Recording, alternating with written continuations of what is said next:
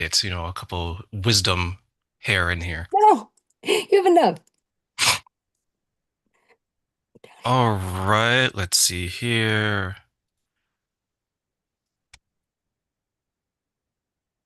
Ashley, ready?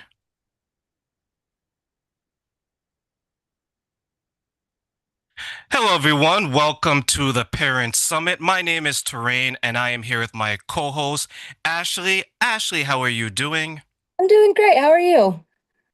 I'm well. I'm excited for today because it's a big, big day. We are gathered to have so many people around the world in different parts just celebrate parents, families, and children. So, give us a little bit of an introduction before we jump right into the other guests. Yeah, absolutely. So, hello, my name is Ashley, right? I am 39 years old and I live in Northwest Arkansas with my husband. And we have a daughter who is 11. She will be 12 in August. And not really a whole lot about me. I just, like I said, I just have my husband and my daughter. Our daughter plays club volleyball, which is like private volleyball, and then she also plays for the junior high. Um, because she's going into seventh grade. And then my husband, he travels a lot for work. So I really just kind of do the whole um, stay at home mom wife thing and the sports mom thing. It's real fun. So, not a whole lot of interesting stuff going on in my life, but I am so excited to be here today. And I'm so excited to hear everything that everybody has to share. Thank you so much, Ashley. So, what I'm going to do now is I'm going to bring our next guest on. I'll put you in the waiting room, and I can't wait to hear more of your journey. So, thank you, Ashley, for joining us. Absolutely. Thanks, Train. Thank you. So, right now, what I'm going to do is I'm going to bring in Tessia, who is going to speak to us today. Tessia, how are you doing today? I'm great. And you? I am well. I want to say thank you for being the first guest to kick us off officially, and I welcome you. So, let everyone know what you're going to be talking about today. I will be talking about rejuvenation for mothers, specifically. It will be about identity, self-care practices. It will be about forgetting and growth for us as parents. So the title of the discussion is the rejuvenated mother effect and how identity, self-care, and healing growth shape the next generation.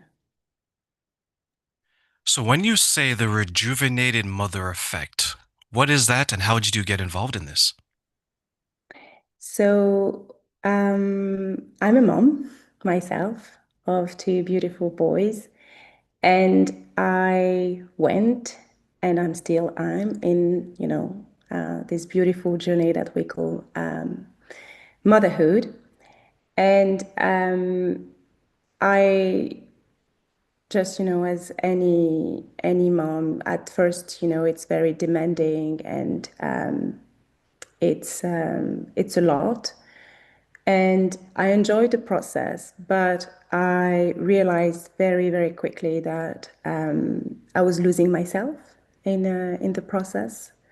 So I started to work on that, and I decided to just, you know, put in place some practices for me to connect back to, who I am and what I wanted to be, as a mom, and what are my aspirations and how I want to raise my children as well.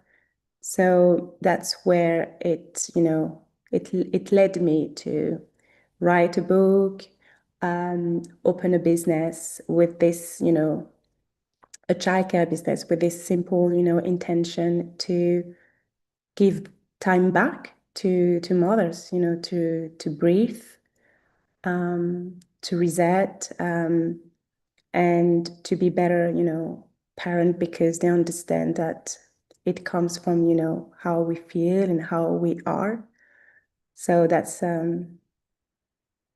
how, I started to reflect on that as well. And as I wrote my book, Rejuvenated Moms Make Happy Kids, because I just wanted to share that with as many mothers as possible, that the well-being of our children, um, it, it really reflects, obviously, our own well-being. So if we are, striving and happy and all of these, beautiful things, there will be as well. For many children, I know that it could be sometimes difficult because the old joke is that I didn't choose my parents chose me. When you became a mother, how important was that connection between yourself and your children? I think the first need that I had, or not a need, but what came to my mind was, what did I like and didn't like when I was myself a child in my mom's parenting style? So I did some self-reflection, and I just went back in time, and I was, kind of seeing what was nice, what I loved, what I enjoyed about it, and what I disliked. And I was like, I think I can do that. I can, keep what worked for me as a child and put aside what didn't work for me. And I was certain that if my children feel, happy, safe, listened to in a at home in a peaceful and joyful environment, they will be happy to be my children. That's for sure. And so I knew how love is important and caring as well. So I made sure that I do my best. So that's what I did. I studied. I did some work on myself to give even more that I received. Was that difficult for you to identify what you wanted for your children and what you didn't want for them? No, no, I'll say that I love the way my mom and my aunt as well, because she raised me alongside my mom. I love the way they raised me. It was not perfect. And so little things here and there that I didn't like, I just decided to put that aside. And I read as well. I read so many, books about, education and how you can raise your children and different techniques. And I was like, okay, let me try that. So I was really, I was just not gathering information. I was really learning because I was putting that in practice. I was implementing what was, learned, I mean, at least gathered. And I could see a change in my children, behavior. So that's when, you really learn. And it's when, obviously, you change the end result. So it was not difficult to kind of make a list of things that I really like and things that I didn't like, because there was not that much thing that I didn't like. And on top of that, I added all the knowledge that I've gathered through books and implemented them. And I could see straight away the changes. So that was a great experience. Knowledge and experience is such a beautiful thing, isn't it? Knowledge is really power.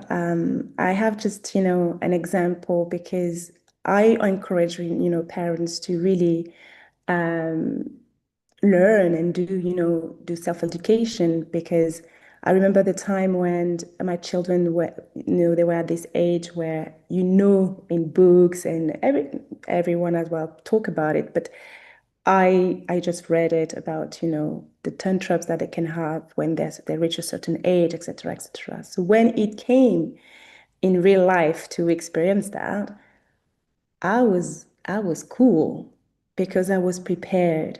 I was equipped. I knew about it. I knew it was a normal phase of their development. And I didn't lose, any myself in it. I felt like I was, in control, remained calm.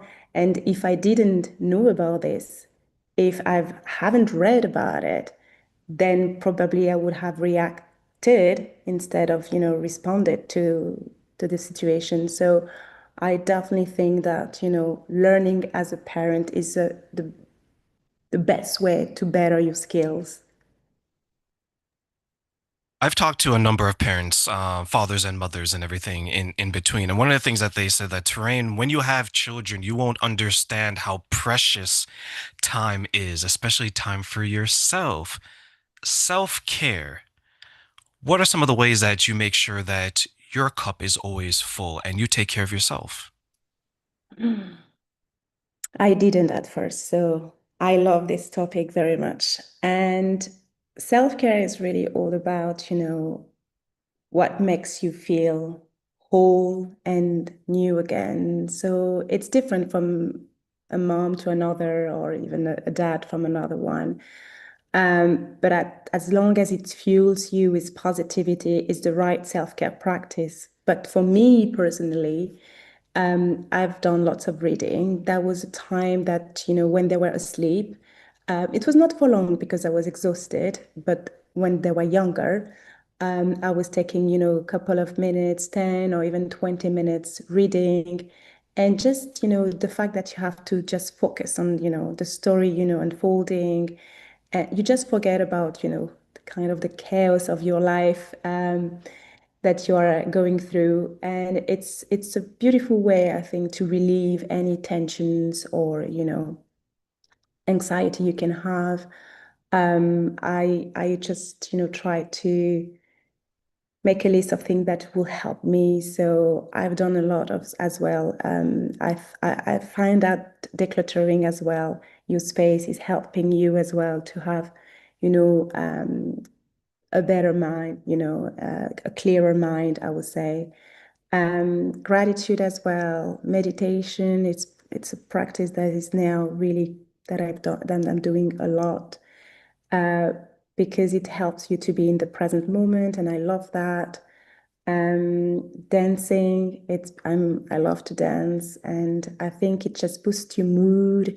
And so if sometimes you don't have time, it's not about, it's sometimes in your day you can find a minute or two to just, be present. Just 1 minute, even meditation can do a lot to your mind, to your spirit, to your body as well, because you're relaxed. So it's all about creating those kind of opportunities and occasions to have some little time for yourself if you can only have that little time. But it makes a big difference in the way you can show up the next minute or the next 10 minutes to your, in your life or to your children. So it's very precious. That's beautifully said because you mentioned gratitude and you mentioned dancing, you mentioned a number of things where it's someone doing something. We think sometimes when I think of self-care, or at least when I see it on the movies, it's spa day. Let me go get a massage. Let me get my feet done, my nails done, my hair done by Enrico or Savannah, some exotic name person, right? But you simplified it for us where you said that, hey, you can just tell yourself you're an amazing mother, you're an amazing wife, you're an amazing woman, you're an amazing man. You're just amazing. And I like the celebratory tone that you had. When it comes to maybe helping others to achieve that, where do you think they should start in celebrating themselves and finding what works for them? I really think people need to know what they love and who they really are truly, because that will help them to identify what could work for them.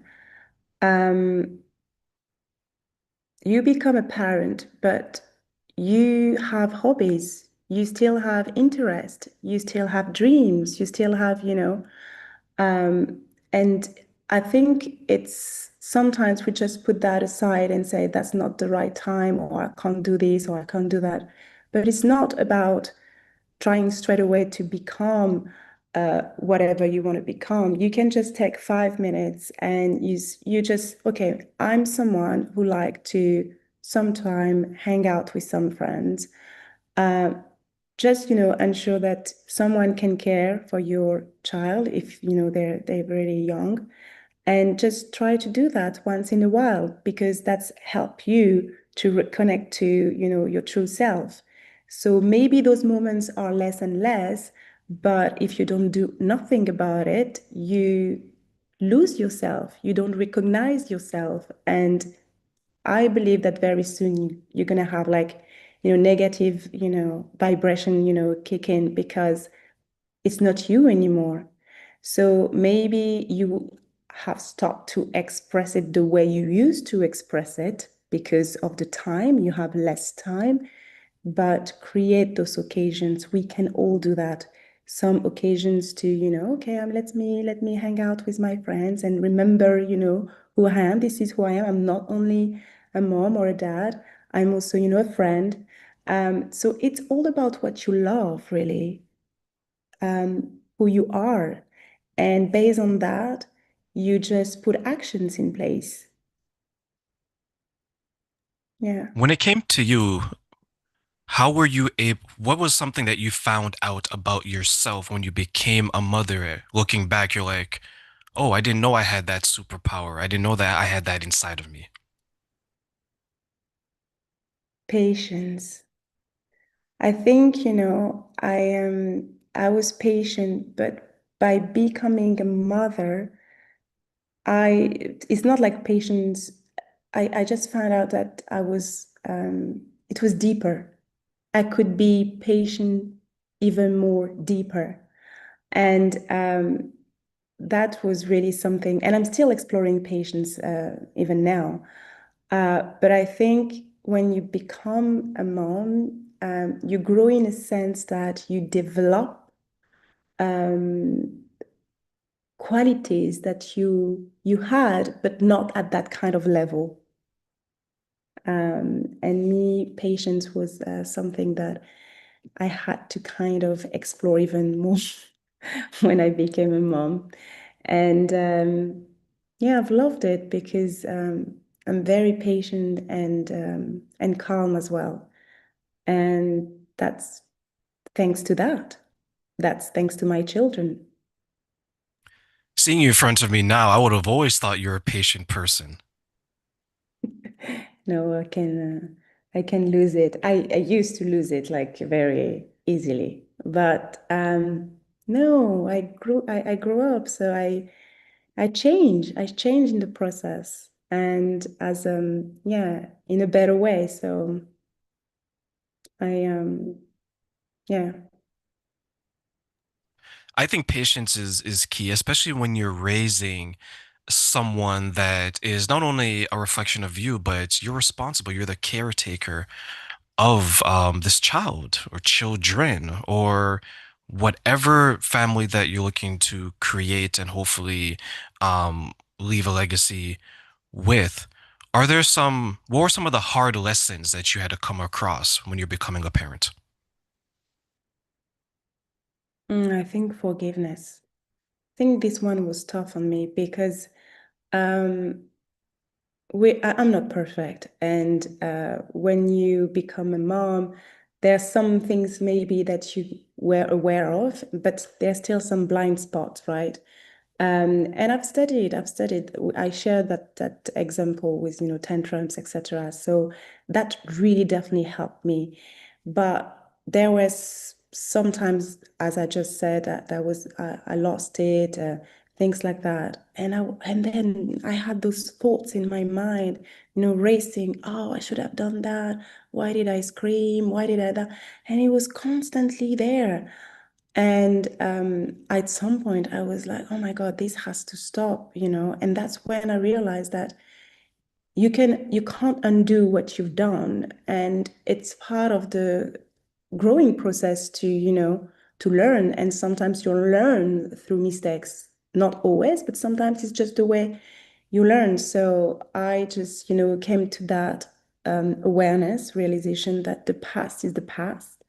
And I don't want to live in there, because then I relive the situation, and I'm sad about it while I'm in the present. I'm not anymore in the past. This is done, but I'm reliving it with the emotions as well, and the guilt as well. So I was like, no, that's not healthy at all for me. And so that's when I've learned, but it took me a while um, to let go. And I've learned that through a lot through studying spiritually, material and prayer, that you have to let it go completely of, the things the mistakes you've done. And you have to do the same as well for, people who make mistakes. You have to let it go. It free yourself, and you can move forward, positively. When you say forgiveness, was that forgiveness of yourself, of others, or everything, all the That above? was, yeah, me more about me, forgiving myself for what I didn't know, uh, and um, and obviously others. And I realized as well that expressing that to the children as well. I'm so sorry. I'm very tired, and I shouldn't have talked, to you this way. They were just, so compassionate, and children absolutely love when we do that, when we are vulnerable and we show them that we make mistakes as well. And my child was just like, it's okay, mom, I love you.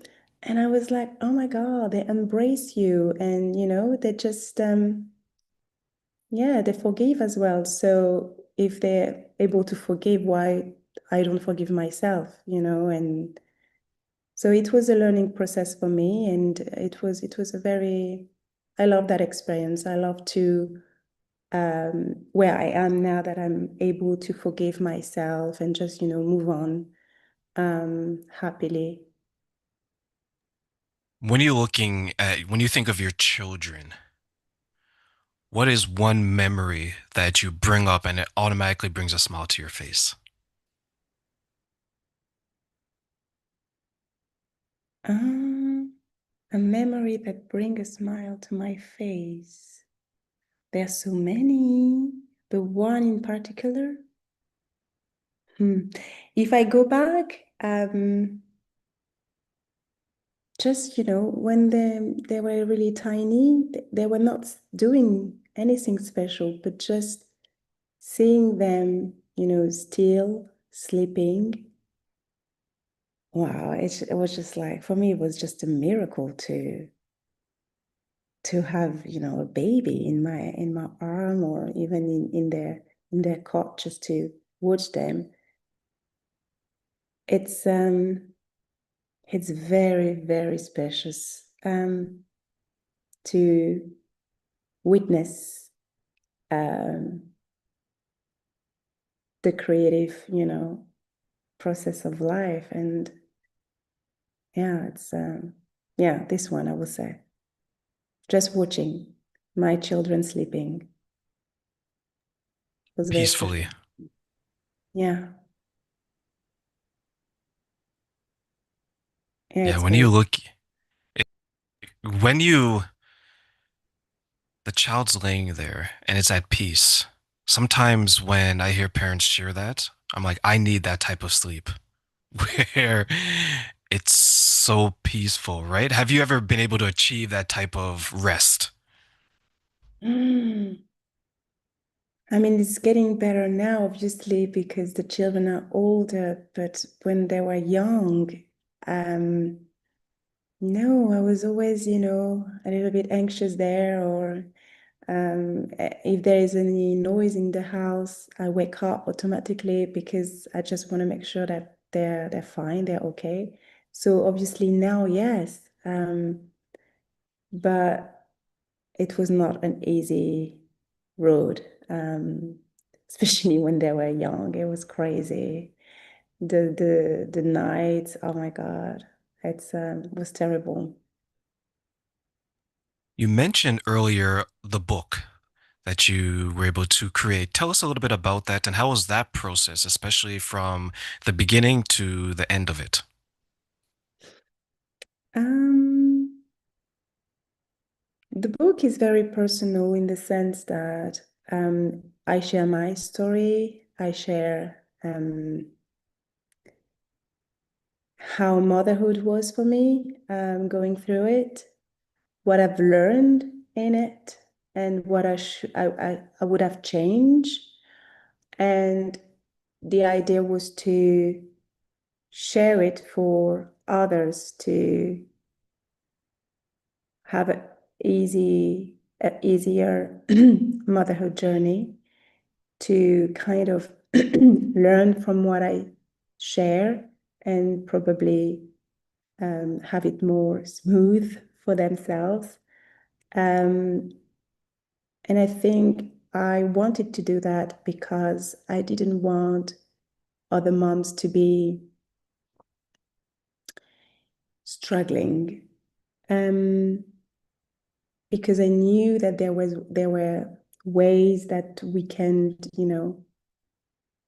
find solutions to our problems. And so I wrote it in with the intention to share what could be meaningful for others and what can heal me in the sense because I didn't have that, but by sharing it, it makes me feel happy knowing that someone can avoid that pain or suffering and or find solutions quicker than I did. Um, yeah, I'm kind of, released in a sense, I don't know, to know that this can be beneficial, for another. So I don't really, it just seemed right to do it when I did it. In a couple of months, it was done and released in the same year. And since then, I've never stopped sharing, the message behind it about, mental health and about, empowering mothers and making sure that the narrative changes and that they need to care for themselves too, not only the children. Do you think there's that imbalance for parents when it comes to what you just shared, where they're taking care of so many other people, but to your self-care point, maybe they're not taking care of themselves from a mental health perspective? Well, yes, because parents, I don't know, but I think we've been programmed and conditioned in a certain way that being a good parent or a good mother is to give everything, for your children. But that's not true. That's not true at all because if you start, obviously to love yourself and care for yourself, children will, witness that, notice that, and they will do that as well for themselves. They will, care for themselves and love themselves. So um, I think, yeah, the way we've been, raised is, it's everything about them. So naturally, I think without even questioning ourselves, we just do that. And everything that we care or everything that we like, it's like, okay, I do it later, or when they're older, or when this and when that. Well, I think you can do both. You can be a present parent and a parent that, enjoy life as well without, for, the children, like if it's, due to a hobby or a career. I think you can still do it. And I think it's so important for your emotional, well-being, for your mental health, because if you're empty, as you just said when you started, the conversation. What can you give? You have nothing to give if, um, your cup is empty. So you have to make sure that you are at your best, at your top, and what's gonna come through you will be only, positive energy and vibration, and that's what they're gonna receive. So self-care, it's part of parenting. It's what, makes you a better parent for your children. What about the parents who maybe feel guilty or shame because they're taking time for themselves and not giving that time to their children?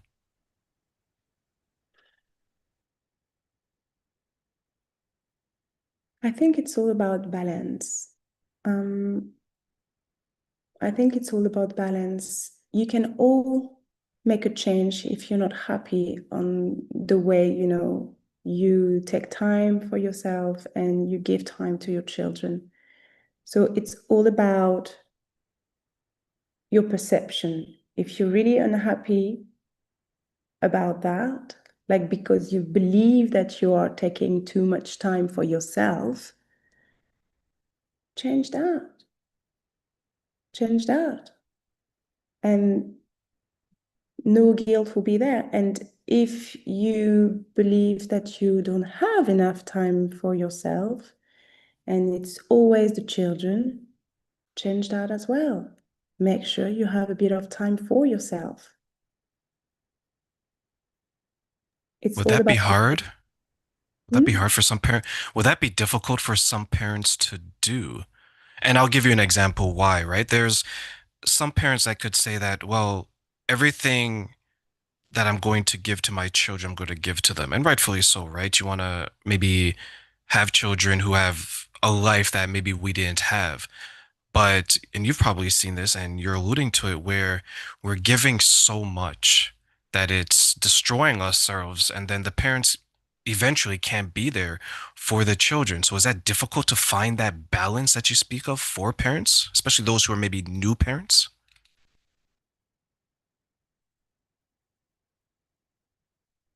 I think that the belief is very important. If you do believe that it's difficult, indeed it is. So I will be very careful with the belief because what you believe is what you experience. So if you believe that motherhood is difficult or children, whatever it is, that's exactly what you're going to experience. So now that you know that and that you're aware of that, make sure that you have that belief changed and that you believe that you are capable of having the right balance between your children's needs and your own needs. And once you believe that, naturally, ideas will start to come in and you will have suggestions, or you will be in a conversation with someone and that person will mention something and that will trigger, oh, maybe I can do it this way, or maybe I can probably ask that person for some support or some help. Something will happen because you believe that it's possible for you. So that's why I always, encourage parents when they become parents to already have kind of an idea of the type of motherhood they want to have, of parenting they want to have. And if they want to be more present, they need to acknowledge that. And when it's acknowledged and it's something that you really want for yourself and for your children, you will start to put actions in place. It will happen because it's what you want in your heart. So I think it's really important to know what you want and be careful on what you believe as well. Yeah. I think that is a fantastic point and a big one. If you believe it's going to be difficult, it will be. If you believe that you can't do it, you're going to find ways that you're not going to do it. That belief, is that something that you had to learn, or did you always have it, or did you grow into it? No, no, I didn't have it always. And I've learned it and I study it and I'm still studying it. I think it's forever. But I remember an experience that I had with my youngest one. He was not sleeping through the night, but it was very difficult in the sense that we all know that babies' reputation is that they're not really good sleepers through the night. But my baby was just not sleeping. So you can put him on the cot and in his bed, and straight away it will just wake up like straight away. So he wanted to be constantly with me, and I just thought, let's see the belief here. I just believed that it was supposed to be this way, that there's nothing I can do about it, except being patient and wait for him to be a bit older. I really believe that. So I struggled and went through all those nights where, it was a night, it was torture. Sleep deprivation is torture completely. And then a couple of years later, sorry, I've met a friend and we just had this little conversation and she said to me, I'm a maternity nurse. And I was like, okay, what is that? And she said, oh, I'm just, supporting parents at night. I said, what do you mean? And she said, yeah, from time to time, if they need to, I can come in and just, for one night or depending on their need.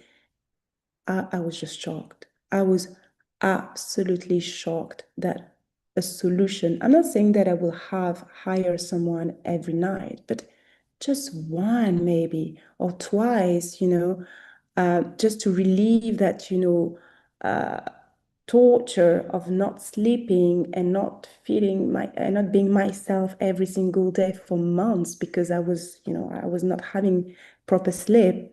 So actually the solution was out there and I never knew about it. Why? Because I believed that there was no solution.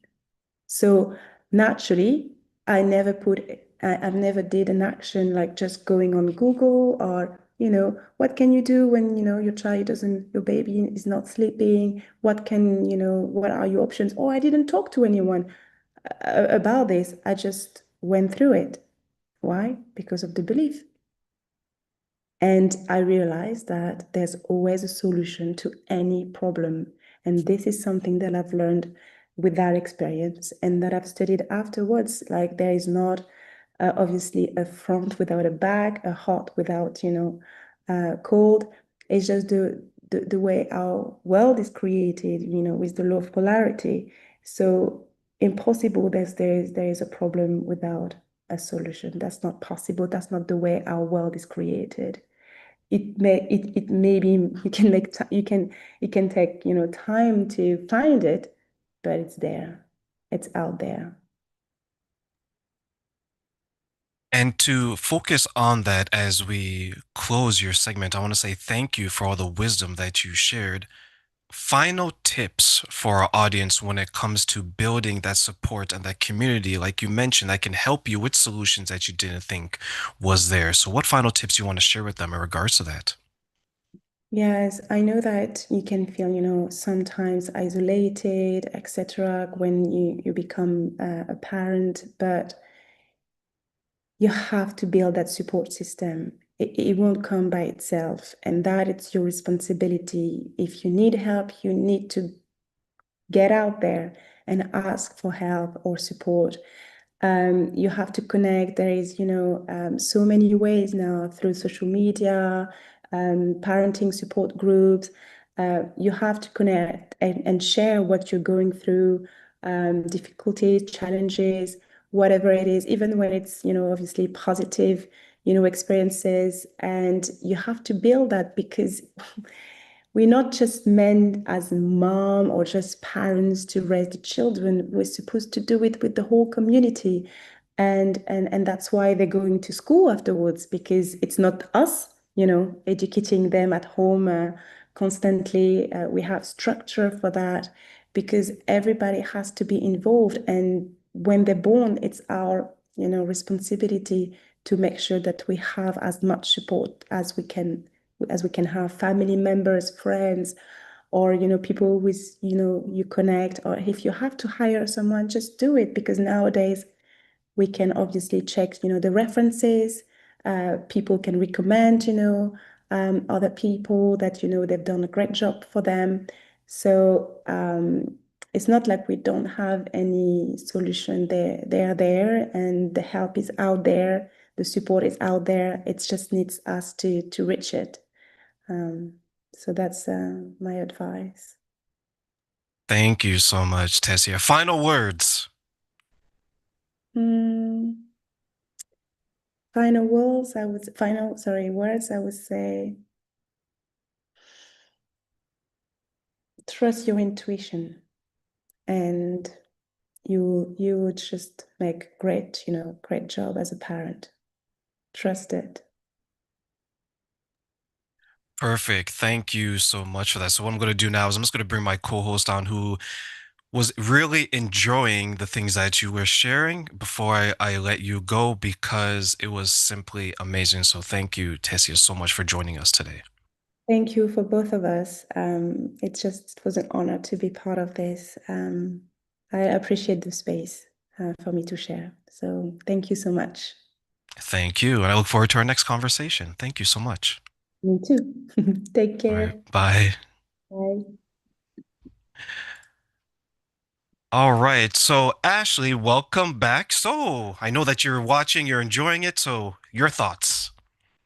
I was honestly floored. She was amazing, and her delivery is awesome. And I actually learned something from her today. And so I'm actually going to be adding that to my notes. So, Tessia, thank you so much. I really appreciate it. That she was amazing. Absolutely. It's a calm, caring voice, and she definitely has that. It's absolutely amazing. So do me a favor, Ashley, introduce Yeah. our next upcoming guest. This is going to be a pre-recorded segment. So introduce us and let us know when you're ready. Go ahead. Yeah, absolutely. So today we have Miss Blanka, and she will be kicking off our pre-recorded segment session for today. So let's listen to Miss Blanka, and I hope everybody enjoys.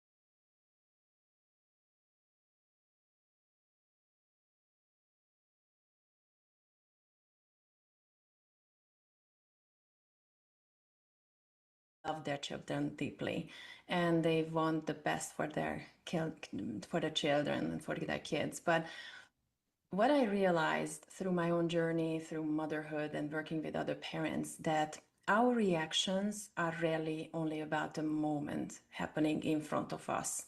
So, for example, a child spilling milk is usually not just about spilled milk, or a tantrum is not usually about a tantrum, or a child not listening is not about listening. So what I noticed that what happens is that our children's behavior activates something already living inside of us, like our stress, our overwhelm, emotional exhaustion, or our unresolved traumas and wounds. And also the way emotions were handled in our home growing up. And when something happens, and in that moment, our children trigger us and trigger something in us. And what I also noticed that because we parent the way we were parented until we consciously become aware of it and we start to rewire our brain and heal. So most parents are not consciously choosing their reactions. They are reacting from conditioning, coping mechanisms, and nervous system responses they learned years and years ago. And usually those responses are very outdated. It protected them and served them in the past, but they are usually not suitable in the current moments.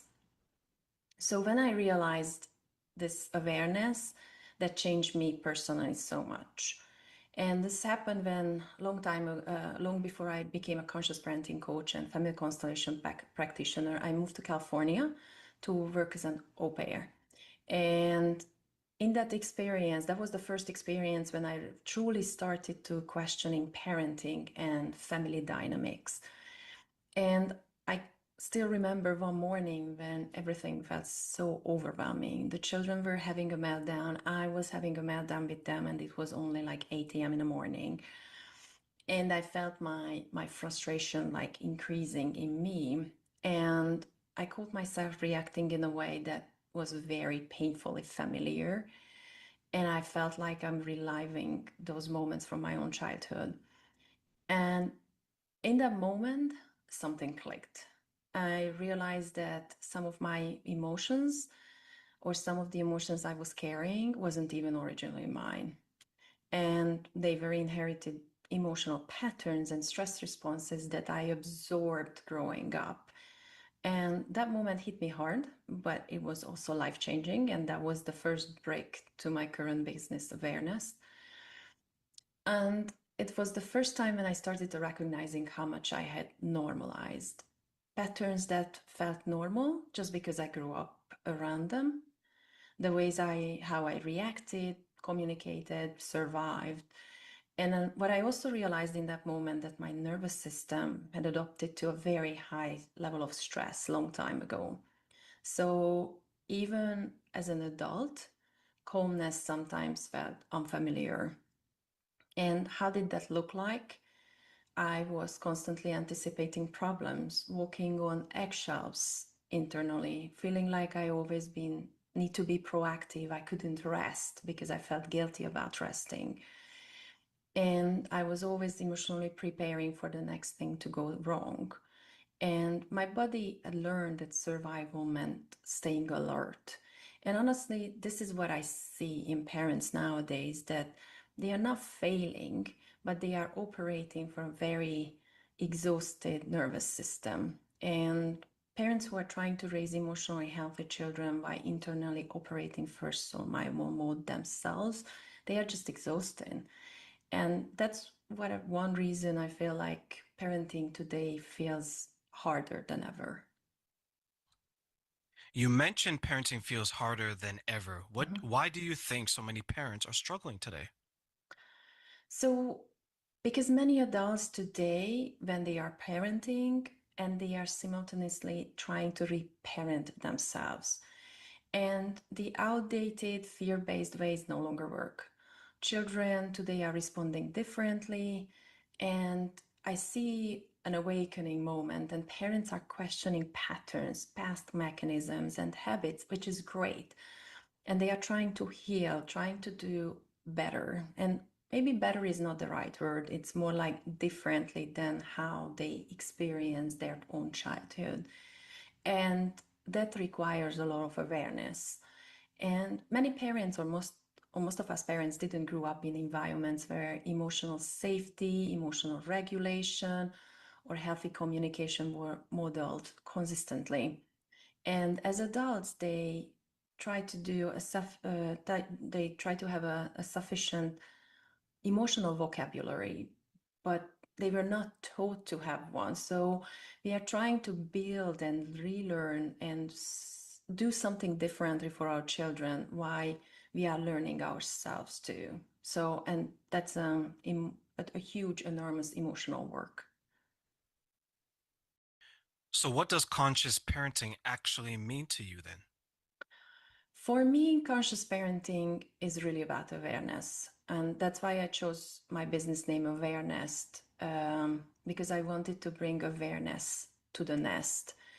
And conscious parenting is not about perfection or controlling children and not becoming endlessly soft. And definitely not trying to fix anyone. Honestly, I don't even like the word fixing because children are not broken. Adults are usually not broken either. They are just carrying inherited stress patterns, emotional conditioning, unresolved pain, and survival strategies. And conscious parenting means becoming aware of those and what we are bringing into our relationships and why we are bringing those into our relationships. Because our children absorb who we are far more what we say. So one of the biggest shifts happens when parents stop asking them, how can I fix my child? And they instead start asking them, what is this situation showing me about myself? And that changes everything, because when you are turning inwards and you start the healing work from the inside out, it changes everything. Instead of trying to force your external to change, you are changing from the core. And as soon as you start to heal from the inside out, your environment is starting to line up accordingly, like your relationships, your relationship with your partner or with your kids. So, and that's when a profound change can happen. There's a lot of conversation online about gentle parenting. What do you think is the biggest misconception about conscious parenting and gentle parenting? Yes, there are a lot of misunderstandings. And I think one of the biggest misconceptions is that people often confuse conscious parenting, gentle parenting, and permissive parenting as they would be all the same thing, but they are not. At their core, both the conscious parenting and gentle parenting value connection, emotional safety, and respect for the child. But somewhere along the way, especially online, gentle parenting often became interpreted as saying, never saying no, or avoiding boundaries, or being too soft, or being afraid to upset the child and giving everything to the child. And that's not actually healthy relationship means for children. Children need both connection, but they need also leadership. And for me, conscious parenting goes one layer deeper. It's not only about how we respond to the child, but it's also becoming aware of what's happening inside of us as a parent. Our triggers, our nervous system, our conditioning, our emotional wounds and patterns, what we bring into our relationship with our kids. Um, because you can learn all the scripts of gentle parenting in the world, but if your nervous system is dysregulated, it's overwhelmed, and you are operating from a survival mode, children will still catch up on that energy. They will feel that energy. So, conscious parenting is not about becoming endlessly soft or permissive. It's about becoming emotionally aware and present enough to hold boundaries without shame, fear, punishment, or emotional explosion. Conscious parenting is also about asking that how can I stay connected, or can I stay connected while I'm still grounded leader for my child? And honestly, children don't need perfection. There are no perfect parents, there are no perfect scenarios, but they don't need parents who never upset them, but they need emotional safety, consistency, connection, and grounded leadership. You often speak about healing and generational patterns. Why did you then, Blanca, choose family constellation work specifically? Because I wanted to understand the root causes, not just the behavior. I wanted to go deeper than the surface. And family constellation deeply resonated with me because it's acknowledging something many of us already feels or intuitively feels, that we often carry emotional patterns and wounds that didn't begin with us. Trauma, stress, beliefs, and limiting beliefs about love, safety, money, emotions, relationships, you name it, these can be all inherited. There are research about it that you can inherit trauma in your DNA. And sometimes parents react from generations of unresolved trauma, fear, shame, emotional suppression, abandonment, even realizing it. And that's what I love about family constellation, is that it helps to bring invisible dynamics into the awareness, into the conscious. And this is not to blame any generations before us, it's bringing awareness so you can shift, because awareness creates choices. And the foundation for family constellation is that something what's happening in your life today, emotionally, financially, mentally, health-wise, it's rooted in an event that happened generations back. Sometimes actually we go back all the way 7 generations, and that's where we heal the trauma by the root. And that's why I like this modality so much, holistic modality, because it goes back to the root. And we usually work towards acceptance, not towards forgiveness, but towards understanding and accepting in a neutral way. So, what shifts do parents usually notice when they begin healing themselves? So, in a family constellation session, it's usually 1.5 hours. We usually work until we see some kind of relief. So there's an instant relief and shifts in understanding. Like when you can see physical changes, like I see my clients' energy lighten up. They are like, oh, I feel like my shoulder is lighter because it feels like a rock just dropped off from my shoulder. So there are immediate, instant relief that you can see, but long term, one of the biggest shifts is that parents become less reactive. They pause more, they yell less, because there is that awareness now that, oh, that's why it's happening. And they take behavior less personally. Instead of immediately reacting, they begin getting curious that, oh, what's going on? What can I do differently about this? And they start seeing behavior as communication, as something really beautiful happens. Also, that as parents changing internally, emotional environment changes also, and children often become calmer, more connected, more cooperative. They also become more curious, not because they feel more controlled, but because they feel emotionally safer.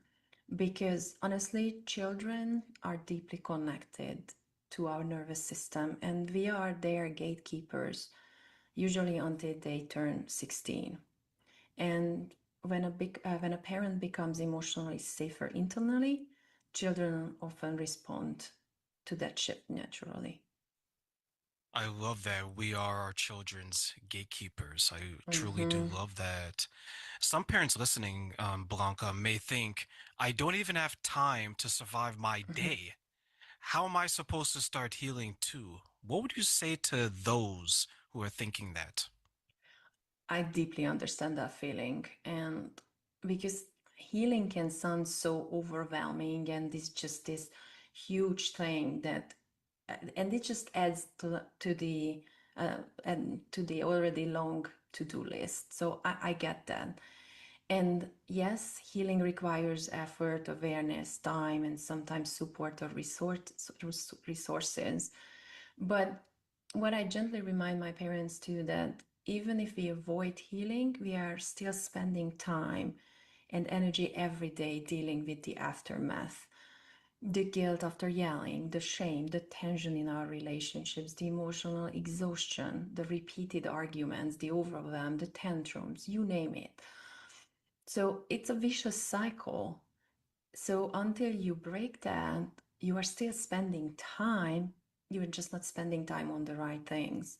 So often parents think that healing is a harder route, but in long term, remaining stuck in your survival mode and patterns is usually harder. And healing doesn't need to be this massive transformation. It can start with the tiny moments and building awareness into your everyday life. So where then can parents realistically begin to heal in the way that you described? I always encourage parents to start small, especially if it's their first step on their healing journey. And because awareness grows very small, consistent moments. So I like to say that you can use the ABLE framework. It's ABLE. So A stands for awareness. Start noticing your emotional patterns and triggers. Ask yourself that why this situation is triggering me. What in this situation triggers me the most? What emotions feel hardest for me to handle? So for example, for me, being late is a huge trigger, which it happens all the time with my toddler. So I know about it. I know that where is it coming from? So I can start to work on it consciously. And then, so A is for awareness, and then B is for behavior. In like, notice your external world and your behavior. Observe your behavior, but without immediate judgment. Don't label it bad or good. It's just like, see your child's behavior and see your own. How does it look like? What is that behavior communicating to you? What kind of need there exists underneath the whole behavior? So for example, I'm noticing that my toddler is late. For example, we are late from school. I start to rush her usually, and just I want to do things for her. So that's my behavior. That's how I reacting if I don't catch myself. So A for awareness, B for behavior, and L for listen. Listen inward to your body, to your nervous system, to your exhaustion, to your emotions. What are they saying? How do they look like? So unfortunately, in today's world, parents are so disconnected from themselves because they have just spent so many years surviving that sometimes we just don't even listen to what's going on in our body.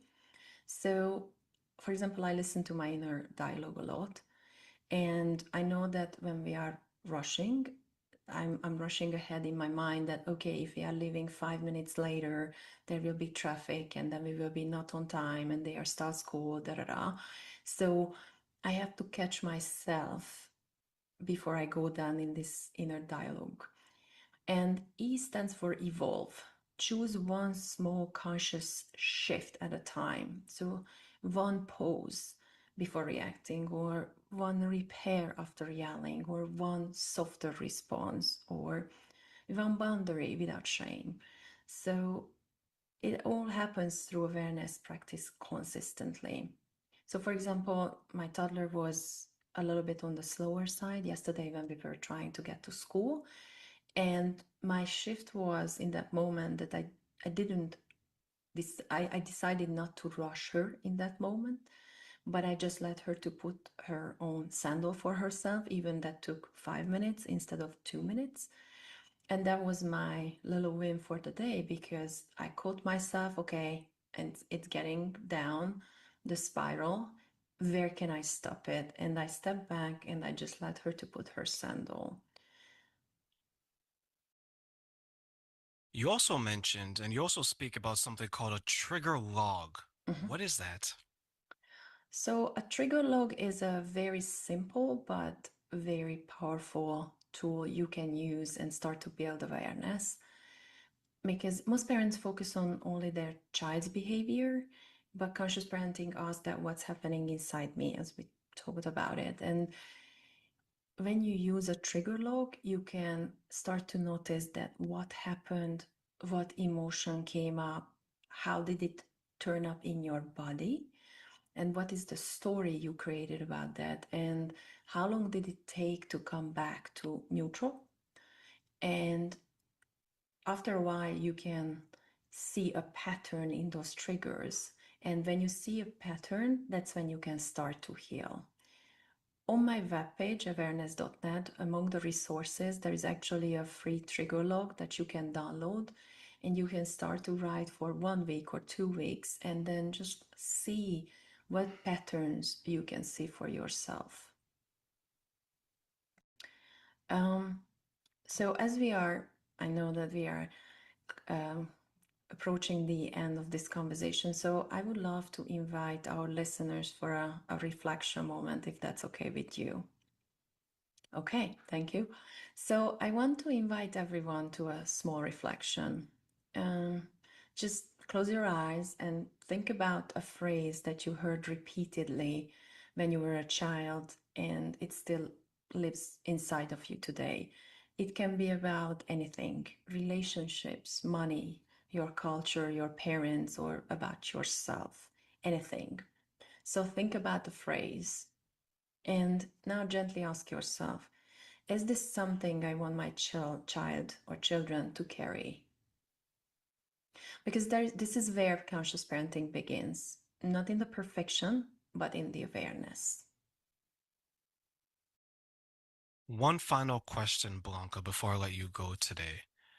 If there is one thing you hope parents take away from this conversation, what would it be? That conscious parenting is not about becoming a perfect parent. There is not such thing. It's about becoming a present and aware one. And healing doesn't happen in one huge moment. It happens in tiny shifts. It happens in the consistent moments, in the pause before you react, or in the repair after you yell at your children, or it's becoming curious instead of judgmental, or in recognizing that our children are often reflecting what needs attention inside of us. That can be very annoying, I can tell you that, because my toddler reminds me and mirrors me a lot. But I truly believe that when parents begins healing internally, the entire generation can begin changing externally. And I see that this is the power of awareness.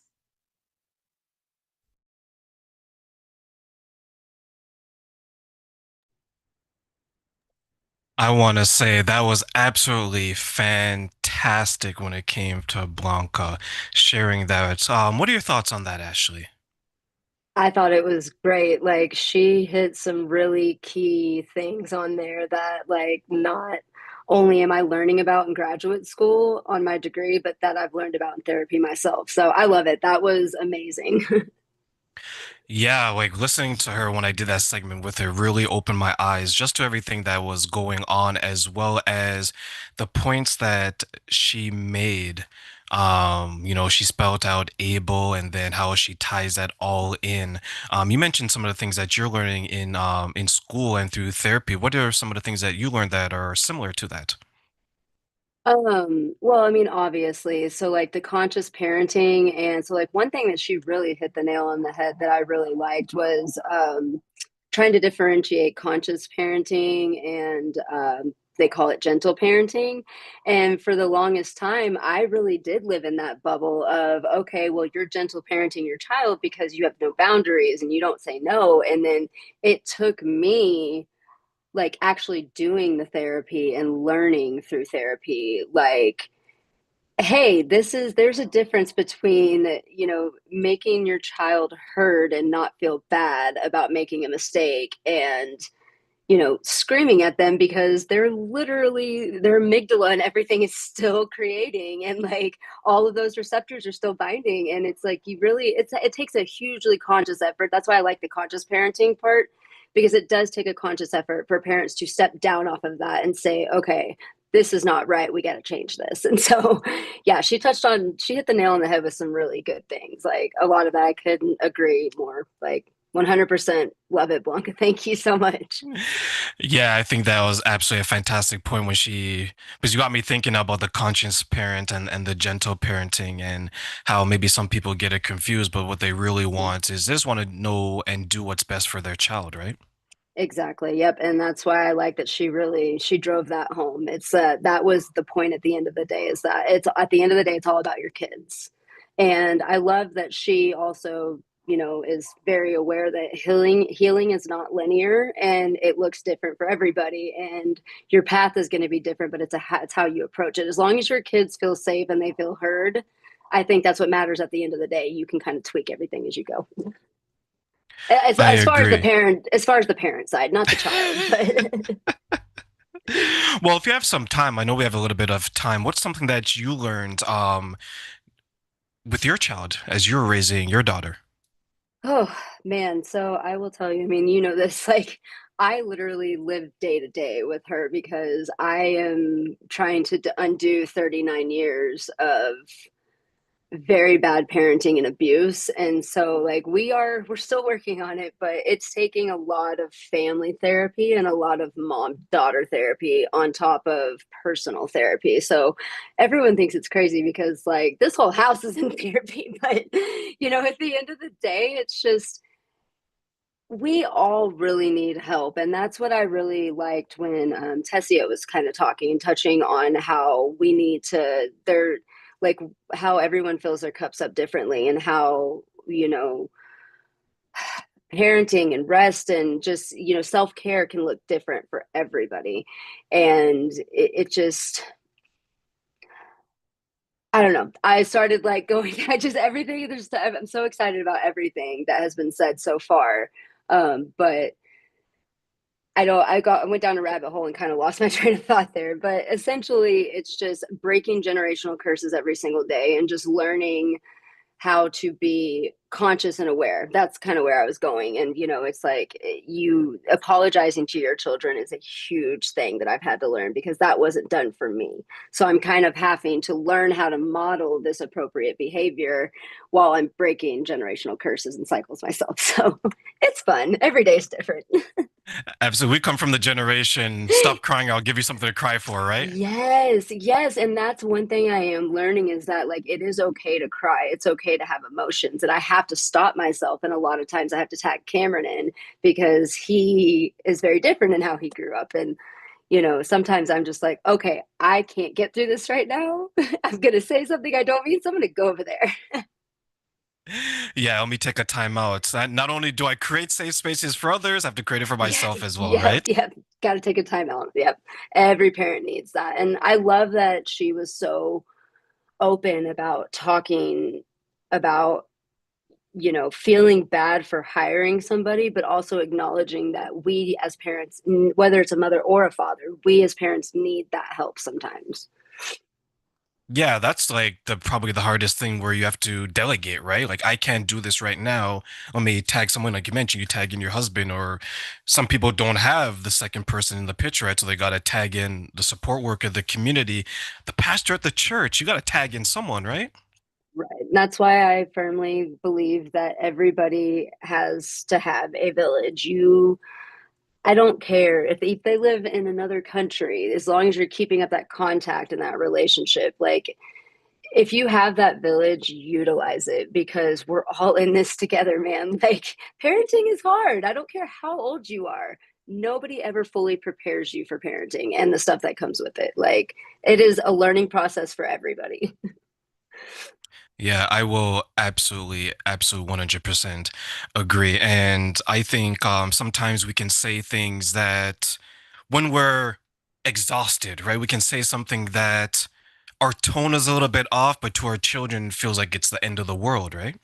Yep, absolutely. And kind of another topic that was touched on is that, yeah, children absolutely, they are um, they are a product of us. And so they absolutely feel our emotions. They feel what we're feeling, even if we don't verbalize it. And so it's very important to make sure that you are, again, conscious that you're not taking that frustration and those uncomfortabilities that you experience out on your kids. Because at the end of the day, it's not their fault. They didn't ask for this. Like, like, just because you and Tom John from down the street grew up in a broken home doesn't mean your child has to. Yes, yes. If we could not pass down the trauma, let's not pass it down. Exactly. Like, nobody asked for that. I didn't ask for it. My kid didn't ask for it. So I'm not going to do that. And unfortunately, it took me cutting contact with my family, but everything is good over our way. Life is happy. Like, everyone feels safe. So, Perfect. That brings me to the next segment I'm going to introduce. This is Terry, who I had the pleasure of interviewing. She's going to share the tone, the words, and everything that we use when it comes to raising our children. So, what I'm going to do is I'm going to share this clip from Terry. It's the Behind the Shade show. I'm an intuitive energy healer. I've been doing this work for over 20 years. I work in the subconscious space, meaning you're living life, you're having interactions. However, you put your fingers and say, why is it, why are you saying that? Why are you doing that? When in fact, it's simply a trigger from your childhood of a feeling. And in that moment, you can respond differently, see things differently, or act differently. But most of the time we don't, because we're like, ah. And then what happens is that we'll continue to rotate in that story. And so when people come to me, they're living in lack, can't see through, or can't see the forest through the trees, that kind of thing, right? And then I help them help themselves. I go into the subconscious. You do not have to tell me anything about yourself. I simply want to know your first name so I can address you. And then I start digging into your energy. I'll close my eyes. I'll breathe differently. I am clairvoyant, clairaudient, and clairsentient, which means I can see things in my head. I can hear conversation, and the clairsentient is just knowing. So you're going to hear me say, I just know, I can feel it. And then I start revealing what is in your subconscious, and I help you shift it. And then you'll feel lighter, you'll feel supported. Things that used to bother you don't bother you anymore. And it's the things that you say you want start happening. So I'm the person who can connect you to all that you say you want, and you feel more empowered. And so you can find me on my website, which is my name, terrychristine.com. Oh my gosh, if you simply just Google my name, there's so many pages of podcasts and telesummits, and I've written a book, The Secret Power of You, which was endorsed by Don Miguel Ruiz, who has written the 4 agreements. Yes, we met. TENYA endorsed it. It was so wonderful how that happened. And I've been on a couple of reality shows, and you'll also find that. So I've been on which is the Oprah Winfrey Network, and Bravo. So yes, all in a nutshell. All in a nutshell. Well accomplished, well experienced, and full of insight, I will say. Yes, thank you, thank you. But it's a life well lived. Yes. So, first question for you, our childhood, how much of an impact does that really have on our adult lives? Mm. So when people come to me, I tell them up front, and even the listeners, it doesn't mean that your parents have to be emotionally or physically abusive for you to have limiting beliefs. This is the simplest um, synopsis that I can tell you that can create, so that, because this happens quite a bit. So you could be 5 years old, mom's on the phone, she's talking, you're drawing mom a picture. Then you come up to her while she's on the phone and she goes, I'll be right with you. And then you go back to the table, you finish drawing, you go up to her again. She said, I told you, I'll be right with you.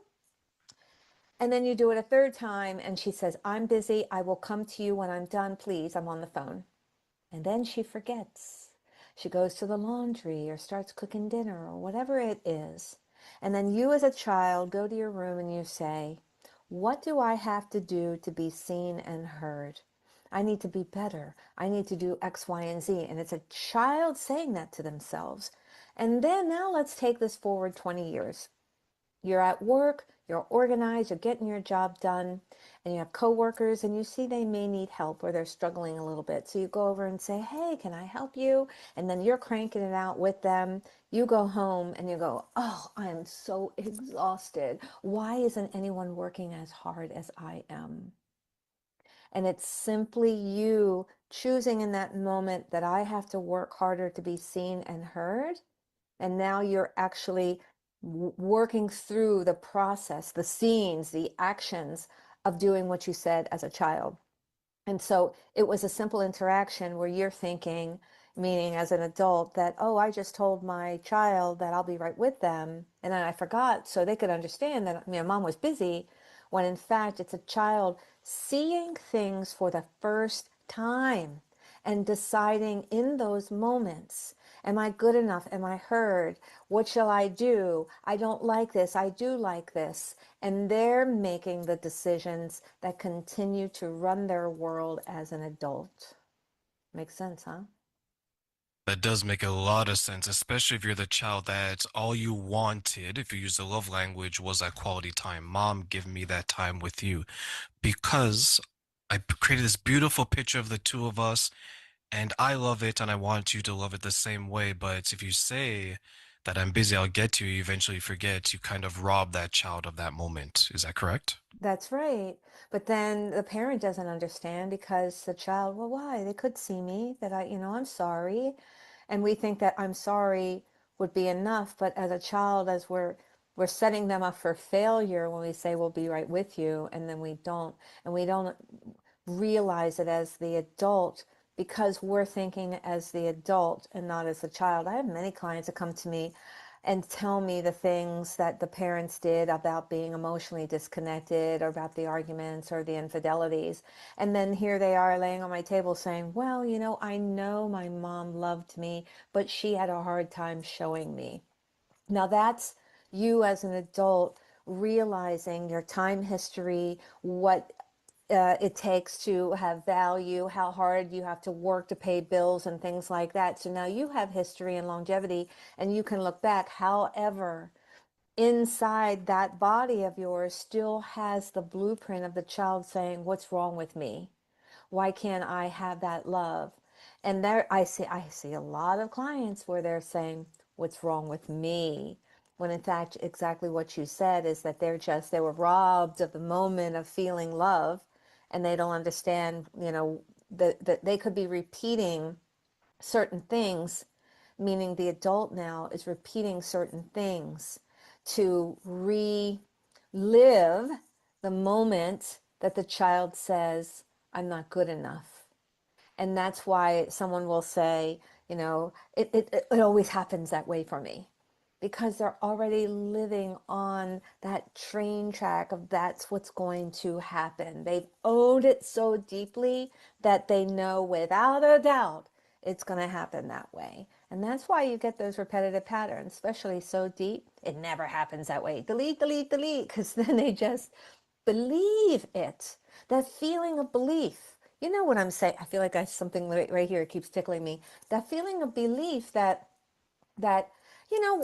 let's go to the opposite direction. The feeling of belief that I got it. I got that job. Oh, here's the perfect example. Oh, I just got the flash. When I get flashes, it's the reason that I need to share it. I went to an event and they gave us these little tickets for a prize, and I didn't even know what the prize was. Well, I'm a master manifester and I know how it works, especially when they're pulling tickets and they have numbers. So they made this big announcement. We have 5 minutes. Find your tickets. Pull them out. I pulled mine out. And I know it's usually the last 4 or 5 digits that they'll start going really slow and saying it, right? So I took the ticket for 5 minutes and I read it. And I read it really slow. And I read the number as if it was called. And then I read the next one as if it was called. And then I was working up that feeling of excitement. Oh, I can feel it now. And I heard the third number, fourth number, and then there was a pause. But in that was the same thing as if someone's reading the announcement, that the pause right before that last digit. So I did that for 5 minutes straight. Then they started saying, here we are, we're going to read the number. We pulled the ticket. Okay. And they did the same thing I practiced for 5 minutes before, right? So I set the intention that I was going to win. Now, some people would say, oh, you're setting yourself up for failure. No, if you're saying that, you already are saying, I'm not going to win. I say, I'm the winner. I win without a doubt. I know I will have it. So they read the numbers and then they paused at the last number. And I said, I know you're going to say it. I know you're going to say it. They said it. I'm like, woo, woo. It was like a Kodak moment. I had no idea what I won, but I worked myself so much that I got sweaty and I was excited. I'm like, oh my God, I'm sweating. What have I won? Whoa. I won a trip for two to Vegas.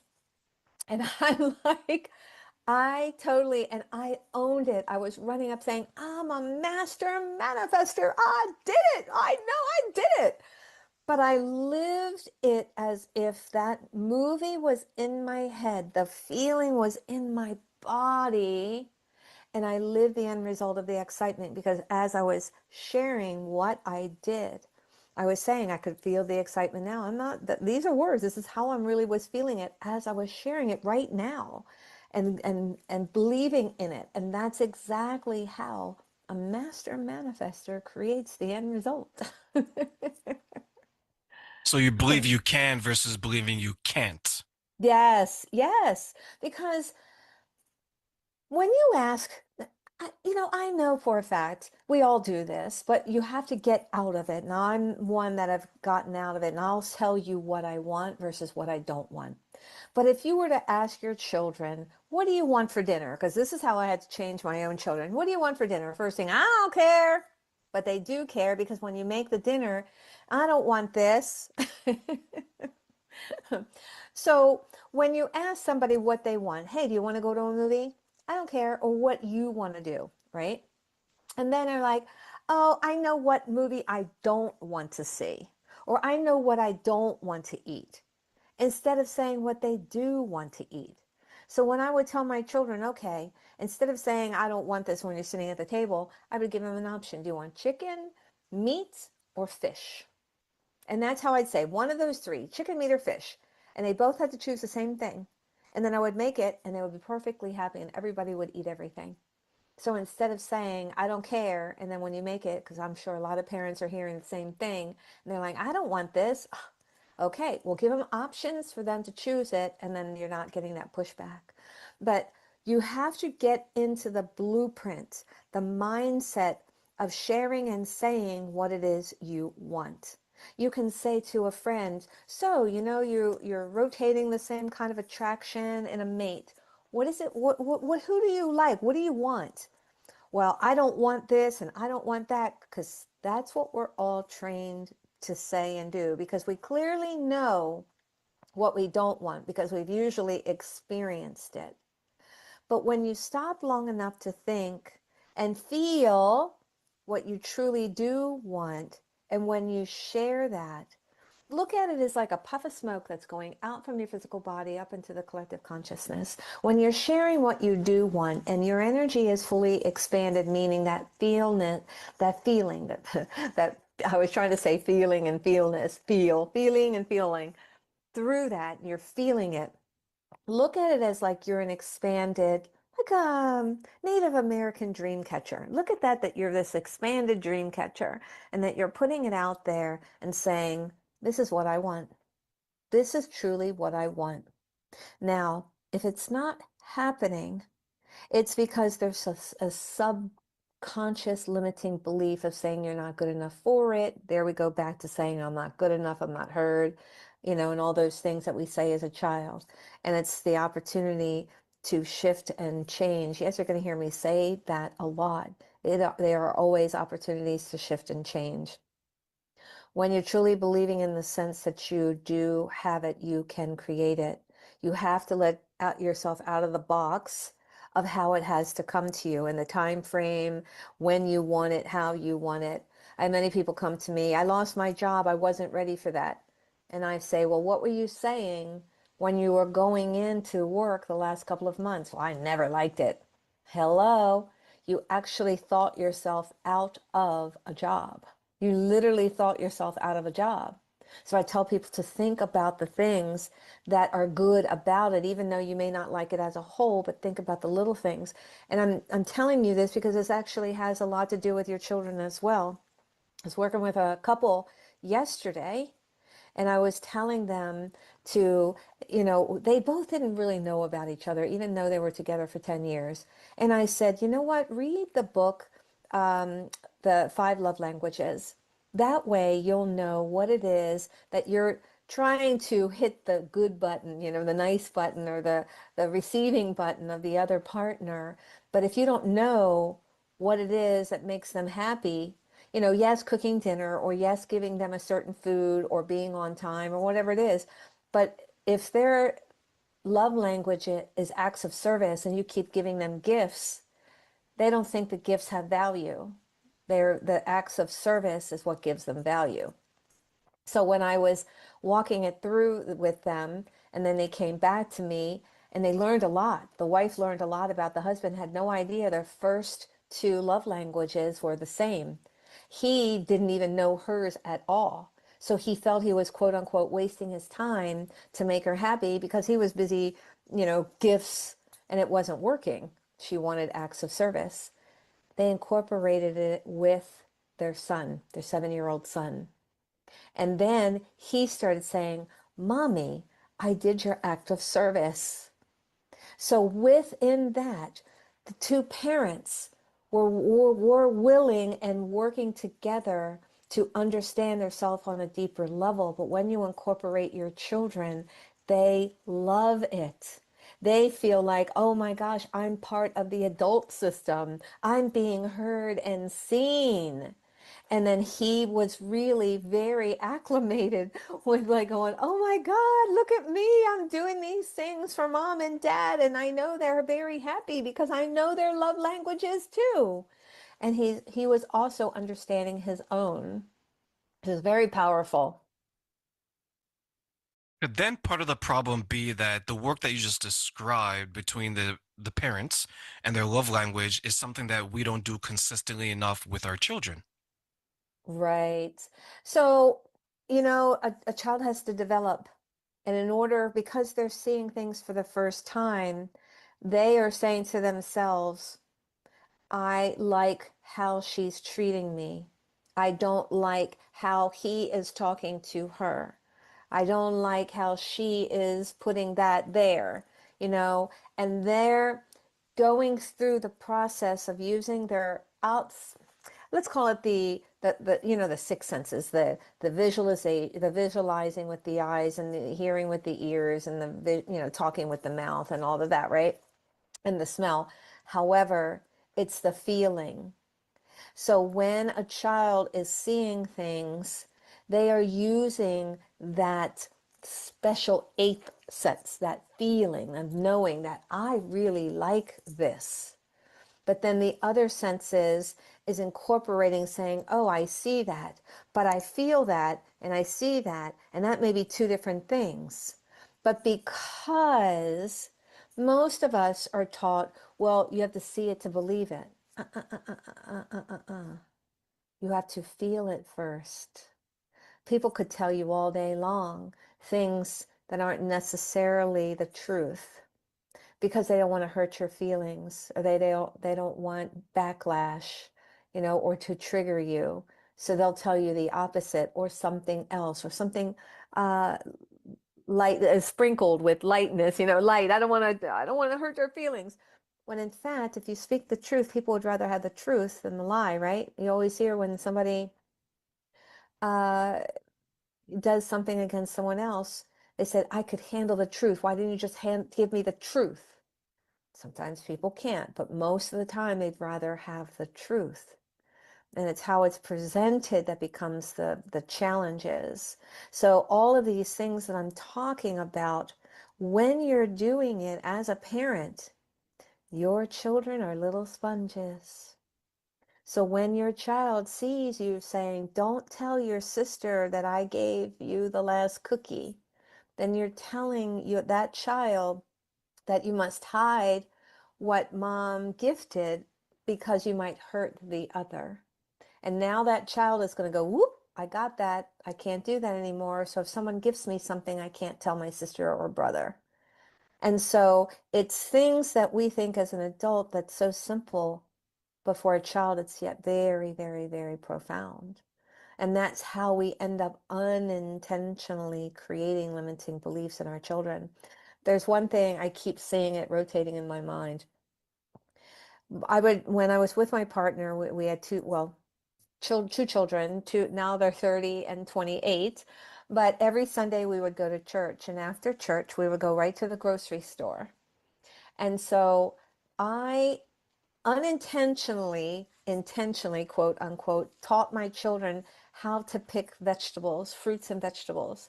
So I would tell my girls, go look for fruit, but find what's on sale. Bring it back to me, and then I'll show you what's good and what's not. So they would pick, I'd say 5 apples, right? But the first thing I would say is go see what's on sale. So then they would come back, and not thinking that I was doing anything against what I'm teaching them. Now you're going to hold on, you're going to see this. So when they would come to me, I would point out certain things about the fruits and vegetables, and then we would go on our merry way. So here we are, moved toward 2020. My daughter and I became first responders for grocery shopping because there was a listserv in our community, and I could hear and see a lot of my elders in my community struggling, who didn't have family members and couldn't get their groceries. And I'm like, oh my gosh, I'm just going to get out there. So I did it for several weeks alone, and then I recruited my daughter, and so we were tag teaming it. And we would pick the first 5 people. We would do 12 a day, 12 families a day, and we did it 6 days a week. And let me tell you, 12 hours a day, no joke. And what I would do is I would help her with the first 5, and then I would deliver, and then she would shop for the next 5 families. And so what I began to see are the positive comments. And the strongest positive comments were the fruits and vegetables. Bingo. That's what I taught them. Okay. Then fast forward now 3 more years past that. And then my daughter shared with me in a private moment that she said she would rather not eat and put money in the bank. And I'm like, what? Because I have to make sure that there's enough money because I have to buy things on sale. And I'm like, what?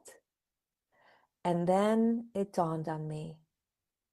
I always told them, look for what's on sale. That was so unintentional. But now she took it so deeply that she told me, and I feel so emotional over this, and I hope other families or whoever's listening would understand that, yes, we unintentionally create limiting beliefs so dramatic and traumatically to our children that I heard my own daughter would not eat, would prefer to save money to make sure she had enough money in the bank because she has to get, buying things on sale and making sure there's enough money. And I'm like, whoa, where did all that come from? And then it dawned on me. So that's truly how the things that we say unintentionally and intentionally, that can create such a huge challenge for our children. And when I said intentionally, my ex was struggling with our youngest daughter, and he would tell her, "Are you using your brain?" when she would share her homework. And I would say, don't say that. And well, is she? Because and then he would like get into a back and forth with me. And I'm like, no, let's talk. Let's talk to her. And so what was happening is he was building up anxiety because he would say, are you using your brain? Which would make her as a child second guess her answers and decisions in her homework, in getting dressed. To this very day, she is a master procrastinator because she hesitates to make decisions thinking that, did I use my brain? And that's the sad part. Simple things that we think that we're saying, to turn it around to think that we're asking our child, are you doing something? But that in itself was so profound that now it's keeping her from being able to live freely, to know that her decisions as she makes do support her. And now she questions every decision for herself, not just for others. Are they right? And that's very detrimental. That's unfortunate, and I've heard that a lot.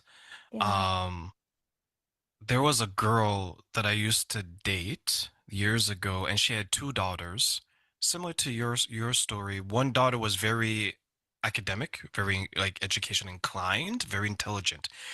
The other one, not so much, but the mother related more to that daughter because they both were hardworking, they both could do things with their hands. When I started dating her, I realized the neglect that the first daughter had because she couldn't connect with her mother because she was achieving so much in school where her mother didn't. So, to your point, unintentionally, when she wasn't celebrating these things, the daughter stopped finding them to be celebration worthy. When I would see this, I got to know her a little bit because she used to play this game where it's like solving puzzles on their tablet.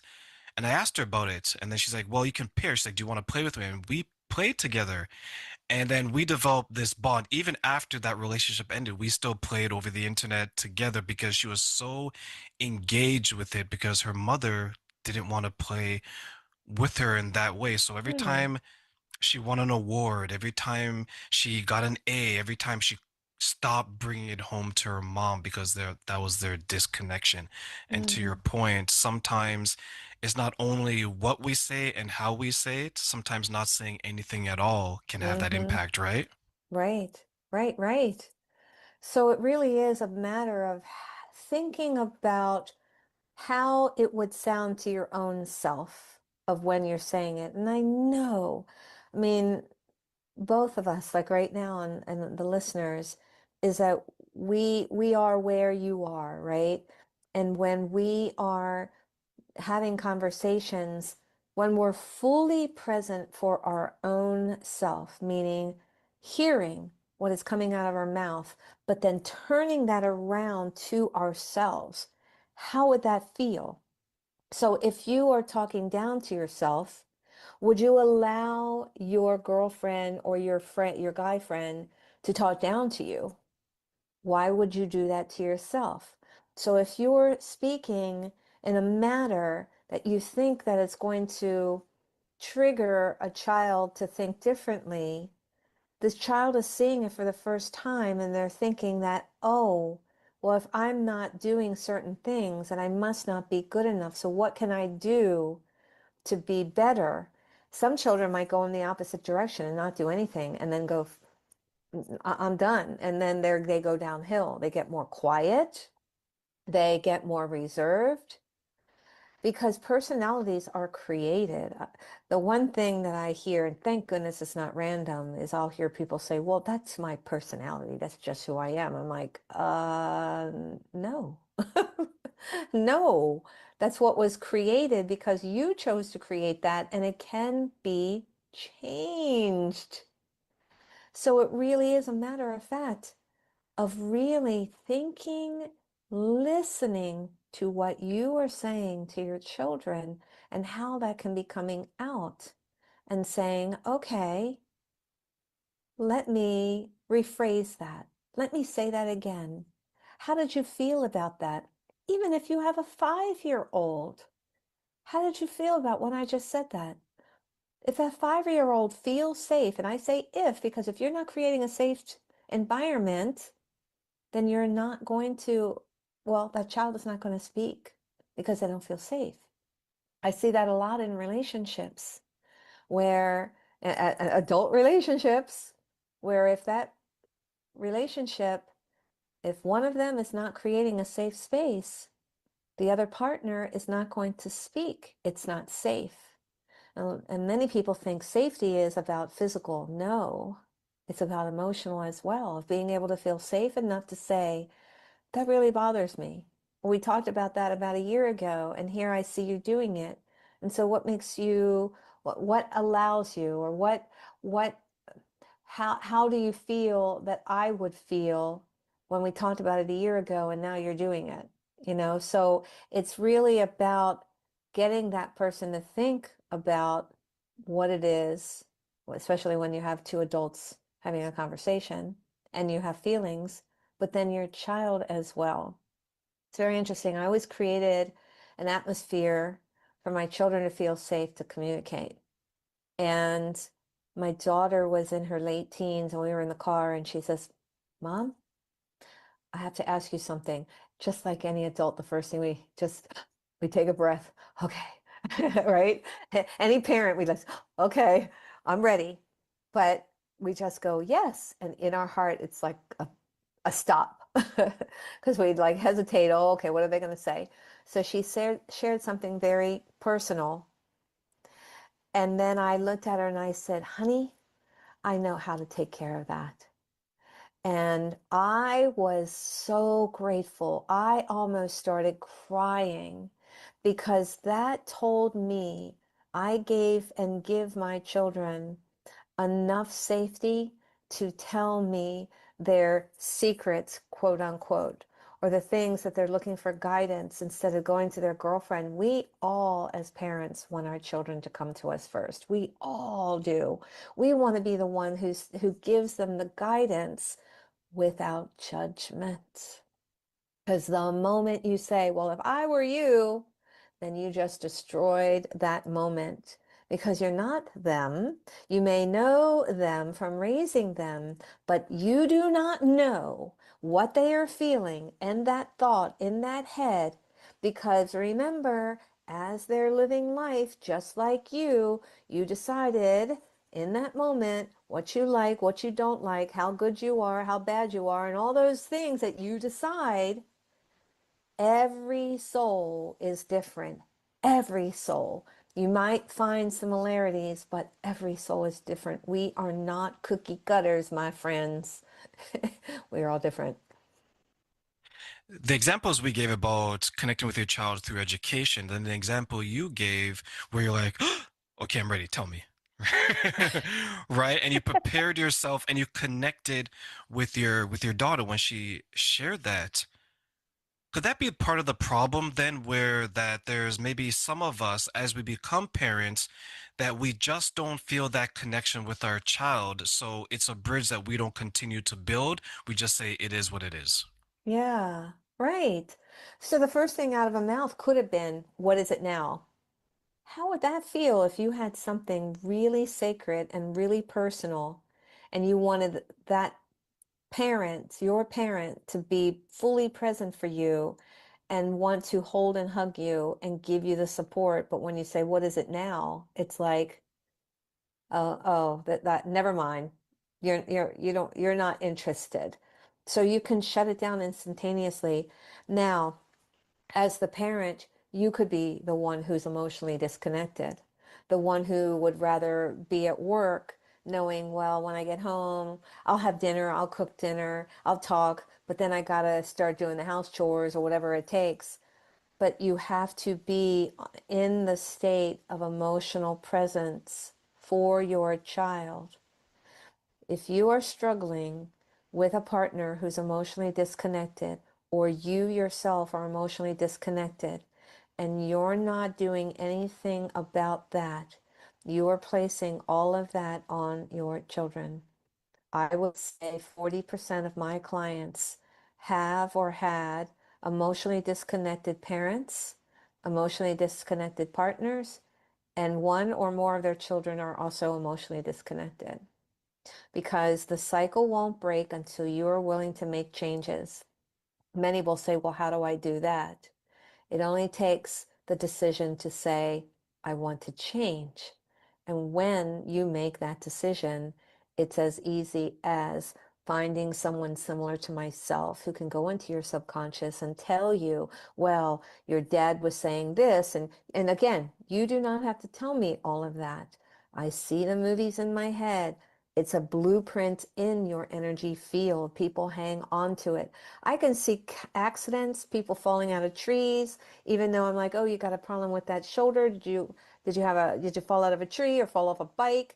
And I can see it in the blueprint of the energy, plus, the alignment of the physical body as well. But when you have that blueprint of all of what you have experienced from the moment of conception. Yes, my friends, I have had many, many clients come to me and not feel safe in this world because they were incubating with mom as the child, and mom and dad were arguing about finances or infidelity or a move or moving to another country. And I've had a client who was, her mother was running for her life in a war-torn country, and the woman was like feeling like she can't even live anymore because everything around her is crumbling.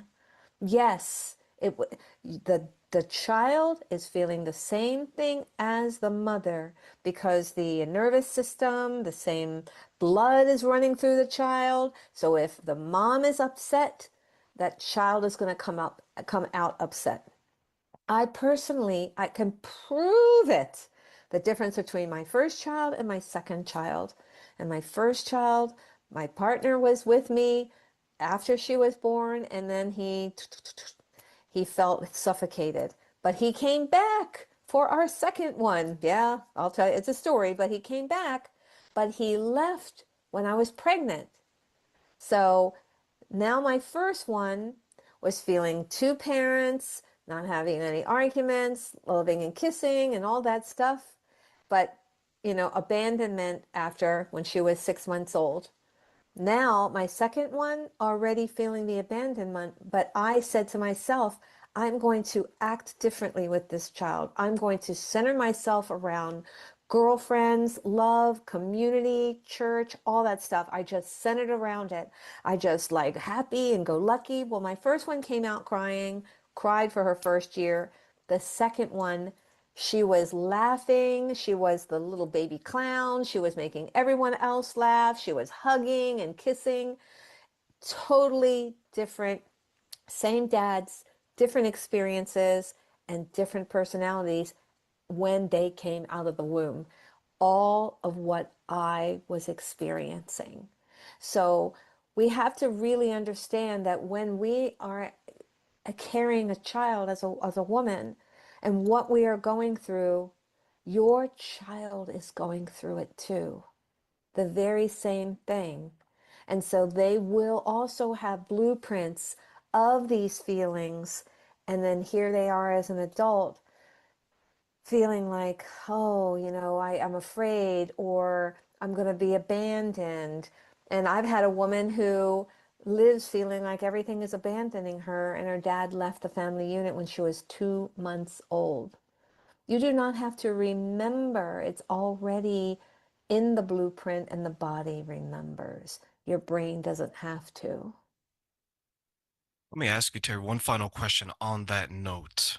What tips or advice can you give the parents out there, the families out there, the children, on how to ensure that their household, inside of it, there are healthy emotional connections?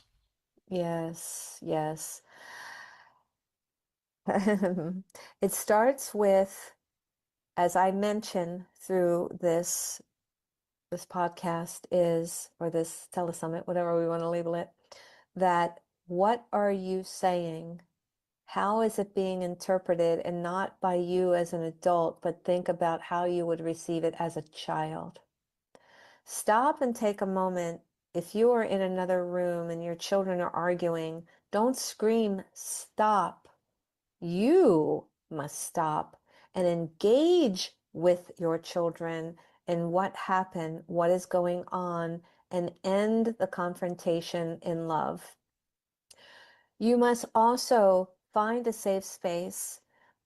So there's lots of pieces of this puzzle, but everything can come together for you.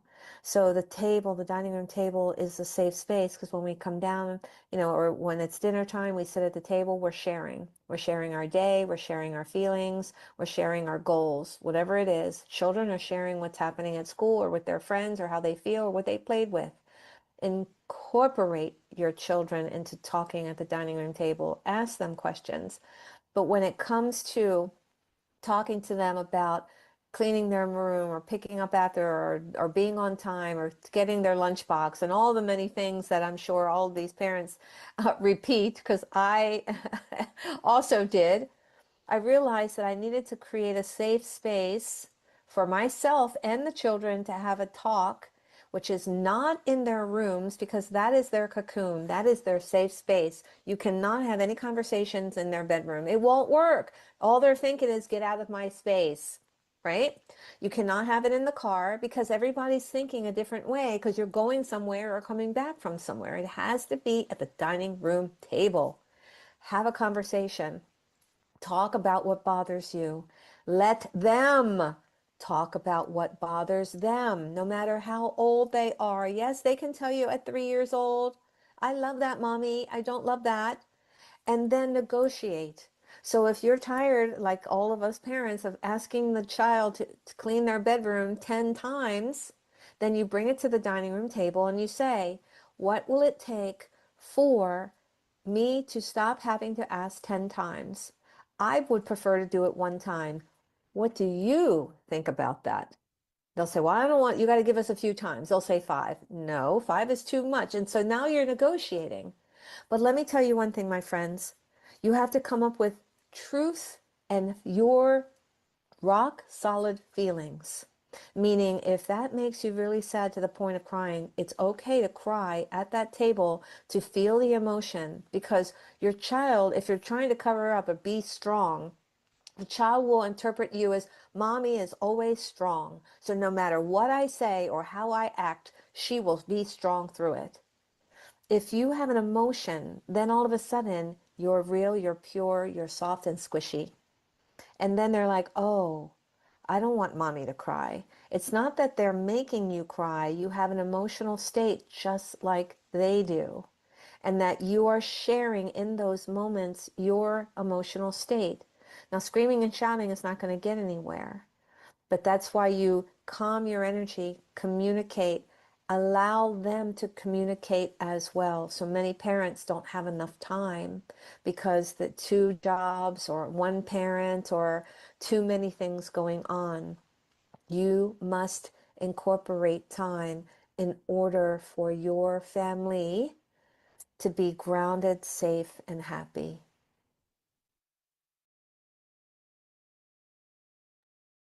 I want to say that was actually fantastic. Time is something that, whew, you can't buy it, you can't steal it, and only if you're Walt Disney you can freeze yourself to get more time, right? Yep, I was literally about to cue in on that same point. I love Walt Disney, man. Like, whew, I have the Disney Plus channel and I just got it like last year, and it's fantastic for families and children. So everyone listening, Disney Plus, and they're not paying me, right? So it's not a sponsorship. So what do you think Well, about Terry when it comes to how we speak to our children? Ashley, what are your thoughts? I think she's very insightful and she hit the nail on the head because a few of the things that she mentioned are like detrimental things to say to your children are things that I have caught myself saying before and I have had to track back. But that's like going back to one of our other guests. That's why apologizing to your kids when you do something wrong is very important because then they know that they're seen, they're heard, and I feel like everyone so far has said we're not perfect. We're never going to be perfect. It's all a learning experience for everybody. So, yeah, I mean, very, very, very much on point. And yeah, it was kind of hard listening to that. But at the same time, I do know that that's in the past and we've kind of worked through that. Mason understands, like, doesn't make it right, but we've gotten through that. We've worked through it. So, Yeah, absolutely. Shout out to Maserati Mason. Hope she's doing well. I know she keeps busy, so yeah, that's why I'm not bothering her right now. Normally, I don't like it when she sleeps this late, but she had a busy week with volleyball camp. So, absolutely. So we have Daniel coming up. So introduce our next guest, Ashley, and then I will play Daniel's clip. yeah, absolutely. Okay, so next up today, we have Daniel. And again, this is a pre recorded segment. So, I'm going to hand this over to TERRAINE and let's give Daniel the floor. It's the Behind the Shade show. Hello, everybody. My name is Daniel Hill. You can look me up on social media as Daniel Hill Coaching. I've been a life coach for 20 years now. Started in May 2006. Seems a long time ago. I do have the gray in here to prove something. And so I got into this to change others' lives, to change my own life. And I have explored all different types of modalities and things in order to be able to create better lives for human beings. So originally that was for myself, and then it just became for clients because I got so passionate about personal development. And yeah, I've seen a few thousand clients, and I've got lots of experience. And one thing is when I'm working with people, they have these little human beings that they are raising, and they don't necessarily understand them. And they'll go, well, life's good, but oh my Lord, we're struggling with such and such, let's say we're struggling with little Steve. And I'll say, okay, well, talk to me about Steve. What's going on? Oh, well, he's so different to all of us. His personality is so different. He behaves like this, he does that. And I'll get a little bit of a feedback. And this is through 20 years of coaching others and then using all different types of modalities. The Enneagram being one, it's a tool for personal transformation. It's a tool that helps human beings to become better versions of themselves. It's not just a typing tool. It is actually a manuscript for actually massive transformation. Uh, but we can use it in order to be able to help to understand ourselves and then help to understand human beings. So sometimes when they're talking about their child, they'll end up talking about a certain personality. And I'll go, sounds a bit like this. Do they do this in stress? Yeah. And do they do this when they're actually really relaxed and they're no longer sort of struggling and go, well, yeah.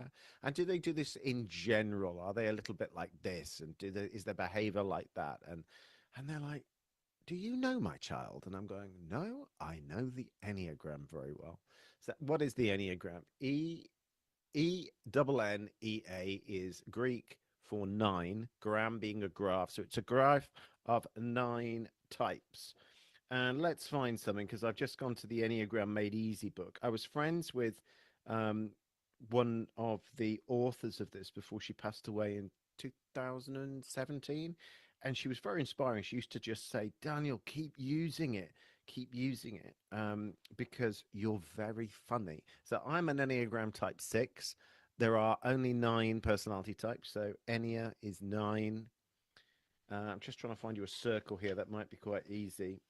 If I can, yes, we've got one there. So I'm going to hold this up to the camera. I know this is a little bit skew-if, and it's not perhaps the best, but you can see here, there are 9 personalities, and they're all going around in a circle. Okay, so when I first discovered it, this was down in London when I was doing my training, and I remember asking the course tutor, and he just went, "Oh, you're absolutely an Enneagram Type 6." I went home, bought books on it, and I thought, "Oh my good Lord, they have discovered me, like they've written about me. This is so accurate about me." So on some level, you can say, well, astrology has an indication of certain personality traits, but for me, the Enneagram, I've just taken it to the nth degree, where I've read everything that I possibly can. I've listened to audios that are 8 hours long. I mean, this is how obsessive I've been about it. Back in the day when I first discovered it, I found an 8 hour audio program, and I listened to that over a period of like 10 years, something like 80 times, because I would just go, this is amazing. I'd put it on in the background and do other things, and I'd just be taking information in and downloading it and just thinking, this is just so accurate.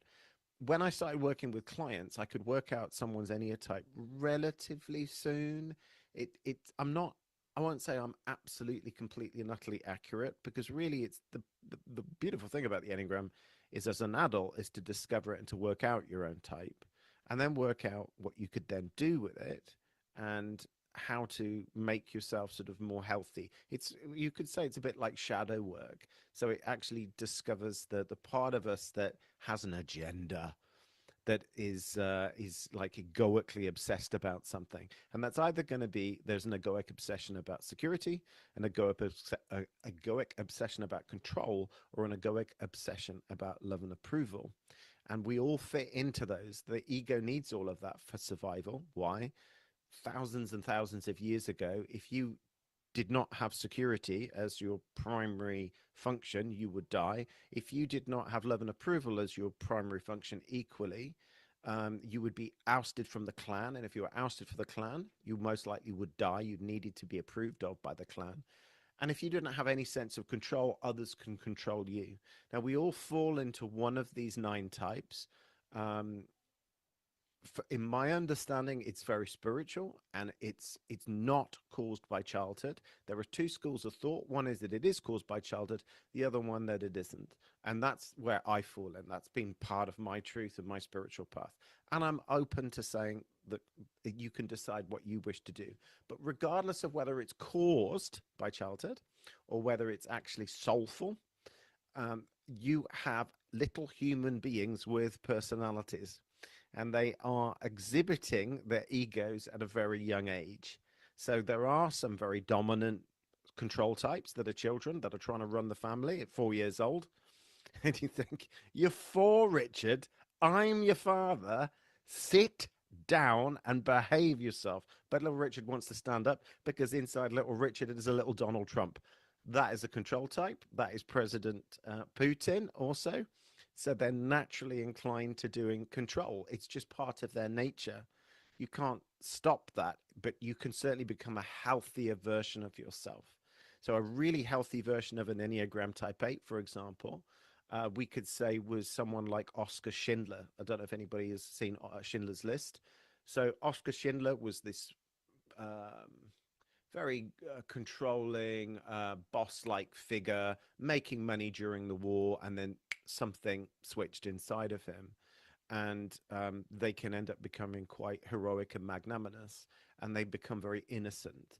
And as opposed to being just forceful all of the time, they can actually go to an extreme place of kindness, and they open their hearts. So he's a very, very good example of that. Another control type would be someone like Nelson Mandela, who's an Enneagram Type 1. That's the perfectionist. The Enneagram Type 8 is looked as the asserter. An Enneagram Type 1 they're called also the reformer. They see problems in life and they feel that they can step in and do something about it. So each type has phenomenal gifts and predictable pitfalls.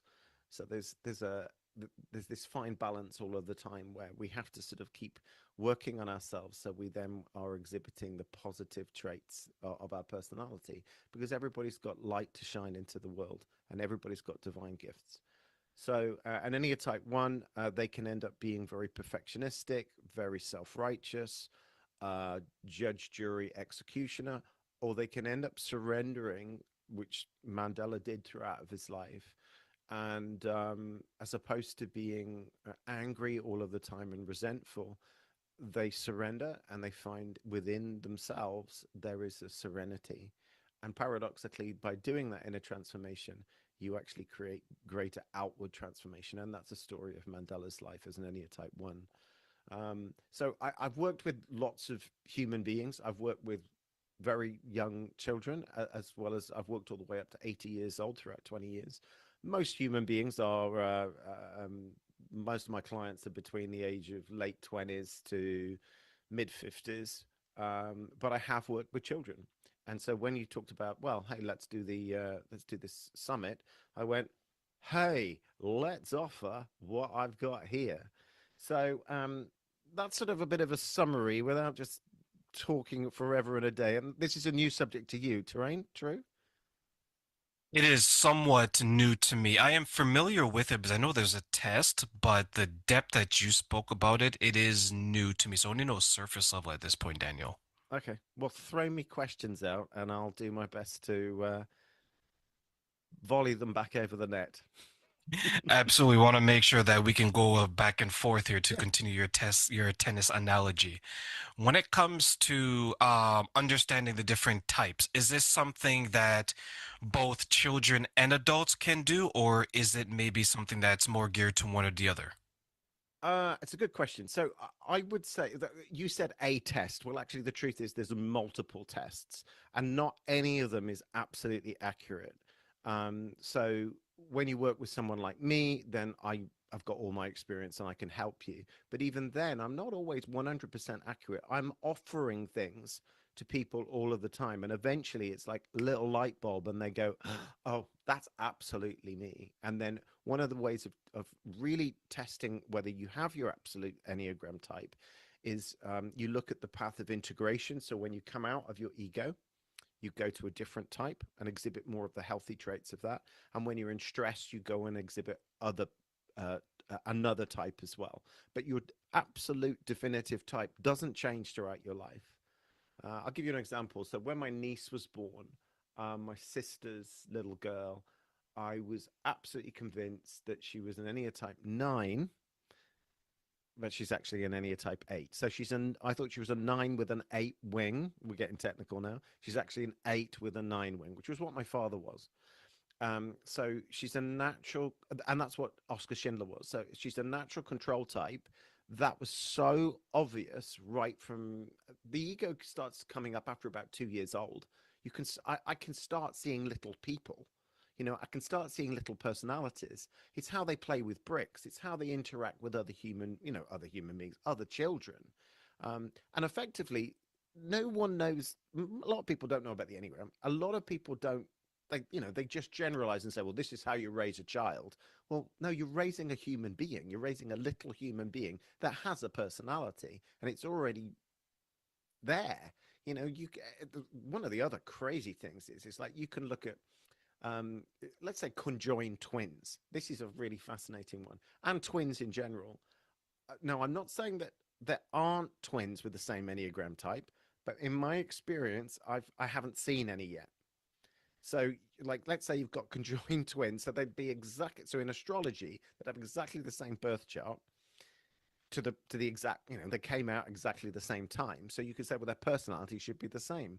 But I can see different Enneagram types. There's 2 girls that are conjoined in one body, and I think one of them is definitely an Enneagram type 7. Ennea type 7s. That's like Robin Williams was, God bless his soul, was an Ennea type 7. I shared Robin Williams's birthday. I always love the fact that was true. So he was a latter Cancerian, 21st of July, which is what I am. But he was an Ennea type 7 with a 6 wing. I'm an Ennea type 6 with a 5 wing. So but the 7 can be very scattered and very joyful and very up and whoa, oh my goodness, they can be, and I've seen children like this. Now, when those children struggle, when they're in stress, they get very angry, very angry. But when they're actually more calm, they go more to Ennea type 5 and they become a little bit more calm, a little bit more centered, a little bit more grounded. In short, it can be really, really helpful to understand your Ennea type, to the point that I've had clients that I've worked with and I've done such transformation with them. And the Enneagram has been a tool that has helped them to become more healthy within their personality. It brings out the shadow. It helps you to realize where you're lying to yourself, where you are caught up in your own ego, where you are just not being authentic enough. There's something that's not, you're not scratching the itch of really what needs to be scratched. And you end up uncovering what the mask is. A lot of people wear masks, and you are just laying it open and laying it bare and thinking, okay, well, this is the authentic self, this behind the ego. That inner work, that awareness, that opening of consciousness ends up you being able to work on yourself and work on your weaknesses. This is another thing that I've sold to clients, which is when in consults and just say, look, it's like you're only as strong as your weakest link. And this highlights your weak link. Everybody's got a weak link. So we could say, like Trump, for example, that controlling nature, that's not a bad thing, because that's a natural leadership personality. Like my niece is probably going to end up running the company. She's 4 years old, and she's running the playpen, and she's going to run the kitchen at some point. She's going to run other stuff, and in the end, she's got those leadership qualities. What the downside to that is that they can end up distancing themselves by being too controlling, and they have to learn to let people in, and they have to learn to open their hearts and let the guard down to their heart. Open their hearts and let the guard down to their true self. They don't like to do that because there's a great fear of being vulnerable. So you're Canadian, not American, so forgive me, I'd forgotten that. So I don't know what Trudeau is. Is it Trudeau, Justin Trudeau? Yeah. It was Justin Trudeau. Now it's Mark Carney. Oh, okay. Different prime minister. Okay. But yeah, it was Trudeau. It was. I'm not sure what he was. He might have been a 9, but Katy Perry, who is married, is an Ennea type 6 like me. She's very, very obvious to see. 6 is unnatural sort of comedians. We're very on the front foot. We're kind of front of house. A lot of comedians, a lot of entertainers have that nature. Um, let's go with Trump. So it's the same with Putin. Enzo Ferrari was another Enneagram type 8. Manchester United, I'm going football terms, sort of like great footballing team in he was that was run by Alex Ferguson, who was an Enneagram type 8. It's my way or the highway. That's not a bad thing. My father was that personality. Just where you can get caught up is that you just end up doing too much. So you have to learn to sort of become more innocent, and you have to learn to let the guard down. So with Trump, he's and Putin, they're very unhealthy to average Enneatypes at best. And they probably distance themselves. They haven't got anybody who's really too close to them. When my father was dying 20 odd years ago plus, he'd run this company, had all these associates. Hardly anybody came to visit him when he was dying of cancer for 9 months, because he didn't really have anybody who was truly close to him. I got close to him at that time. So it's interesting to see these are all the masks that people wear, and you have to strip the mask. We're only as strong as the weakest link. You've got to work on your weak link, and by working on your weak link, you become stronger. Now that's the same with children. Often when clients have worked with me, we've done massive transformation. They've then said, can you work out the Enneagram type of my child? Because then I can work out how to deal with this human being. I need to know that that behavior that they're doing is normal, that how they're reacting. How do I raise, like, I remember one client who's an Enneatype type 4. She invited me around to the house when I used to do in call sessions, and they used to come and see me in my office here. Everything's online these days now. But I went round for an hour and I just observed her Enneatype type 7 child. I could just work out that their type. And she paid me for my hour, and that was it. And she was now going to raise an Enneatype type 7. She just knew that that's their personality. It can be very, very helpful when you go and research about that personality and work out what practices help that personality.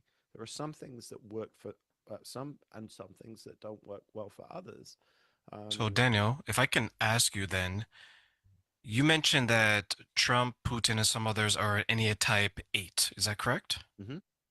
So if they're an Enneatype 8 and it's, to quote you, my way or the highway, when those who have that type of personality have children, how does that impact the childhood experience of their child then? Without any awareness, they will potentially, like what my father did, which is just become very controlling and very forceful. I've had control types in the past say, there's a problem with my child, and I go, that's not a problem with your child. That's your child's nature. That's their personality. And you being controlling and overly controlling is actually paradoxically causing that more of that worst behavior. So it a lot of it becomes just conscious opening, realization, an idea that I don't know everything. I mean, I still don't. Even I've got all of these tools and years of experience. I'm still learning. I still make mistakes, because there are no mistakes. It's just a little more learning to have. So yeah, in that circumstance, there's no definitive answer other than to have more awareness and understanding through books, through consults with me, through research. There's this is becoming a little bit more well known in the public eye. You could go on research, for example, almost any celebrity and put the celebrity's name and then put Enneagram. Don't even have to put Enneagram type. And somebody, they might not have guessed it correctly or assessed it correctly, but someone will have done. And it gives you an insight into sort of their nature, how they're functioning. Because I wonder then, right? Because you mentioned awareness, and I'm a big proponent of communication. Mm-hmm. If I can understand my personality type and how it may or may not impact the household that I'm creating, then I can not only identify the tools that I need, I can implement them and then create, for the most part, are harmonious family units within the household. If I'm going to be arrogant and I'm like, it's my way or the highway, or I'm God's gift to this planet, I may not want to change. And then my children can grow up, to your point, right? They have a controlling father, controlling mother. Now maybe they go out in the world and they seek out controlling partners. Does Yeah, that overlap in their relationships of the children as they become adults? absolutely. Absolutely. You know, it's a fascinating thing that a lot of people unconsciously then choose the Enneagram type of their parent as their partner. Now, if you were close to your mum, and let's say she was an Enneagram type 5, who was probably a little bit more bookish. So any Eckhart Tolle is an Enneagram type 5, Bill Gates is an Enneagram type 5, um, Sinead O'Connor was an Enneagram type 5. So there's that little bit. I'm a 6 with a 5 wing. So the 5 is a little bit more bookish. They're a little bit more shy. They tend to be, their deepest fear is that they would be seen as incompetent, incapable, overwhelmed. And let's say you got on very well with your mum, who was an Enneagram type 5, but your dad was an Enneagram type 8, and you kind of felt him a bit forceful. And then you go about your business, or go out life and go, oh, I really like that girl. And you go, okay, hey, would you like to go out on a date sometime? And it's all totally unconscious. And the next thing you know, you're married effectively to your mother. And this can be like the guy, for example, could or a woman, let's say a woman was very close to the mother and not close to the father. The woman could marry a male version of the mother. So they've just find an Enneagram type 5. I've seen it countless times, absolutely countless times. And it's So just totally unconscious, Terrain. It's totally unconscious. It's that we're drawn to certain personalities. either because it's something we grew up with or because it's the best fit or something else. Or something else. I mean, it could be. Could it be negative on one level? Perhaps. If it wasn't a healthy connection, here's an example. Eric Clapton struggled with, Eric Clapton, the guitarist, struggled with relationships, serial dater, Enneatype type 4, classic romantic, would fall in love deeply, but it wasn't really deep love. And the girl that he ended up being with, who was significantly younger than him, I remember I read in an article, he went, she is like the uh what did he say? She's like the she's like something like my aunt Ethel. Like who's Aunt Ethel? So he's obviously, when he was young, I think he had a very dysfunctional upbringing. Wasn't brought up by his mother, a little bit like John Lennon. And that caused a lot of issues, a lot of the addiction stuff. He was trying to tranquilize all of this. Why wasn't I loved? Why wasn't I? Any type 4s want to be special and significant. So why wasn't I raised by my mother? Why was I rejected? But this aunt was probably, I sense, I've tuned into her energy, and I think she was an Enneatype 2. Enneatype 2s tend to be, their nature's a little bit more rescuing, they're kind. Florence Nightingale, on the tip of my tongue. Mother Teresa was an Enneatype 2. So there's a tendency to nurture. Doesn't mean that all Enneatype 2s are complete nurtures, but there's a tendency. And I think within the woman that he married, he's had loads of girls with her, and they're happily married. There's a big age difference, but what has helped, I think, is that he's married a stable woman, and I think he's worked on himself enough. As in any 4s and 2s are quite often, they find one another. It's like moths to a flame.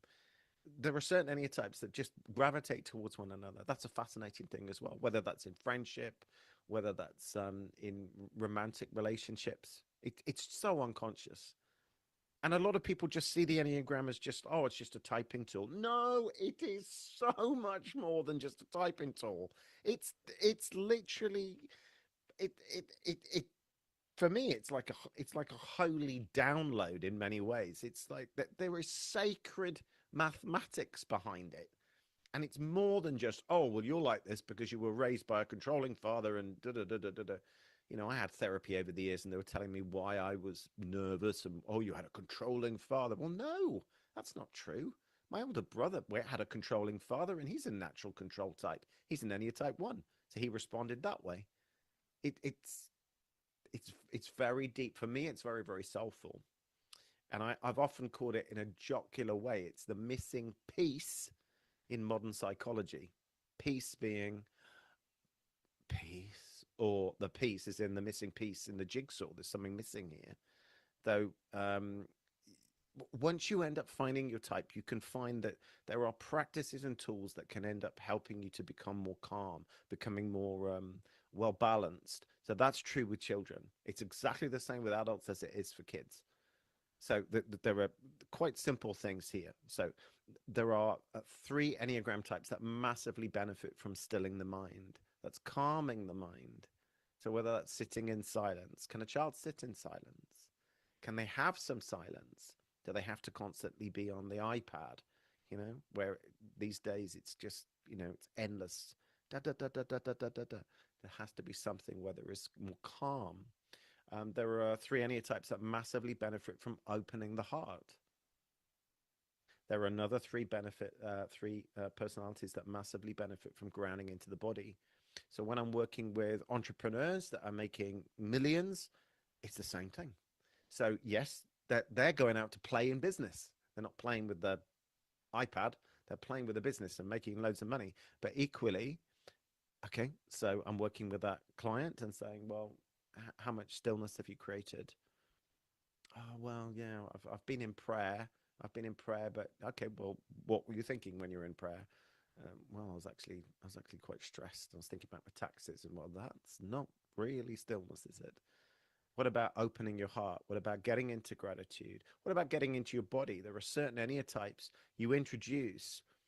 Right, you need to get into your body. You are literally forgetting. You need to remind your mind that you have a body. And something as simple as that. We've got a snooker player called Ronnie O'Sullivan, who's a fantastic snooker player. That's like pool for Canadians and Americans on a massive table, okay? So we invented this sport called snooker. He is a genius. He's an Enneatype 4. He's a 4 with a 5 wing. That is a double dose of needing to ground into the body. He suffered with mental health issues, whatever. He discovered running. He needs to run every day. I haven't told him that. I've always wished to have worked with him because I think that would be an interesting thing to find out. But he's found it already. A lot of people do end up finding these things. So whether it is like Tony Robbins, for example, as an Enneatype 3, he would be like, I couldn't do all this. I can't do the Tony Robbins voice. I'll lose it. But I couldn't do all this sitting down and chill and meditation. Well, he's an Enneatype 3. And he's a 3 with a 4 wing. So what does that mean? It means that he's massively going to benefit from opening the heart and getting into his body. So what did he create? He created his own version, and I can't remember what it's called, flooding or something, but priming, I think he called it. And he's got his own version. He created this thing. And a lot of it is he starts the day with absolute gratitude for what he has. So again, he's found his way into what works for him. But the Enneagram would have been able to experience that and be able to say to him, well, this is what's going to be really grateful for you. It just helps you coming out from an agenda a lot of the time. Each Enneagram type is stuck in an agenda. So we're either stuck in an agenda for security, stuck in an agenda for control, stuck in an agenda for love and approval. And we have to come out from all of that as best as we can. And the more you can, the better your life will be. When you're constantly stuck in an agenda, whether you're a child or an adult, you suffer. I like that you mentioned this because there's so many tests, and I put that in quotations, people can take, and there's going to be some that's going to relate to a group of people, then there's going to be another relates to another group of people.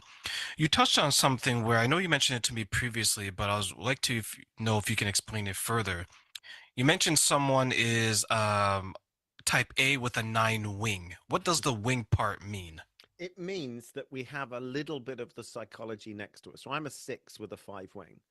So Ellen DeGeneres is a 6 with a 7 wing. I'm more 6'5". That's more like Bruce Springsteen.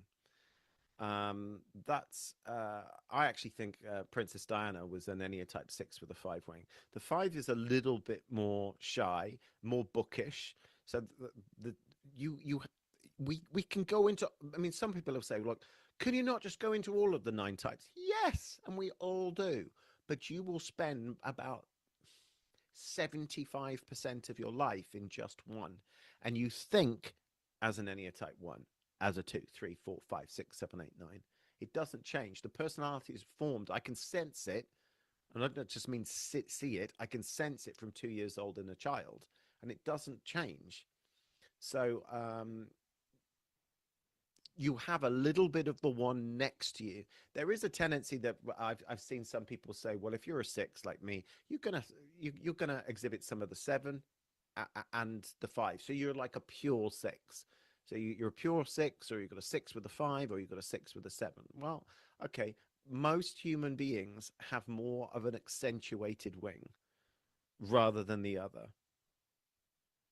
So, and whether that's soulful, whether that's development, I don't really care. It doesn't really matter to me. I can sense it and I can see it there. So it means that, for example, if you're a 5 with a 4 wing, or a 4 with a 5 wing, that's a double dose of needing to ground into the body. If you're an Ennea type 1 with a 2 wing, or a 2 with a 1 wing, that's a double dose of needing to still your mind. If you're an Ennea type 7 with an 8 wing, or an 8 with a 7 wing, it's a double dose of needing to open the heart.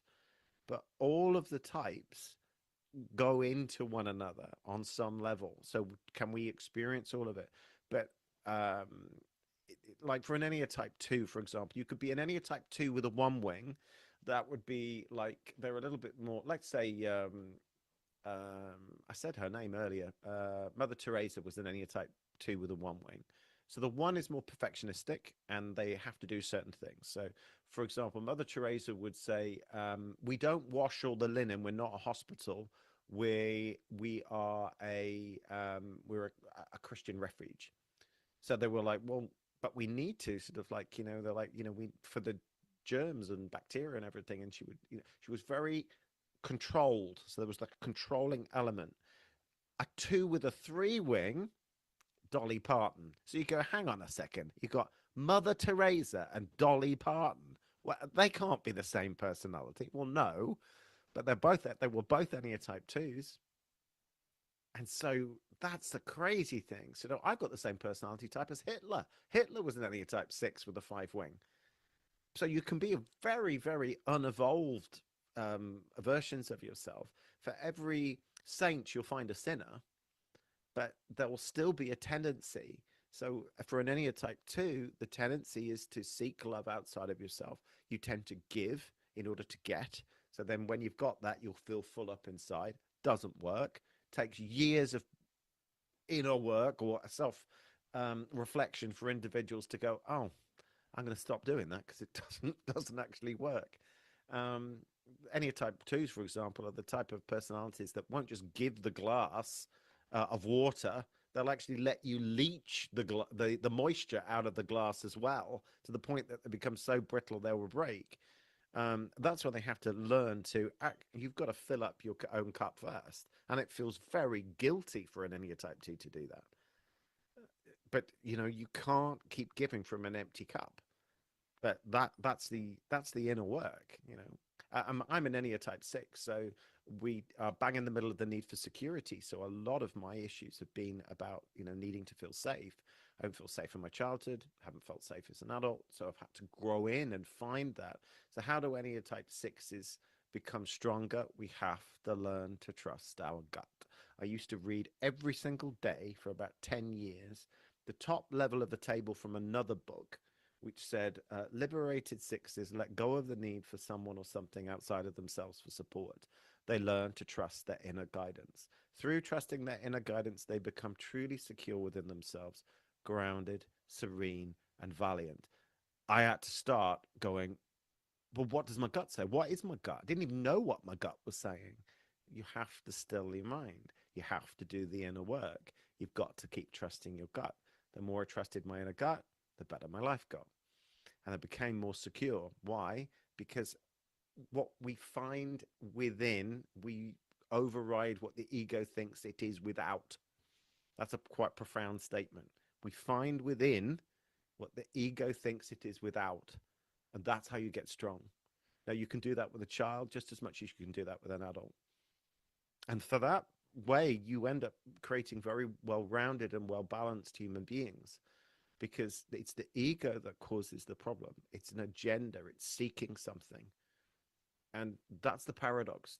The more you surrender to this place within, and whether you're a child or whether you're an adult, and stop seeking, stop finding, stop wanting and craving for something, the more you realize it was there, it was within already. And then life just becomes this unfoldment. You still manifest your wishes and move forward and trust the greater intelligence, whether that's from your gut, whether it's from your heart, whether it's from higher self. So you're still integrating into life and making a difference, but there's no agenda. You're dropping the agenda. And that's the paradox. That's a massive, massive paradox. If children can learn this from a very, very early age, you think, well, what could they then go and do? You think how many children are on an agenda right from day one. I need to get my grades. I need to be this. I need to be that. I need to do this. And whether it comes from parents or whether it comes from within the child, they start at an early age where the ego's trying to get. I need to get somewhere. I've got to achieve something. I need to get here.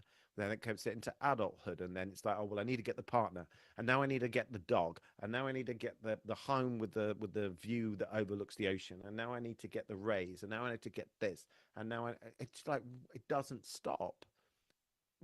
It doesn't mean that you can't manifest and shouldn't manifest, but manifest from your heart, manifest from something that's connected to something very higher than what you are. I call it the intelligence beyond intelligence, but not from the ego, because the ego is like a little Pac-Man. It just goes more, more, more control, more security, more love.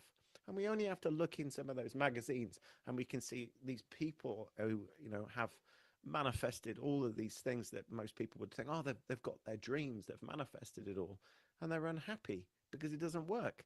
Jim Carrey, an Enya type 7 with a 6 wing, exactly the same personality type as Robin Williams. Same as Russell Brand, who read me out on air 9 years ago and belittled the Enneagram, didn't understand it. But what did Jim Carrey said? I wish everybody could be rich and successful and famous, something along those lines, and for them to understand that that's not the answer.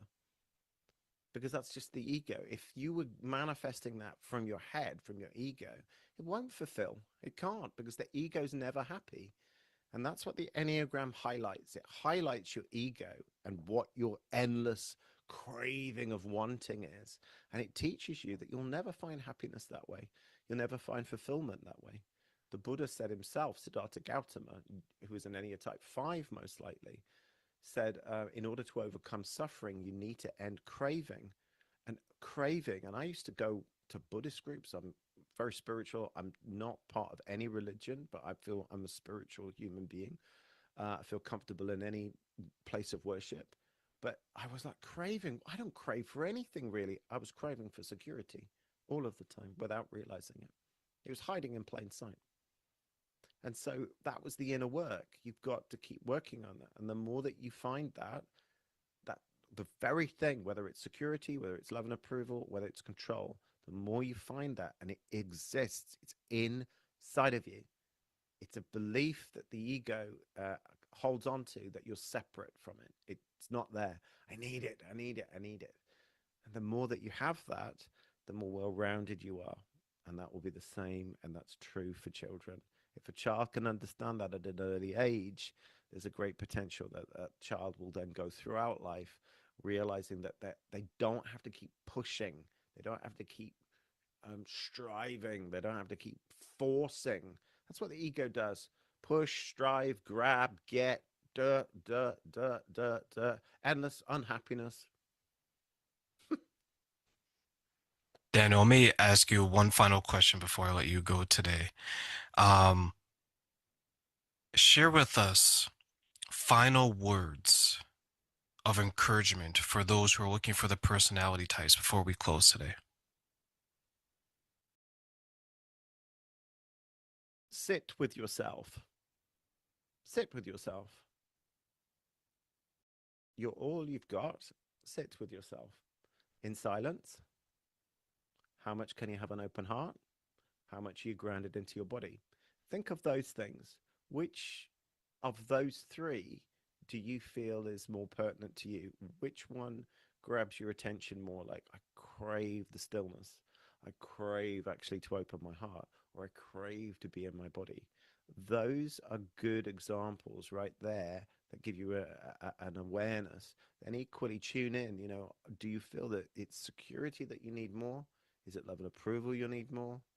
Is it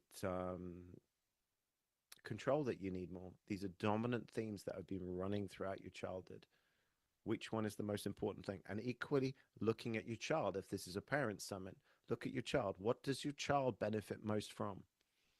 If you could just understand that, okay, let's have a look at, can we help this child to feel more relaxed by helping them to still their mind a little bit, by opening the heart a little bit, by grounding them into their body? You'll find something will work more than another. There's plenty of books out there. There's plenty of tests. My socials, you can find me, Daniel Hill Coaching. You can have a free consult with me. I'm more than happy to give you some of my time, and maybe it will work out. Maybe you'll become a client, maybe not. I'm happy to. I do lots of free consults all over the world. There's lots of info out there, basically. So, with children, they're just mini human beings.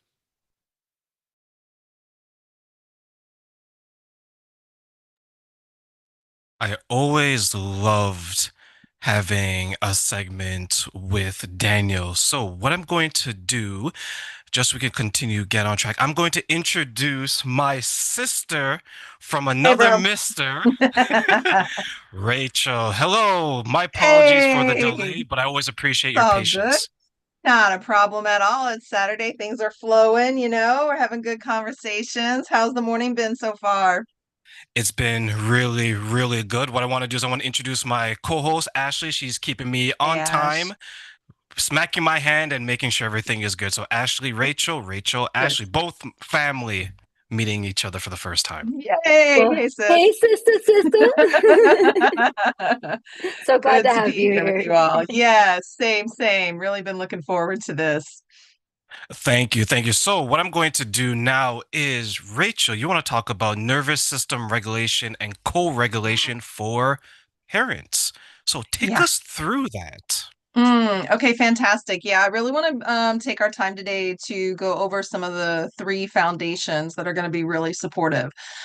Before we get into the nitty-gritty of that, I think it's just so helpful, to just name and acknowledge that one of the most important things for parents to understand is that children don't just learn from what we say, they really learn from what our nervous systems are communicating. So when we think about helping children navigate like big emotions, stress, anxiety, overwhelm, difficult experiences, a lot of parents will immediately go to, what should I say? What should I do? What strategy, what intervention do I need to use here?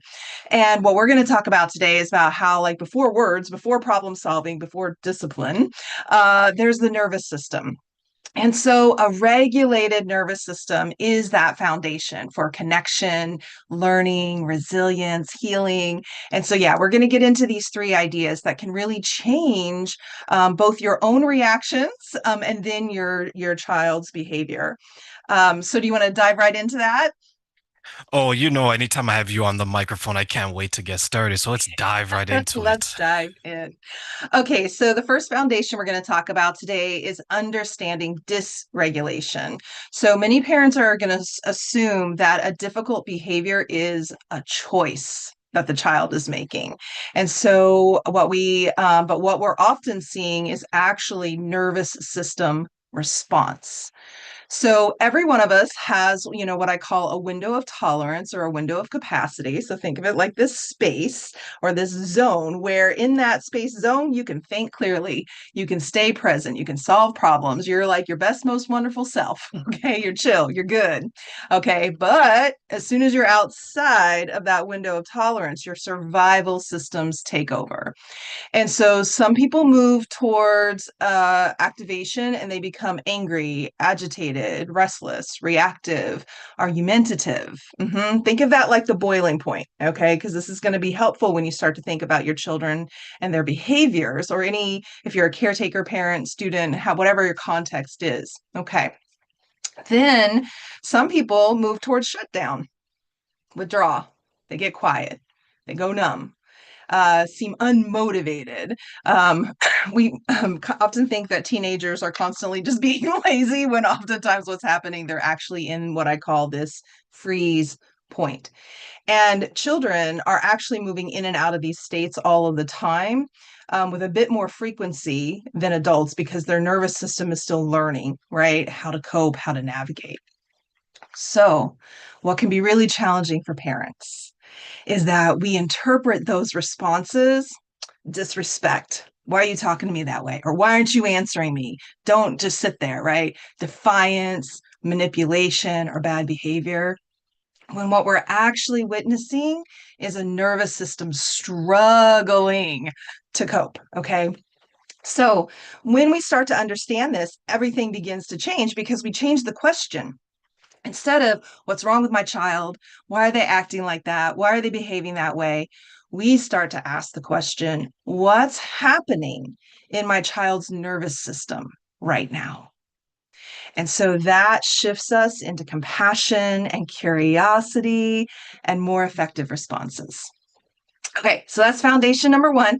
What do you want to say about that, TERRAINE, before we move on to foundation 2? What do you think? What do You you hear in there? mentioned deregulation. That's Mm, a big one, because we always hear like yeah. emotional regulation, right? Emotional awareness. And one thing I've always wanted to ask or wonder is, and unless this is foundation number 2, why do we struggle with that? With the regulation, or seeing children in that way or in that view? Oh, no, I love it when you ask me a question with a question. Let me think. Actually, let's do both. I'm greedy today. Let's do both. Why do we Yeah. struggle with emotional regulation, and why do we see children that way? Okay, well, so on the top level, the parent, right, in their own nervous system, and yes, we are going to talk about this, like the power of resourcing and how to like co-regulate. But if you don't have the skills, tools, resources yourself, maybe you grew up in trauma, maybe you didn't have good models, maybe you didn't have good mirroring or co-regulation, and you were told to just sit down and be quiet, or get your shit together, or just behave, right?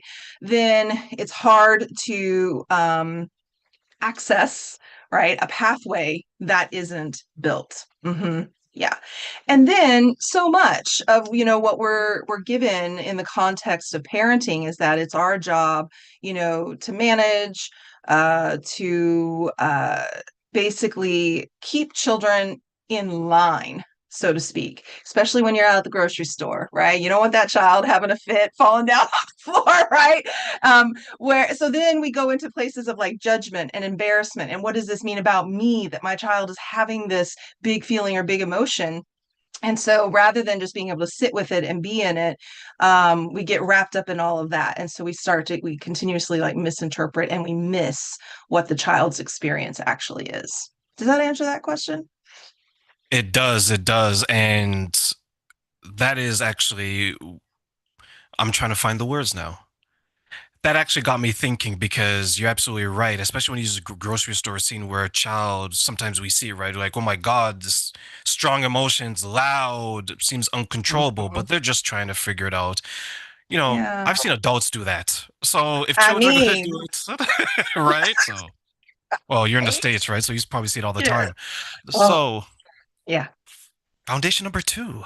Yeah, so that's where the power of resourcing comes in. Okay, so once we start to recognize dysregulation, the next question becomes, how do we help ourselves and then our children come back into balance, come back into that window of tolerance? And that's where resourcing is really essential. So a resource can really be anything that can help you feel grounded, safe, settled, more connected, and most importantly, present. Okay, so we have 2 types of resourcing. There's external resourcing: nature, music, movement, art, a favorite stuffed animal, a pet. It can be a trusted adult, kind of sitting, holding, hugging, or a handheld movement like stretching, and then comfort objects like blankies, right? Those kinds of things. Yeah. And then resources can also be internal. So that's like self-talk. I'm okay. I'm all right. Everything's okay. Like kind of that soothing internal narrative, breathing, remembering a positive experience, focusing your attention on something that brings in a sense of calm. So something so important for my parents to remember is that young children in particular have very limited access to internal resourcing. Okay. Their ability to calm themselves is still developing, that whole interior world.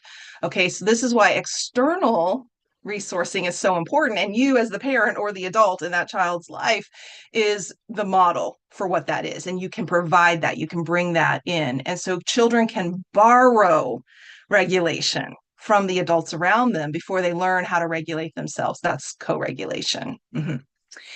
And something that often surprises the parents that I work with is when a child is highly distressed, they're outside of that window of tolerance, they're throwing a tantrum, or in a teen, you might see something more like, aggression, maybe stomping, slamming things, or going really quiet.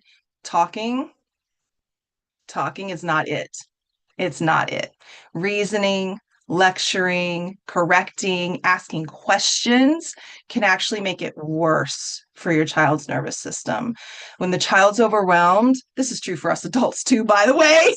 You've ever been upset and somebody's been like, and you're like, just leave me alone, right? So the thinking parts of the brain, prefrontal cortex, and a few others involved, they become less available. The amygdala is flooding the system.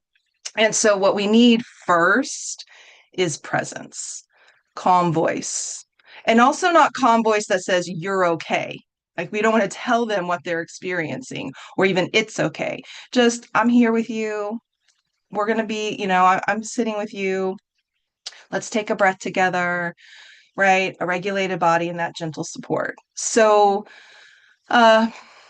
really sometimes just sitting next to the child with no words, just silence, just presence, while their nervous system settles, because their nervous system can go through a cycle, right? We all have that. Like your nervous system knows how to move through it. If it isn't interrupted, suppressed, repressed, that can be really more powerful than any words. And I think the last thing I want to say about this foundation is it's so, so, so important that we don't shut down every emotional expression. When a child is crying, even though soothing, like, it's okay, you're fine, what you're doing is interrupting that child's, impulse to cry, to express. A child might be shaking, they might have frustration, fear, sadness, they might be stomping, might be angry. Like these are all very natural ways for the body to process stress. So as long as everyone is safe, allowing those emotions and those expressions to just move through the body is really so much healthier for the child rather than it being suppressed. That's how we end up with like what Emily Nagoski calls trauma residue, right? It's all this stuff. I didn't get to express that. I didn't get to say that. I didn't get to stomp my feet and say, I'm so mad at you, right? Because, oh, you don't talk to me like that. Like, we get into all that, but the child actually needs to do and express those things so that it doesn't get trapped in their nervous system. Yeah. So as parents, caretakers, we want to make sure that we're helping the child to regulate their emotions in a way to experience them, not regulate so they don't experience them. Correct. Yeah. We're not trying to stop the feeling, right? That's not regulation. We're trying to create safety around the expression of that emotion or that feeling or that thought or that word such that their body and their nervous system can actually fully close the loop. And they feel that's how we create much more secure attachment. I can have my feelings and they'll be seen, held, honored, not shamed or made bad or wrong or run away from. Yeah. That's right. You mentioned a good word, shame, because I know sometimes, depending on the feeling, we can be like, well, maybe I shouldn't experience that because it's a shame. Or as children, who maybe grow up, let's say the love is conditional. Well, if I express that emotion, I may not get X. Yeah. Right? Right. Yeah. That's it. And so that's how we end up with adults who are like, I'm afraid to feel my feelings, right? Or I'm afraid to say what's going on with me, or we get anxious attachment, or we get avoidant attachment. Yeah. There's no space for, I have to handle it on my own. That's the other thing, right? We might just abandon the child, go to your room. Right. I'm not saying there aren't times and spaces and places for all of this, right? But if, the child, particularly little children, right, are dysregulated and you just, shove them to the side, now we're telling them you're on your own to deal with your feelings, dealing with your thoughts. And then we get adults who are avoidant and have a hard time coming close with intimacy or expressing themselves. Or, yeah, if there isn't a lot of room or spaciousness, we can end up with that anxious attachment where I have to constantly kind of scan for what's going on around me to make sure that connection is still available and that what I'm doing, isn't bad or wrong. Yeah. I used to work with someone that she had that type of childhood and she'll grow up to an adult. Every relationship, well, not every, but maybe two or three, she left the Mm. country. She was such an avoidant attachment that there was a disagreement and she was gone. When I met her in Ah, Canada, she actually left a yeah, relationship in the States and came there. I was like, man. but does he know you're here? Mhm. Full passport. Seems like a world traveler. No, just avoid it. Yeah, exactly. It can go absolutely to that space where like the tolerance for remaining in connection becomes just intolerable, right? And so there's a lot of that push and pull experience. Yeah. And so from there, we want to think about this next foundation, which is now that we have the knowledge and the understanding how to recognize survival responses and then attune to that and respond. So really noticing that what is this behavior and what survival response is driving it. So I'm not going to go super deep into the neuroscience, even though I love to geek out about that. But it's just helpful to know that our autonomic nervous system is constantly scanning for safety and danger, even when we're in our window of tolerance, right? But that's how we stay alive. Like, is there a car about to hit me? Is there something here that might, hurt me? But what happens is when that sense of danger comes in strongly, different survival responses emerge. Okay, so some children fight. They go into oppositional behavior, anger, aggression. Some kids flee. I'm going to avoid this. I'm going to distract myself. I'm going to run away. I'm going to become, maybe even restless. And then some go into that freeze. They really shut down, they withdraw, or they seem just kind of disconnected, emotionally absent. Okay. And of course, the responses can happen very quickly. They can even move in and out of the different responses. They go from being angry then to numb. They shut down. The anger becomes overwhelming. The fight becomes overwhelming. So they go into numbing out. Okay. So when we start to understand it through this lens, that we go, okay, based on the nervous system state, that tells me what kind of support. If I see my child in fight mode, they don't need a lecture. They don't need a lecture right now. They need something different. If a child is in freeze mode, that pressuring to try to get them to talk, to come out of that freeze, not going to do it. It's going to numb them down more. It's going to cause them to dissociate even further. When a child's in flight mode, they need slowing down. They need to feel safe. They need to be contained a little bit. Okay, so the more we recognize those underlying survival responses, the more effective that we can be. I'll give you a quick story. Well, my nephew, when he was about 7 years old, we were traveling down the coast. I'm out in San Francisco in California. So family was out visiting. So great day to travel down the coast, go to the beach. We'd stopped at the store to pick up snacks. And we're walking through and he says, I want Cheetos for for my beach snack. I said, great. You know what? Actually, we already have Cheetos in the car. And he wasn't hearing it. He didn't believe me. Whatever was happening in his nervous system, he was focused on getting the Cheetos right now. I want to see them in the cart. And he had a full melt, like on the ground, crying, right? So that grocery store I mentioned earlier, right? These are key moments because now we have society looking and judging, right? What are you going to do? And so he's 7. And so I scoop him up and, he's fussing and he's, upset and he's wiggling a lot. But I move him out to the street. We're standing in front of the grocery store now. And I get him into a cradle, just like a baby, just like a toddler. And I don't say anything. And I just start to rock. That's all I'm doing. just patting him, shush him a little. And it was fascinating to watch the social exchanges. Some people gave me like kind of this side eye, like, why are you doing that with a 7-year-old? Right? Like, that's weird. Some people were like, oh, thank God, you do a great job, you know, with the mamas particularly.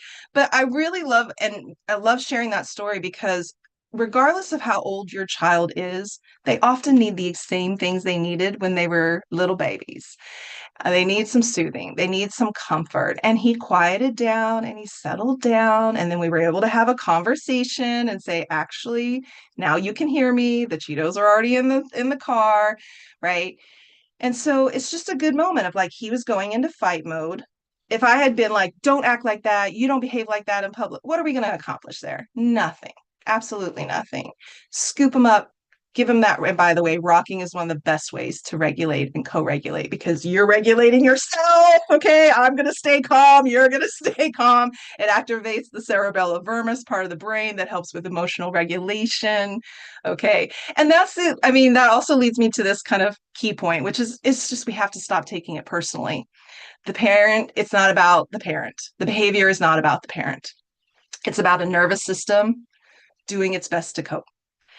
And that's the biggest truth of it all is that when parents do not consistently co-regulate a child, they can't do that if they're completely dysregulated themselves, right? And of course, none of us do this perfectly. None of this is about you got to get it right every single time. That's just not going to happen. Parents get triggered, get overwhelmed, lose your patience, right? Knowing when you need to step away is important too, right? Every parent wishes, you know, for those do-over moments. It's all right. And, you know, I've had that in my own life as a teacher, as an educator, as a nanny. You know, I didn't get it right every time. The goal isn't perfection. It's really just awareness and then coming back and cleaning it up. You know, when you need to. I have a question in regards to how can Yes. parents identify what their child needs when it comes to creating safe spaces, Rachel? Yeah, I mean, first of all, a conversation. In my, you know, kind of longer training that I do on this topic, we talk a bit more about like the nervous system rescue toolkit, but we can touch on that here today a bit. It's really like having that conversation. When the child is regulated, when they're in their window of tolerance, because children often intuitively know what actually feels good to them. You see some parent, like I saw this video the other day of siblings in particular when they're fighting, and now we have two kids with dysregulated nervous systems. The parent has them do a dance battle. It's brilliant. Get them in their bodies, right? Some kids are really kinesthetic. So the more you get them in their body, you know, let's go outside and run around the yard or run around the block for a second. You know, that really helps. Some kids want more like quiet container. Like I had one little kid back when I was an elementary school teacher. We had these little like cubbies and spaces, and that kid, he needed to go over into the corner, get in the little beanbag, cover up with a blanket, and just be quiet for a little minute, and just know that I was there. I was tracking him. I'd come over and just touch his little toe every once in a while, like, how you doing? And then when he came back into himself, then we had the conversation about what was so overwhelming and what happened and what was going on for you. So when your child is in a regulated window of tolerance, you can ask those kinds of questions, like, what helps you feel calm? What's your favorite toy? Or, you know, let's try some different things and start to figure out like what helps the most. It's treated a little bit like a experiment. Yeah. I think that's fantastic advice. I'm looking at all the parents I know. They mentioned terrain. I just wish I had more time. I wish I had more patience. But to your point, right? If you're just holding your child, or even holding yourself and just rocking, just Yes. regulate, right? That's Yeah. key for the parents and children, right? Yeah. That's so important. It's so important. We make it much harder. And I think and you know, look, there's a lot of pressure out there about getting it right and being perfect. And but it's if you can start to think of it more about how do I become like a safer, steadier presence for myself, number one. Like, how do you regulate in your day to day, and how do you navigate that, and how do you keep building your own capacity? And then you get to carry that over to be a safer, steadier presence, you know, for your children. So it's not about becoming hyper vigilant. It's not about living in fear. It just starts with, you know, understanding where you're at and leaning in with more curiosity. I think that's it. You know, again, parents will sometimes fall into that place of correction, discipline, judgment versus just curiosity and connection first. How can then the parents, Rachel, find the eagerness, the will maybe, or even the time to be that curious? Yeah. Well, what I'm going to say is that if you are worried about time, regulation first is going to save you time. Because just think about it in like a timeline. Child's dysregulated. Now we're meeting that with like judgment, shaming, upset, lecturing, trying now. Okay, so now we're in that, and now we've escalated it. Okay, so now we've extended the time or maybe even compounded the dysregulation for the child. Now we have to deal with that. Yeah. Okay. And then we get more upset because the child's getting more upset, right? Or it's not working. What I was saying to you was supposed to like stop this shit. No. And it's getting bigger and it's growing and it's ballooning and the nervous system. And now your nervous system is getting bigger and their nervous system is getting bigger. And so what could have been dealt with in that first chunk with a slowdown and curiosity is now become this. So think about co-regulation and regulation as a time saver. Yeah. Because I teach this even to my clients, right, who are dealing with dysregulation in their own life from getting, triggered for whatever various different reasons. I always say to them, regulation is step number one. Don't try to think about it. Don't try to understand it. Don't try to do something about it, right? Your first and only job is regulation. Get back in the window of tolerance. Bring back online all of those parts of the brain that we need, right, for problem solving, executive functioning, logic, all of that. And that's going to help you reduce and decrease the duration of time in which you are dysregulated. Rachel, for the busy parents out there, what advice in general can you give them to help soothe themselves and maybe continue to regulate themselves after this conversation? Right. So all external resources, internal resources, you got to have your own toolkit. It's the same for you as it is for your kiddos, right? What are your external resources that help you? Is it a meditation? Is it getting up and listening to some music? Is it doing some drawing or art? Is it going for a walk, right? Start to understand. And again, these don't have to be hour-long practices. And it's those little tune-ups throughout the day, by the way, for adults that are really helpful. So what we often do in our life, especially when we're busy, in that narrative of I'm busy, I start my day with a meditation, right? I end my day with like a stretching or a breathing. But in the middle, your nervous system is going through so much. So it's actually finding like, let me take a little 5-minute pause here every 2 hours to just breathe, check in, see where I'm at, and then go right back into my workday, right? Let me take a little time during my lunch break. So think about little tune-ups throughout your day rather than these big chunks of time as bookends. Little tune-ups every day instead of that big one like a vacation at the end of the year. Right, which never works because you come back and you have to recover from the vacation. So and you're right back into your life, catching up with emails and all the stuff, right? It's like, oh, everything's going to change when I come back from vacation. I'll just carry all this out. No, it just doesn't work that way. We're back into life. And so, yeah, use the little things, both internal and external resourcing. Yeah. Final words of advice or tips for our audience, Rachel, today.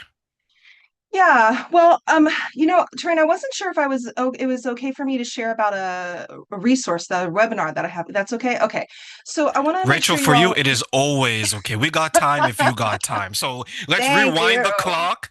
Let's share this resource. External resource, right? That's what you told us. So Yeah, let's that's go. exactly. There you go. So, yeah, I think one of the things that I'm really excited that I've been working on more and more these days is empowering parents. And so I'm going to be doing a new webinar, How to Protect the Children You Love, coming up in August. So it's a little bit off. So you have time to like mark your calendars and get in there. And so I'm going to really talk about awareness, prevention, and response strategies to disclosure. Okay.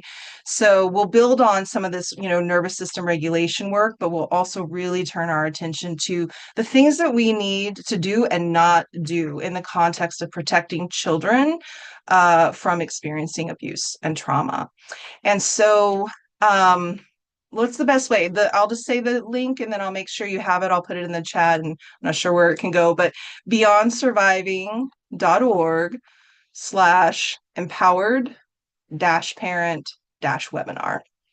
Okay, so beyondsurviving.org/empowered parent webinar.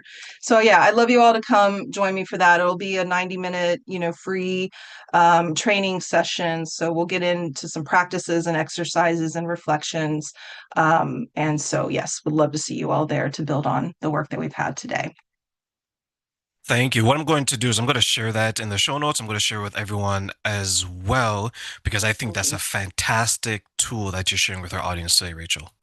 Thanks, TERRAINE. Thank you. Yeah, I really love that work. It's been kind of a natural, outgrowth of the work that I do with people, who've experienced childhood abuse and trauma. So, of course, if you're listening, because the other piece of the puzzle here, sometimes my parents, right, their trauma, their unresolved trauma is what's at play here a little bit too in their dysregulation. Or again, they weren't given those good models for communication and boundary setting and all of that. So you can also reach out to me if you're curious about working with me through the Beyond Surviving program and kind of working on your own healing of trauma. And as far as, final thought, final word, be kind to yourself. Give yourself so much grace as, a parent, helping a little human being become a full person is not for the faint of heart, right? And so you're showing up here. The fact that you're tuning in, you're listening to these kinds of things tells me that you're a conscientious parent and you're looking to learn and grow and be available, to your child. So, give yourself a lot of grace and a lot of credit because you deserve it. And as always, if there's anything I can do to be a support and a resource, I'm here. Thank you so much, Rachel. As she said, internal resources, external resources. You have Rachel, and she is a fantastic resource, someone that has helped me along the way in the many years we've known each other. She's helping families, children, and parents. So thank you, Rachel. Oh, thank you, hon. It's so sweet to see you, and we'll catch up again soon. Thanks so much. We will. All right. Bye, Rachel. Bye-bye. I think that was a fantastic presentation, full of energy. Like I always say, Rachel is my sister from another mister. So, Ashley, what are your thoughts? I love it. I love everything she said. She really touched on a lot of key factors that a lot of people don't realize. And it was like listening to one of my psych professors and listening to one of my own therapy sessions. And I'm like, these are the things that I actively work on every single week to be a better parent. So I just really appreciate all her input. She's so insightful. I'm definitely going to check out her website and everything. Like, I really enjoyed that. That was amazing. So thank you so much for sharing. Yeah, one thing that actually really resonated with me was just the resources she said, that make sure you have the resource, not only external, what you're learning, but internal, like what are you doing? What's a part of your toolkit, toolbox, right? So for yourself, Ashley, what are some of the ways that you are regulating yourself, your family, and everything that you do?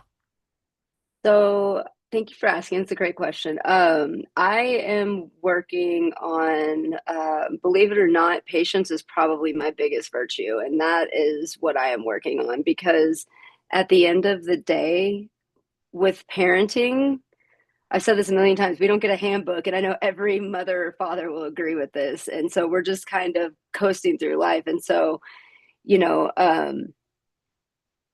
essentially, again, you know me, I always get down the rabbit holes and lose my train of thought. Can you ask your question one more time so I can answer it?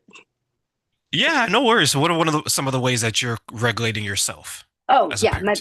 my patience. Yeah, for sure. That's probably the number one thing. Sorry. Yes, I'm back on track now. But yes, my patience is a huge thing because she said a few things, and one of them was that, your kids really pick up on your energy, and we are kind of their entire core and backbone until they can self-regulate, because like she said, the amygdala is not fully there. I had previously said that earlier too. So I'm also still learning a lot of this through university and through therapy, but like everyone just has such a different view, and every approach is amazing. None of it's going to be perfect, like I said, but it's just so, it's also comforting to know that people understand you. I don't like, I feel like I'm not alone. And I feel like anybody that's watching this is going to feel the same way. It's very Absolutely. informative. Yeah, no, I 100% agree. And that's going to take us actually to our next guest who's going to talk to us about internal resistance. And I can't wait to have this conversation with Cam. And as I bring Cam here, he's someone that I spoke to previously. And one thing that I really, really enjoyed is that he's here to join us today. So, Cam, welcome. How are you doing, my friend? I am doing fantastic. Can you hear me okay? I can. I know that you're joining us to talk to us about internal resistance, how it pertains to Yes, family, parents, and children. So, take us through it, my friend. Internal resistance. What is that and how does it impact us? sure. Before I get started, I want to ask a quick question. How much time do I got? For you, my friend, we have 8 hours. No, I'm Uh, joking. You have enough time. You have about 30 to okay. 40 minutes. So you have Uh, enough time. If we go a little bit over, that's okay too. okay, perfect. Because this is a deep topic, as you remember, and I just want to make it as concise as possible for the parents because it's going to be really helpful for them. Before getting started, I want to talk about who I am. My name is Cam Knight. I'm a coach, international speaker, and author of a dozen books, many of which you see behind me, in the area of mental, physical, and emotional performance. And now I talk about a concept called internal resistance, which answers a question I had my whole life, and that is, why is it if I want to do something, I know what to do, I know how to do it, and I have the motivation and desire to do it, but for one reason or another, I can't or don't do it. Now, at the time, there were no clear answers. The best answers I would come across was you need motivation or discipline. And yes, motivation and discipline are part of the equation, but they're a small piece to a much bigger puzzle. And over the last 15 to 20 years, that question lingered in my mind. Every time I felt stuck, I wondered why. Why can't I get stuff done? Why do I keep spinning my wheels? Why don't I just do this dang thing so I can get the result that I want? And the more books I read and the more coaching I did and the more seminars I attended, the more I learned about the complexities of the human brain. And unknown to me, my brain was processing all that information. And at a certain point, and I remember it very vividly, it was in 2019, so about 6 years ago, I had this aha moment where I was like, wait a minute, there's a part of our mind built to hold us back. There's a part of our brain designed to keep us from growing and making progress. And I call this part resistance. And it is this brick wall that we hit anytime that we want to do something, but we can't, no matter how much we want to do it. And so I'm going to gear this discussion for parents and students of what resistance is, how it comes up, and how to move forward. And to understand, before I talk about and understand resistance for the parents, if you guys want to get 3 free guides, you can just go to camnight.com. There's 3 guides on resources regarding focus, resistance, as well as emotions. And now I'm going to get started. To understand resistance, it helps to understand the part of the brain that creates wants and desires works separately from the part that actually allows us to act on that desire. Now, this is really key, so I'll say it one more time. The part of the brain that creates wants works independent of the part that actually allows us to act on that want. So we have one part of the brain that's creating wants, and in many ways, this part is unrestrained. So it's creating endless wants one after another. It was never meant to see if a want is worth pursuing or going after. Its only job is to create wants. And in a lot of ways, it's on a rampage, creating endless wants and desires. It sees the latest iPhone, it wants it. Someone with a nice car drives by, it wants that too. Someone attractive walks by, it wants that as well. And so we have another part of the brain that checks to see if that want is worth going after and pursuing. And this is the part that is built to see if we should go after and pursue a want. So what's really important to understand here, that it is possible for the brain, one brain inside you, to both create a desire for something and at the same time keep you going after it. So if you've ever felt that tug of war where you want this thing, but you're not able to do it, or you want this other thing and you're not able to go after it, well, it's because of this dynamic. In fact, for a long time, I used to wonder whoever created humanity, whether it was God, aliens, or evolution, must have been really sick and twisted, because how could they do this to us? How could they create this want and burning desire and keep us from going after it? But when you look at it from this perspective, it makes sense. Now, what's even more interesting is that both parts can get in the way. The parts that create wants can get in the way, and the parts that is responsible for resistance can get away. And I'm going to talk about that. First, I'm going to go into talking about the wants. So as I mentioned, the part of the brain that creates wants and desires, it's unrestrained, and it's creating wants one after another. And you can think of this part of the brain as a simple on-off switch that gets flipped based on certain cues. It, like I said, it sees a new pair of shoes and it wants it. The latest iPhone comes out, it wants that too. Someone attractive walks by, it wants that as well. And the wanting mechanism creates so many wants in a single day, no one person has the time to achieve in a lifetime. So even if you lived multiple lives, you couldn't achieve, let alone enjoy, all the wants that your brain is producing in a single week. And that's because this part of the brain, again, doesn't check to see if a want is enjoyable or fulfilling. It simply creates wants. It doesn't check to see if there are wants that you're already working out. It simply creates wants. And the wanting mechanism is the reason why people buy things that aren't fulfilling. They crave things that aren't enjoyable. And in a lot of ways, why people cheat when they're already in a relationship. And it's also the reason that it's difficult to do the work or stay focused. Because a mechanism pulls us in so many directions, it's difficult to move in any one. So this is what I meant about how our wanting mechanism can also create resistance, because it'll create a want and desire, and before we can even work on that want or desire, it'll create another one to chase.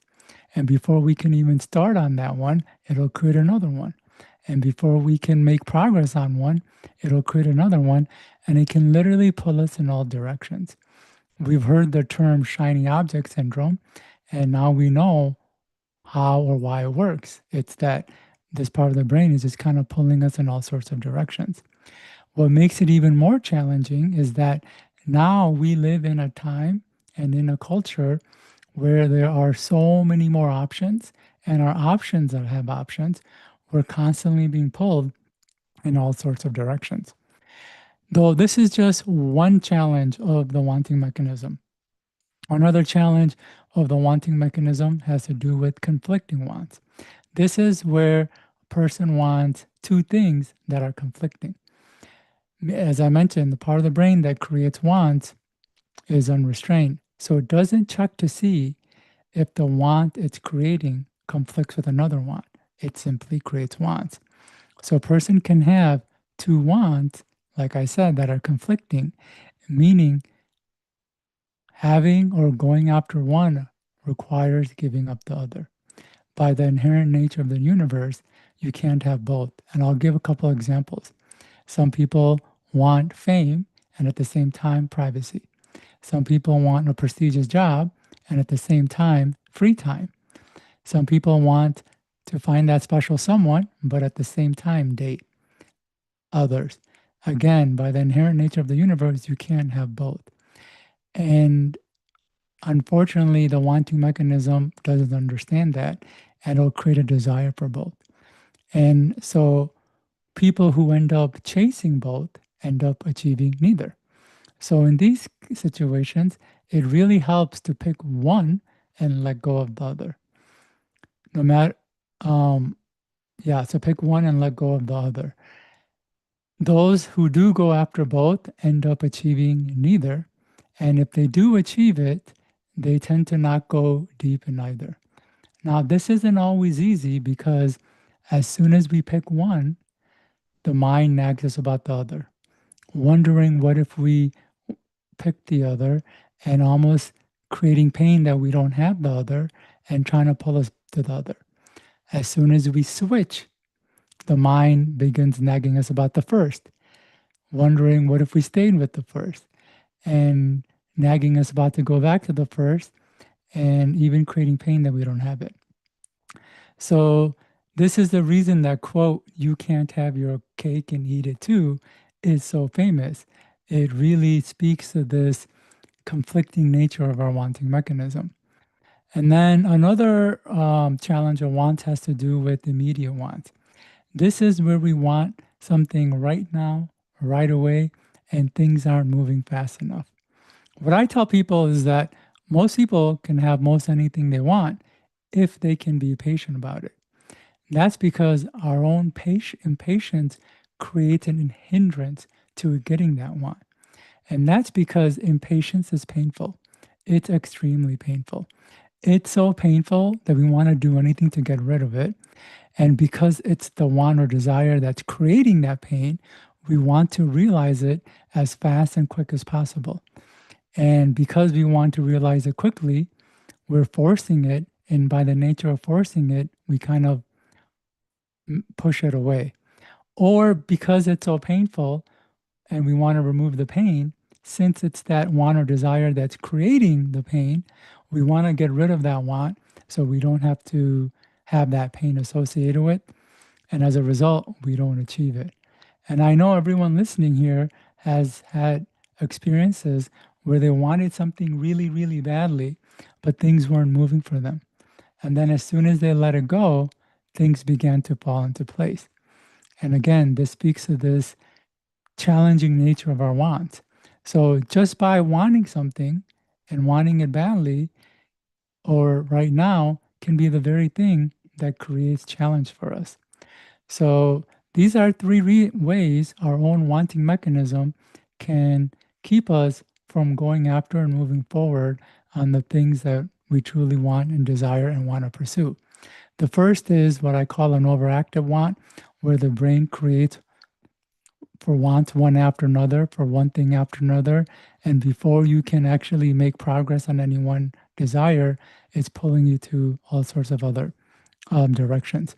The second is conflicting wants, where we have two desires that conflict, meaning having one requires giving up the other, and we're not willing to give up one or the other, and as a result, we achieve neither. And the third and most important is that immediate and impatient want, where we want that thing right now, and we want it so bad, we almost push it away, or we let go of it so we don't have to think about it. And this is really important to understand because as parents, we see that in our kids. You know, our kids a lot of times are wanting one thing and another thing and another. Their wants are just like skipping from one to the other. Or oftentimes they want something really, really bad. And as a result, they're in a lot of pain. And what's really interesting is oftentimes we want things not because it's going to be enjoyable or fulfilling, but simply to remove the pain it brings. So you can have a child that really, really wants something, and they don't realize that the reason they want it is because it's creating so much pain for not having it. And they're wanting it not because it'll be fulfilling, just so to remove the pain. And we've all experienced when a child has gotten that new toy, they played with it for a little bit, and then they were on to the next thing. So this is all because of what's going on with our wanting mechanism and what makes it difficult to focus, stick with things, and pursue one or few endeavors, which leads to how do we manage a wanting mechanism? Well, it isn't easy. Like I said, we're living in a time and culture where there are so many options, and our options have options. And Because a wanting mechanism is a switch that gets triggered based on certain cues, one of the best ways is to limit the triggers and cues. So not have so many things either around your house or the places you go that's going to trigger either your or your child's wanting mechanism to have things that aren't going to be useful or helpful, especially in the home. If you can, out of sight and out of mind is huge. If you can keep the television out of sight, keep devices out of sight, it's not going to trigger their wanting mechanism to want to grab it or to turn it on and to watch it. The same thing when it comes to unhealthy foods. Try not to have it in your home and things of that nature. Again, this is one of the best ways. And the other way is to focus on a few wants at a time. Like I said, our wanting mechanisms are unrestrained, and it will create endless wants and desires. And so if we know that it's going to create endless wants and desires, we can consciously tell ourselves that, oh, wow, we can't actually do all these things, or our child can't focus on all of these things. So we have to limit the wants. We have to use our conscious mind to restrain the wanting mechanism. So this is one part of resistance or want. I'm going to move to the next part of our resistance, which is resistance. So as I mentioned, the part of the brain that creates wants gets evaluated by this part of the brain to see if it's safe or worth doing. And if this part doesn't give the green light, we can't act. And the way it plays out is anytime a want or desire or a decision or option stands before us, it gets evaluated by this part of the brain using a whole host of criteria. And if none of the criteria are in line with the action, the brain will prevent action. Meaning, if the desire doesn't check off all the criteria, our brain won't let us do it. So a great analogy for this is thinking about standing before a panel of judges or board of directors. Every decision that comes up must go through them. If even one of the members is against the idea, it won't pass. So what are these criteria?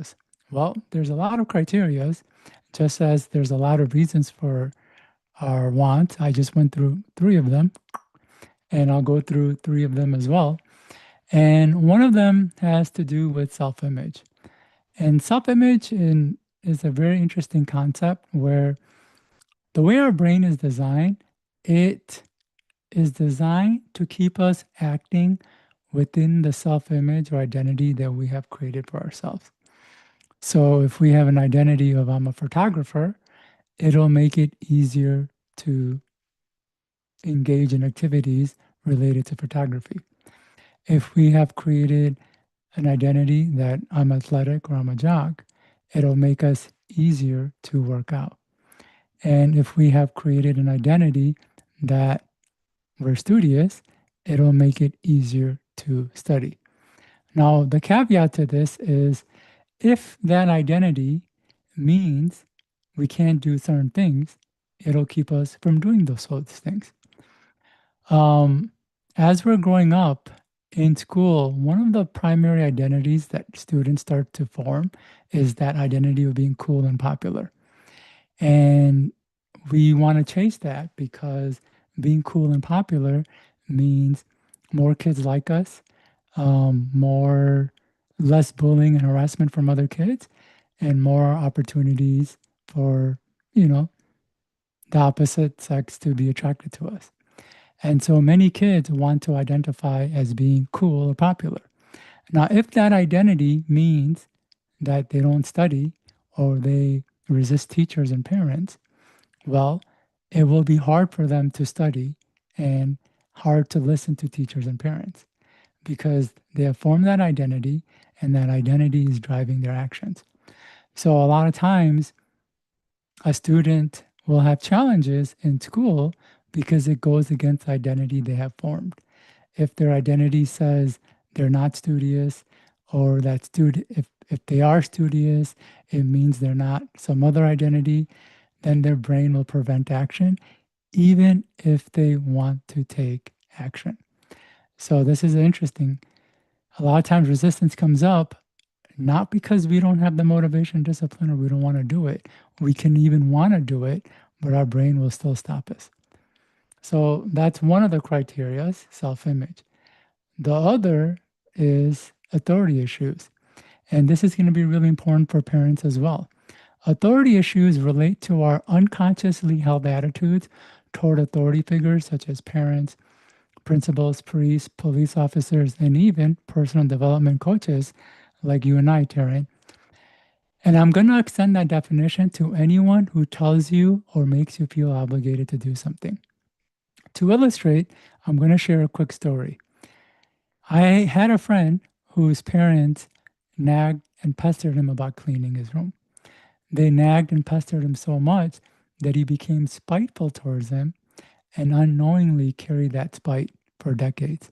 So as a fully grown adult, he lived a messy lifestyle simply out of spite. And he didn't know why until he saw a therapist to understand that his messy lifestyle was triggered by his parents from 20 years ago. And so what happens is if when we're growing up and we're around people who are always telling us what to do, what not to do, how to do it, and how not to do it, at a certain point, a part of our brain gets fed up and doesn't want to listen to what anyone says or tells us what to do. Even when we grow up and want to do those things, we can't because the authority issue response kicks in and prevents us from doing it. So I'm sure parents have experienced that from their parents when they were growing up. And I would say right now to this day, there are certain things that they're not able to do because they're still holding resentment from years ago towards some parent, teacher, brother, or someone else telling them what to do. So to this day, in this very moment, they may not be doing something. They watch either too much television because an overbearing father told them not to watch television, or they eat junk food because someone in their life told them they shouldn't eat junk food. And this is really important to understand is because when we are raising our kids and we're constantly telling them what to do and what not to do, at a certain point, they start to listen to us less and less and less. Even though those things are healthy and we're only doing it for their good, they don't see that. They just feel that authority issue response of, no, I don't want to do that. And it's hard to do it. And what makes it challenging is the harder we want, the more we want them to do it, the more they resist. And this isn't an easy thing to overcome because it's kind of one of the challenges of the human condition and the human experience. Just by wanting something for another person or from another person, it creates a wall in them where they can't do it or give it to us. And this is very prevalent in kids, and they don't even realize it. And oftentimes they think they're making a decision when they're not. It's just an automatic, unconscious response that happens. And I truly believe that one of the biggest challenges that we as humans experience in society is this authority issue response. Because just by wanting somebody to do good, they want to do bad. This is the reason police officers, judges, counselors have such a hard time. They want to help, they want to be helpful, but in trying to help, it creates resistance in the other person where they can't receive it. And so, what can we do? Well, sometimes it helps to step back, kind of lay off, and not be so stern and hard about it, because the more we are, the more resistance it creates in them. And the other thing is to actually build a relationship with your child, because what they're really seeking is advice from you, but they can't receive it unless there's some sort of relationship there. So if we're kind of growing up and raising our kids in a way where just telling them what to do and what not to do and don't have a meaningful connection with them, then all they see you as is an advice giver, and that's where the authority issue really kicks in and gets strong. But if they can see you as a guide, someone who's there to help them weave through life, which is what they're really seeking, then they are more likely to receive and not resist what you're wanting from them. So this is the second reason that resistance comes up. And then there are many reasons. So I'm thinking about what I should talk about as far as a third, because we are talking about parents. I'll talk about the core needs. This will be really important because it doesn't get talked about a lot. And I think it'll be really helpful for parents to understand this aspect of what's going on internally for us, especially for children, because when they start acting up, they can see if there's a need that's not being met. So when I say core needs is, as humans, we are built with all sorts of needs, such as a need for attention, affection, approval, as well as physical contact. And when these needs aren't met, it creates pain, a lot of pain. The kind of pain that can make a person go crazy. That's how deeply ingrained some of these needs are. Now, if growing up these needs aren't met, or the brain learns these needs can't be met or won't be met or is too dangerous to be met, the brain feels it has no other choice but to distract us from the need. Now, because these are core needs, the need doesn't go away. It just gets louder and stronger. And since the brain feels it can't fulfill that need, it will resort to clever ways in distracting us. And some of them is by making our lives difficult, challenging, where we're procrastinating and never able to get things done. And the reason it does that is as long as the brain can keep us focused on problems, it won't be focused on this need. And I'll share another quick story to help parents and students alike understand. I knew somebody who wanted nothing more in life than the love of his dad, but his dad never gave it to him. And it hurt him. It hurt him a lot. As a result, he lived a hectic life, living from paycheck to paycheck, never being able to make ends meet. And the reason his brain did that is because if he could finish what he started, his life would be good. And if his life was good, this need would be at the forefront of his awareness. But because his brain felt this need couldn't be met, it felt it had no choice but to distract him from it. And one of the ways it did that was to make his life so challenging. The focus was always on problems and not the pain. So this is another reason that although we could have a want or desire, our brain will keep us from going after it, because going after it will mean that it will expose or bring into the forefront a pain that the resistance is trying to suppress. And this is going to be really important, because if a child or student is resisting, not listening, not focused, there's often a need that is not being met, that his or her unconscious is distracting him or her from. And this doesn't just have to come from like a parent, but it can also come from friends or a significant other. As we start getting older, we want to connect with community of friends as well as date. And if we're not having that or receiving that, it creates a pain. And the brain can shut down that pain and distract us from unhealthy behaviors such as television, video games, and all of that, to keep that person from experiencing that pain. And so a lot of times when we fall into unhealthy behaviors, it's usually a need that is there that the brain feels can't be fulfilled, and it's distracting that person from it. So this is kind of the dynamic of what's going on with our wants and our resistance. As I mentioned, our wants create challenges. One is an overactive want, the other is a conflicting want, and the last is a immediate want or impatience. And then when we do have a want, it gets evaluated by resistance using a whole host of criterias. And some of the criterias that resistance goes through includes self-image or identity. Is this activity in line with my identity? Or does it go against or will it damage my identity?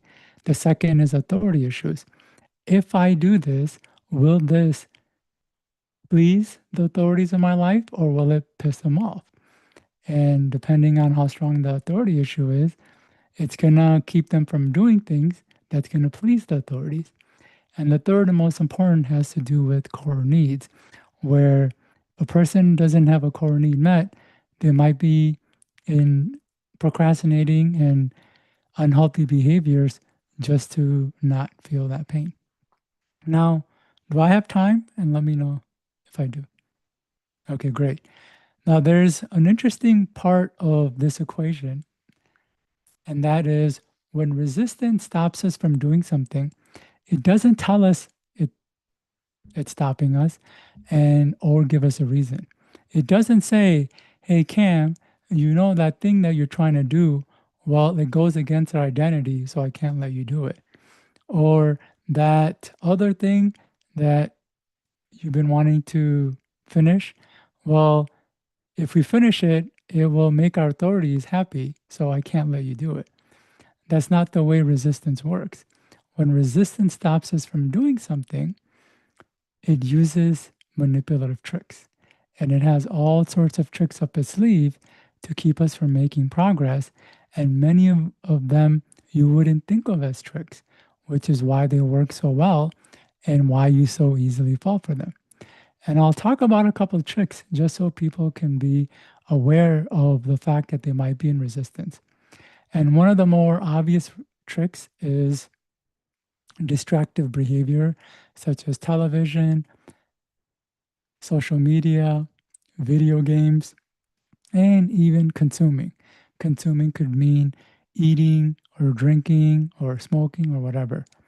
And the reason I say these are more obvious is because when we're doing these things, we know we should be doing something else, but we're not. And so if we find ourselves unable to stop a behavior like this, it likely means we're in resistance. And if we're in resistance, we want something.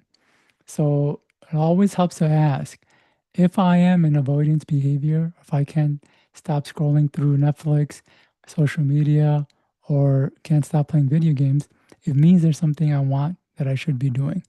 And if we can connect to that, it'll make it easier to understand why we can't stop and help us stop. So that's one trick of resistance. The other trick of resistance is that we'll endlessly put it off. Meaning we'll tell ourselves we'll do it tomorrow, we'll do it this weekend, next week, next month, or whenever something happens. And when the next arrives, we push it off to the next and next and next until really one of two things happens. One, we either forget that we committed to something or that our life becomes so busy, we don't have time for it. So anytime you hear yourself saying next or one more time, know it's a trick of resistance. It's stringing you along to keep avoiding it long enough until you forget about it or you just don't have the motivation or desire to do it anymore. And so that's a second trick of resistance. And another trick can be a person can get overwhelmed. So you might think if we're overwhelmed, it's because the task, activity, or project is difficult or time consuming. But it rarely is the case because we've all had experiences where we were avoiding something and didn't want to do it. And then as soon as we did it, we're like, that wasn't so bad. Why didn't I start sooner? Well, it's a trick of resistance, because as long as resistance makes the task or activity so big that you don't want to think about it, then you don't want to think about it. And as long as you don't think about it, you don't do it or make progress, and the tricks of resistance win. So this is really the framework of how resistance works. And I'm going to summarize because it really helps to hear what I just talked about a few times. So the part of the brain that creates wants and desires works separately from the part that allows us to act on the desire. And our own wants can create challenges by creating so many wants we don't have time for, or we can't stick to any one, or creating conflicting wants where by the nature of not giving up one, we don't achieve another either. And then lastly, having an immediate want where we want something so bad, it causes us to push it away. And then anytime a desire stands before us, it gets evaluated by resistance using a host of criterias. And one of the criteria is self-image. If we do something that is not in line with our self-image, resistance will make it hard to do. Then it's authority issues. If we were told what to do and not to do a lot growing up, we could have developed an authority issue response. So anytime someone tells us something, automatically we can't do it. And the worst thing about authority issues is that it hurts no one else but ourselves. So when we don't listen to our parents, it doesn't hurt their health, it affects ours. When we don't listen to our teachers, it doesn't affect their grades, it affects ours. And the third is a core need or pain, where if there's something that's not, the brain feels can't be met, it'll protect us from the pain of it not being met by distractive and procrastinating behavior. And when resistance comes up, it doesn't tell us it's coming up. It uses manipulative tricks. And one of them is avoidance behavior, such as media. And the other is constantly telling ourselves, we'll do it later or next time. And the last is our brain will make the task or activity seem much bigger than it really is. So we don't even want to think about it. And because we don't want to think about it, we end up not doing it. How's that? That was beautiful. And I have a few questions if you have time, my friend. I do have time. You mentioned self-image, authority, and core needs. I guess one of my questions is, can those three overlap? And I'll give you an example. My core needs as a child came from my parents because they're my caretakers, but I felt that they weren't met. So therefore, now I have an unhealthy view of authority because my parents were the source of my authority as well as my core needs. Can they overlap in that way? And if they do, how does that impact us as adults? Yeah, so they can't be connected and interrelated, where one impacts the other. And you made a perfect example of it. If you're growing up and your needs weren't met, then it can create authority issues. So authority issues can come two ways. One is we're constantly told what to do and the brain gets fed up. The other is we wanted the love and affection of somebody, and no matter what we did, we didn't get it. So now we don't want to do anything. And so that's what you're kind of describing. And then that could play into our self-image, because if we didn't get love and affection, then it could create a self-image that we are not a valuable person or we don't matter. And then when we want to go do stuff, resistance filters a desire with, well, I don't matter, so what's the point of doing it? So they do kind of connect and intertwine. Now, how we move through it is I don't want to say challenging, but one of the best ways is to become aware of it. Because once we can become aware, then we can understand why we're doing what we're doing and why we're not able to do what we so desire. You know, these main things don't get talked about a lot in personal development. It's a lot of motivation and you can do it. And we all have the motivation, but then that motivation gets hit up with these criteria I talked about.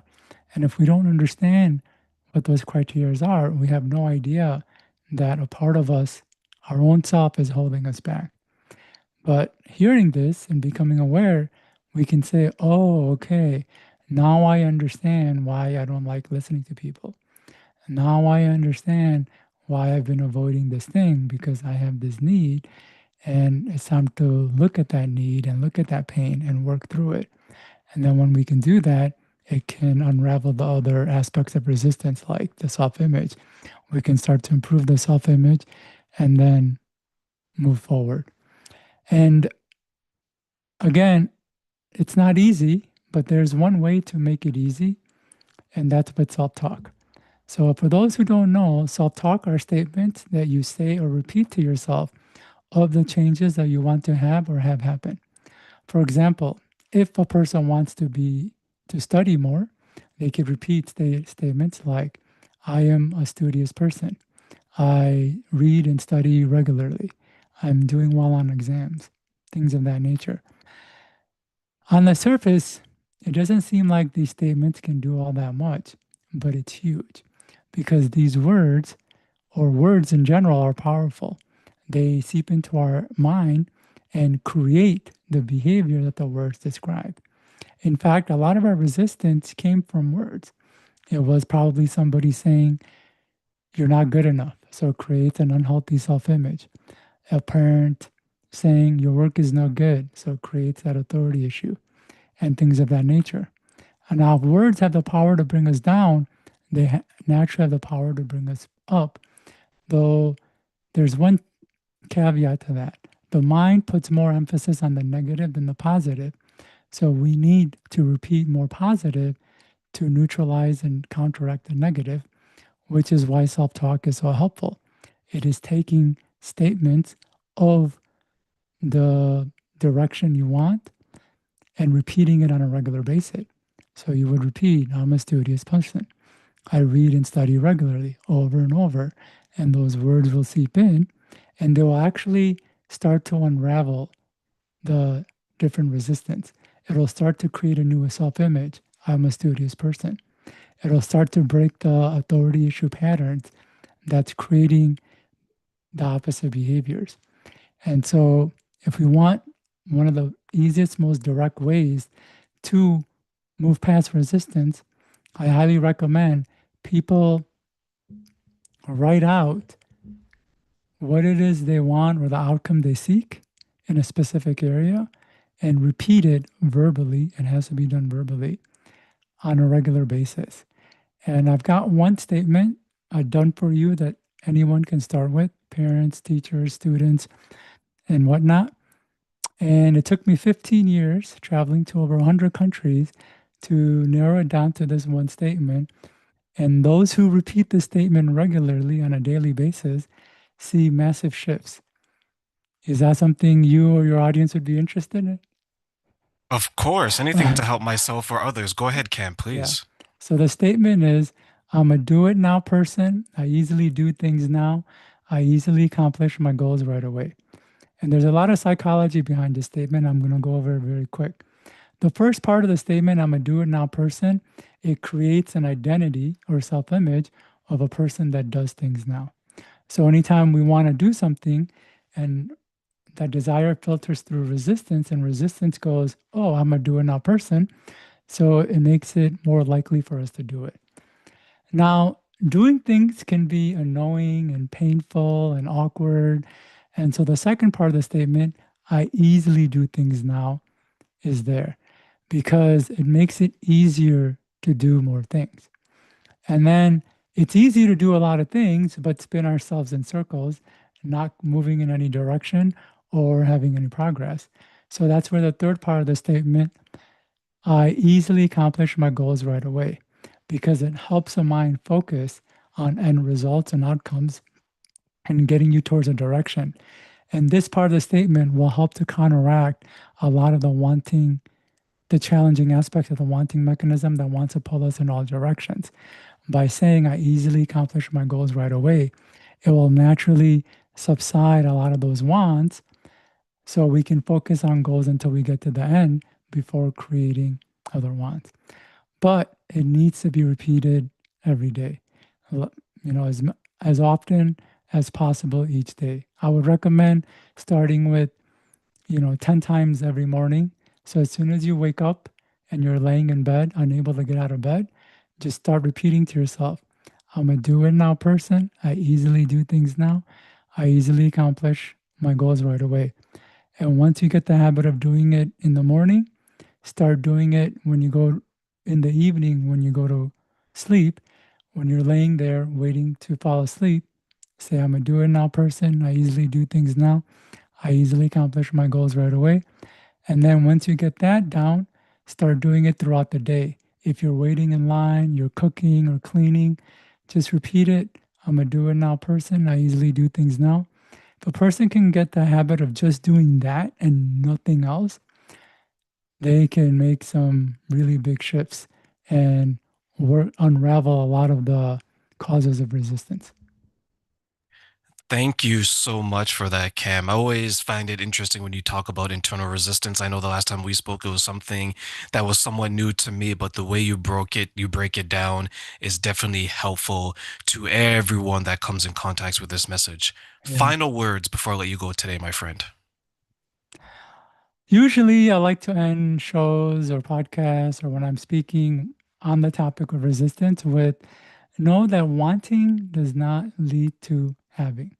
Just because you want something doesn't mean you'll take the necessary steps to go after it. And that applies to not just the parents and the students, but all of us. And that's because we have this part of the brain that's designed to hold us back and is actively working to hold us back. And if we are not prepared for how this part will hold us back, it'll derail progress. But if we can understand that anytime we go after something, we're gonna hit up against hurdles and roadblocks, and most all of it's gonna come from ourselves, then we are more prepared to weed through them and actually get to the end. Thank you so much, Cam, for that. I do definitely always appreciate you. I'm going to ask my co-host if she has any final questions or anything Yeah. for you before I let you go. Yeah. One last thing. Remember to go to camknight.com to get those 3 free guides.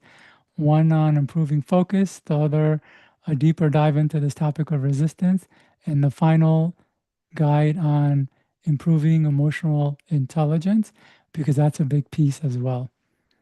I've included that all in the notes, so thank you, Cam, for that. Ashley, anything you want to add before I let Cam go? No, honestly, I really just love how he really touched on resistance and self-avoidance. And this goes to anybody and everybody that is watching this, whether you are a parent or not, that is something that all of us do, whether we realize it or not. So, just being able to get that awareness out there, I think is so helpful for people because a lot of times, the old saying, you can't lead, or you can lead a horse to water, but you can't make them drink. Well, some people like to drink the water and then they get a better understanding. And so I love that you touched on all of that because whether you're a preteen or whether you're a 50-year-old adult, like we all go through it in different factors of our life. So I think you hit it like on the head 100%. That was amazing. That's fantastic. So it made sense, the topic and how I broke it down, because this is, really deep topic, and trying to make it accessible took a little bit of effort. So I just want to make sure it was communicated and understood. Awesome. I think you did great. Yeah, absolutely. I think anybody who probably had any questions got a much clearer understanding from your speaking and your presenting. So I appreciate that. Like I even learned something. So thank you. Awesome. Great. Thank you, Cam. I'll speak to you later, my friend, and it's always a pleasure. Thank you. Thank you. Bye, Cam. All right, Ashley, do you want to introduce our next segment and who's about? Yeah, absolutely. So our next segment is going to be Samantha, and we are going to go ahead and give the floor to Miss Samantha. It's the Behind the Shade show. To fractured identity from childhood and how it affects parenting.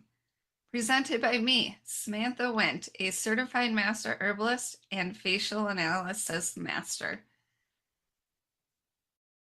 How many of you have ever looked at your child and thought, why did I react that way? Maybe it was frustration. Maybe it was fear. Maybe it was control. Maybe it was shutting down emotionally. Or maybe it was saying words you swore you would never say. You walked away from that moment thinking, that isn't the parent I want to be. I believe many of us have had those moments where parenting exposed something deep, or because parenting has a way of revealing things adulthood allowed us to hide. And that's what we're going to talk about today. Not parenting techniques, not behavior modification. We're going deeper. We're going to talk about identity, because many parenting struggles aren't actually parenting problems. They're identity problems that parenting reveals. For those of you who don't know me, my name is Samantha WENT. I'm a prophetic restoration healer, a certified master herbalist, a facial analysis master, and a trauma-informed coach. At my own virtual wellness center, Empowered by Nature Wellness Center. But if I'm being honest, none of those credentials are why I am standing here today. I am standing here today because I know what it feels like to live from survival. I know what it feels like to become who everyone else needed me to be. And I know what it feels like to carry responsibility that never belonged to me. I know that what it feels like to be the strong one. I know what it feels like to be codependent on sugar, because dang, that was my BFF. It was there for me in my good times and bad times, till it wasn't. My BFF was stabbing me in the back and trying to take me out, not allowing me to have kids and do the normal things that mid-20-year-olds would or should be able to do. My husband, though, he stood by my side. And along with me, he heard the words no spouse or anyone wants to hear or should hear. My naturopathic doctor told me back in 2011, if you don't change your ways, by the time you are 30, you will be a vegetable in a nursing home, or worse, 6 feet under. A year later, I had a miscarriage and then went on to having a viable pregnancy. And that was the start of my parenting journey. I know firsthand what it feels like to discover that survival was influencing how I was parenting. Most people would have looked at me growing up and called me strong, responsible, independent, helpful, hardworking, high achieving. Those sound like compliments, and many of them are. But what I eventually realized was that underneath many of those strengths were survival patterns, because survival is sneaky. It disguises itself as personality. It disguises itself as maturity. It disguises itself as strength. People celebrate the child who never causes trouble. And a lot of times it was with those sugary treats. The child who helps everyone, the child who takes care of themselves, the child who doesn't need anything. But sometimes those aren't strengths. Sometimes those are adaptations.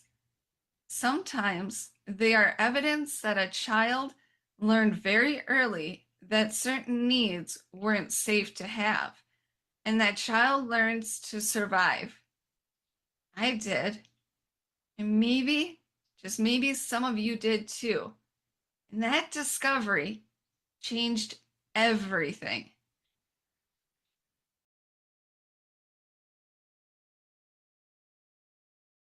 As my kiddo was growing up, I was parenting from survival. And one day, I had a realization that stopped me in my tracks. One day, I was realizing I was telling my kiddo some of the same things I was told as a kid. I wasn't parenting from who I was parenting from who I had become. That realization hit hard because I realized many of my reactions had very little to do with my child. They had everything to do with the survival patterns I carried into adulthood. The little girl who learned to be strong, the little girl who learned to push through, the little girl who learned to carry responsibility, the little girl who learned to keep going no matter what. She was still showing up, not because she was bad, not because she was broken, but because survival had become familiar. And when stress showed up, survival took the microphone. And maybe you've experienced that too. Maybe you've had moments where your reaction felt bigger than the situation actually was. Maybe you've had moments where your child's behavior triggered something deep inside you. Those moments are invitations. They reveal where survival may still be speaking louder than identity. A lot of parents walk into parenting believing something quietly without ever saying it out loud. That parenting is what creates pressure. That parenting is what creates the overwhelm, the frustration, the anxiety, the reactions, the burnout. But what I want to gently challenge you today, because parenting doesn't actually create pressure. Parenting reveals pressure, or parenting doesn't reveal pressure, it reveals what was never processed. It reveals what was never healed, what was never given a language, never safe to feel. And when a child begins to grow, when they start to push back, asking questions, needing more, expressing emotions, making mistakes, something happens inside of a parent. Not because the child is the problem, but because the pressure that was already there finally has something to bounce off of. This is why two parents can raise the same child and have completely different internal experiences, because what's being activated is not just behavior, it's history, memory, identity, it's survival wiring. And for many people, parenting becomes the first time they realize, I'm not just responding to my child, I'm reacting from somewhere much older. And that's where things begin to see things like the need to control, the need to fix, the need to shut down, the need to people please, the need to stay calm on the outside while everything is flooding on the inside. And none of that makes you a bad parent. It makes you an activated one. A parent who is being shown something instead of something being created. So if parenting feels heavy, if it feels louder than you expected, if it feels like it's exposing more in you than in your child, that's not failure, that's revelation. Because parenting doesn't create pressure, it reveals where pressure has been living for a long time. Children just don't learn behavior. They learn identity. They learn who they are allowed to be. They learn what is safe to feel. They learn what gets love and what gets distance. Most of us, it is not taught with words, it's modeled in tone, reaction, or silence, maybe even in presence or absence. So when we talk about parenting, we're not just talking about raising children, we're talking about shaping identity in real time. Now, I want to know if you were a part of this club, the Clean Plate Club. Some of us were raised in what I like to call the Clean Plate Club. You didn't leave the table until everything was gone on your plate. Even if your body said, no, I'm full. Even if you were uncomfortable, and over time, something deeper was formed. You learned to ignore your body signals. You learned to override your own body. You learned that obedience mattered more than awareness. And now, as adults, many of us are still doing that, just in different areas. We push through the exhaustion, we ignore the emotional signals, we override rest, we override limits, and then we wonder why parenting feels overwhelming, because we've been trained to ignore ourselves for years. So when emotional needs aren't met in childhood consistently, children don't just feel disappointment. They form identity conclusions. I'm too much. I'm not enough. My needs don't matter. I have to earn love. I have to take care of everyone else.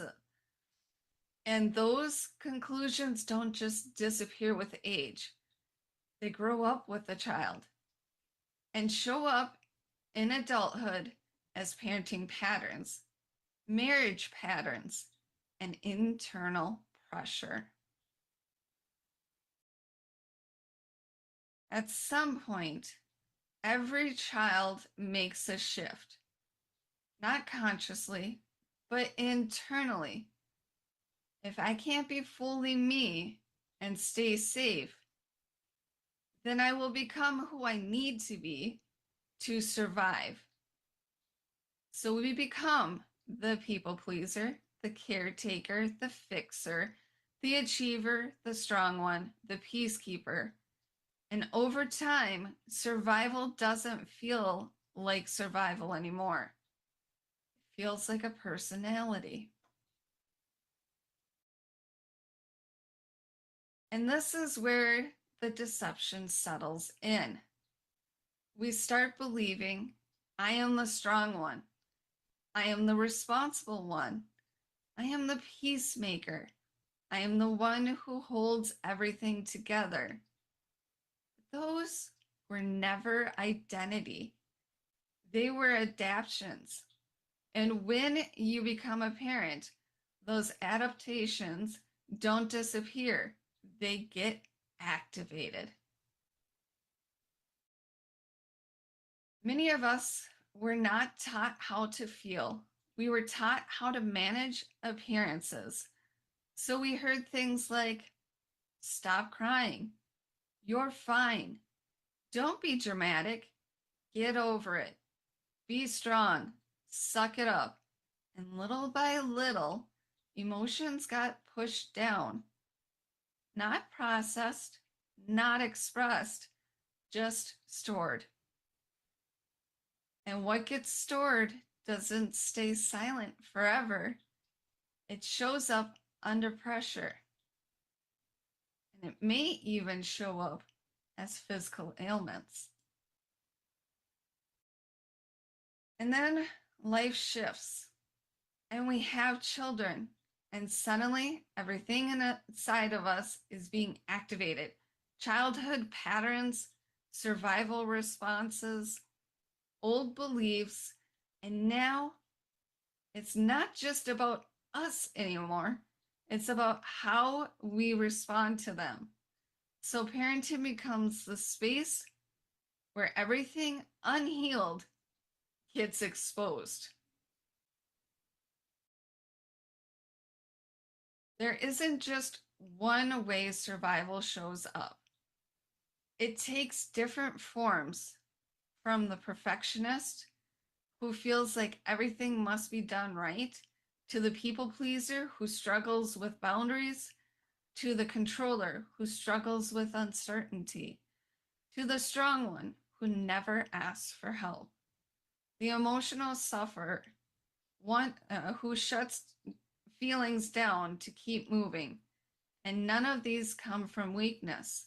They came from adaptation.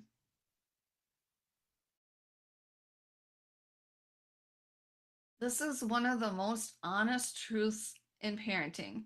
Children don't create our reactions. They reveal them. What feels like too much behavior from a child is often just a moment something inside of us as a parent gets activated. And that activation tells a deeper story. A child behaves, a parent reacts, and underneath that reaction is usually something older, a wound, a memory, a belief, something that was never resolved. So the real question becomes, what is being touched inside of me right now?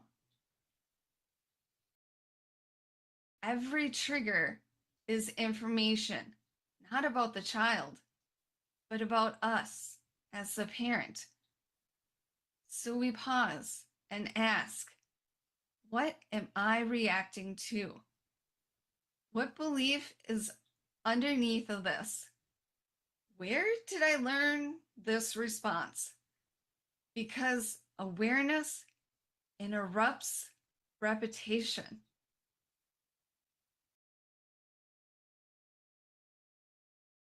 Children are constantly learning, not from instruction, but from observation. What we model, what we repeat, what we tolerate, what we normalize, and what we carry emotionally into the room.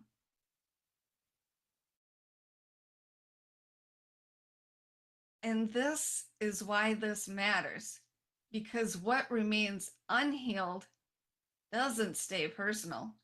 It becomes generational. It gets passed down through tone, through reaction, through silence, through patterns. So some of what you were taught as a kid, maybe your parents were taught as children themselves, and so on. But here is where everything shifts. Awareness creates choice, and choice creates change. You are not locked in. You are not repeating fate. You are becoming aware. There's a difference between survival identity and kingdom identity.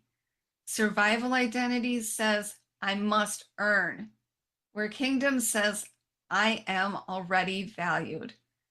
Survival says, I must control, where kingdom says, I can trust.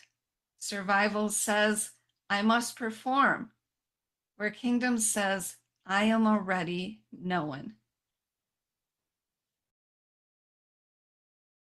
Kingdom identity is not striving, it is grounded.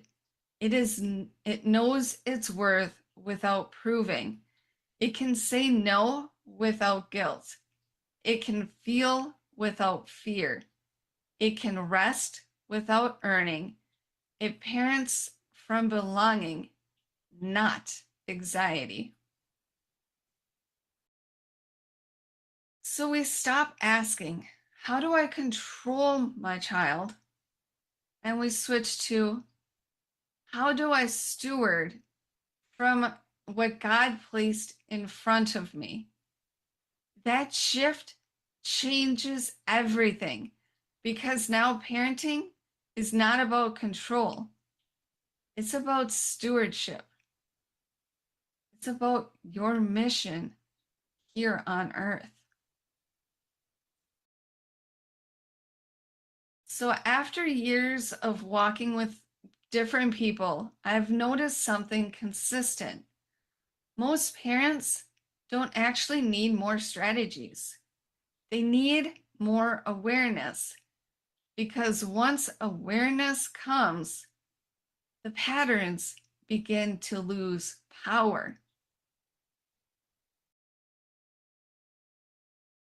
What lives in you will often live through you, not just in what you say, but in what you carry. So now I want you to sit with this. Take a screenshot of it if you need longer time. But what survival identity have you carried into parenting? This is a no judgment zone, just bringing awareness. Take a little bit to be able to reflect. See if you start noticing any patterns that you've been speaking yourself to your children, or maybe you have actions. What survival identity have you carried into parenting?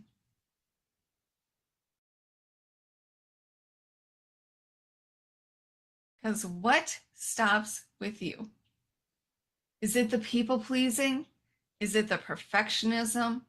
Is it the control, the fear, the emotional shutdown? What ends here and now?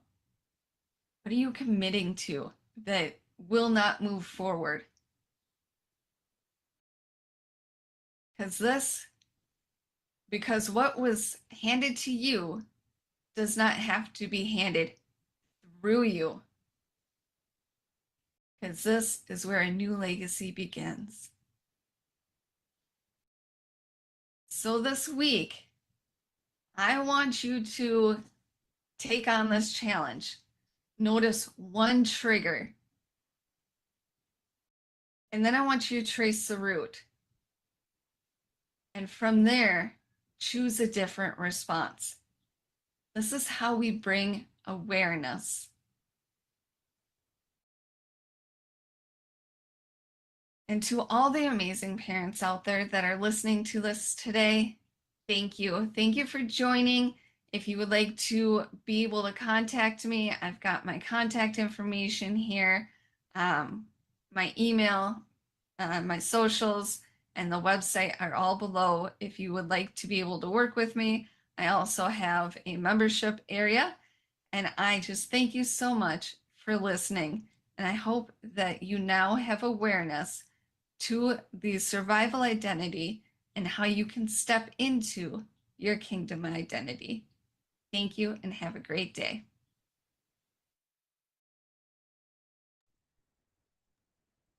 So many of us are surviving and trying to thrive, right, Yep. Ashley? Amen. Every single day. Jeez, I remember when she mentioned the food trauma and her battle with sugar. That's something that I haven't had that issue, but I know so many people do, and the struggle is real. Yeah, it really is. Like, especially like we have society that tells us one thing, and then we have what a lot of people who are in the psych world consider the a-hole in your brain. And, just battling those two all the time is like battling the right and the wrong. And that goes with any facet of life, whether it be food, drugs, alcohol, friendships, literally just anything, work, like every facet of life that just kind of falls into. Oh yeah, I absolutely agree. And that will be a good segue into our next person up. And who is that, Ashley? Absolutely. So it looks like we are going to have Miss Tanya with us. So I'm really excited to give her the floor, and let's see what she has to say for us. It's the Behind the Shade show. to get off Facebook. And I kept asking the universe, what do I need to do to get out in front of people? What do I need to do to share my gifts, all this stuff, right? And I just kept hearing, you need to get off Facebook, but all my friends are on Facebook.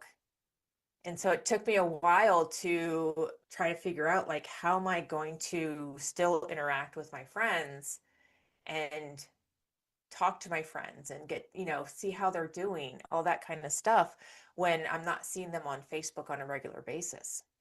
And I realized that the only thing I can do is reach out to them and see how they're doing. And I left it at that. So I still have Facebook Messenger. So, it's easy for them to talk to me, but I deactivated my Facebook and just stayed on Instagram. And what was interesting was the people that I would reach out to, I would hear back with, like, hey, I'm doing great, not, just very short little conversations. But I didn't get many people reaching out to me. And it's like, I think we're just out of, I don't think it's that I wasn't thought about. It was just, that's not on people's minds to actually reach out and see how people are doing, because you can see how, you see whatever they post on Facebook. And so people take that as, oh, I guess they're doing okay, or, oh, they're having a bad day. It's very interesting. And it's been since March. So was that like 4 months? Shift of energy. Some people saw it, some people probably still didn't realize it, and some people reached out, Yeah. like you mentioned. Yeah. Whether it was an email, a message, an interview to come back, anything like Yep. that, right? Yep. And to your point, I think that gets, if you look at like families, for example, right? Like that could impact just, you have a parents and your child moves away and you're empty nester, or you still have that same amount of contact with them. Mm-hmm. Maybe, maybe not, right? You don't. I'm currently an empty nester. My girls one lives an hour away, one lives 2 hours away, and my son actually lives in the same neighborhood. But they are all, I talk to our son most because he's in the neighborhood.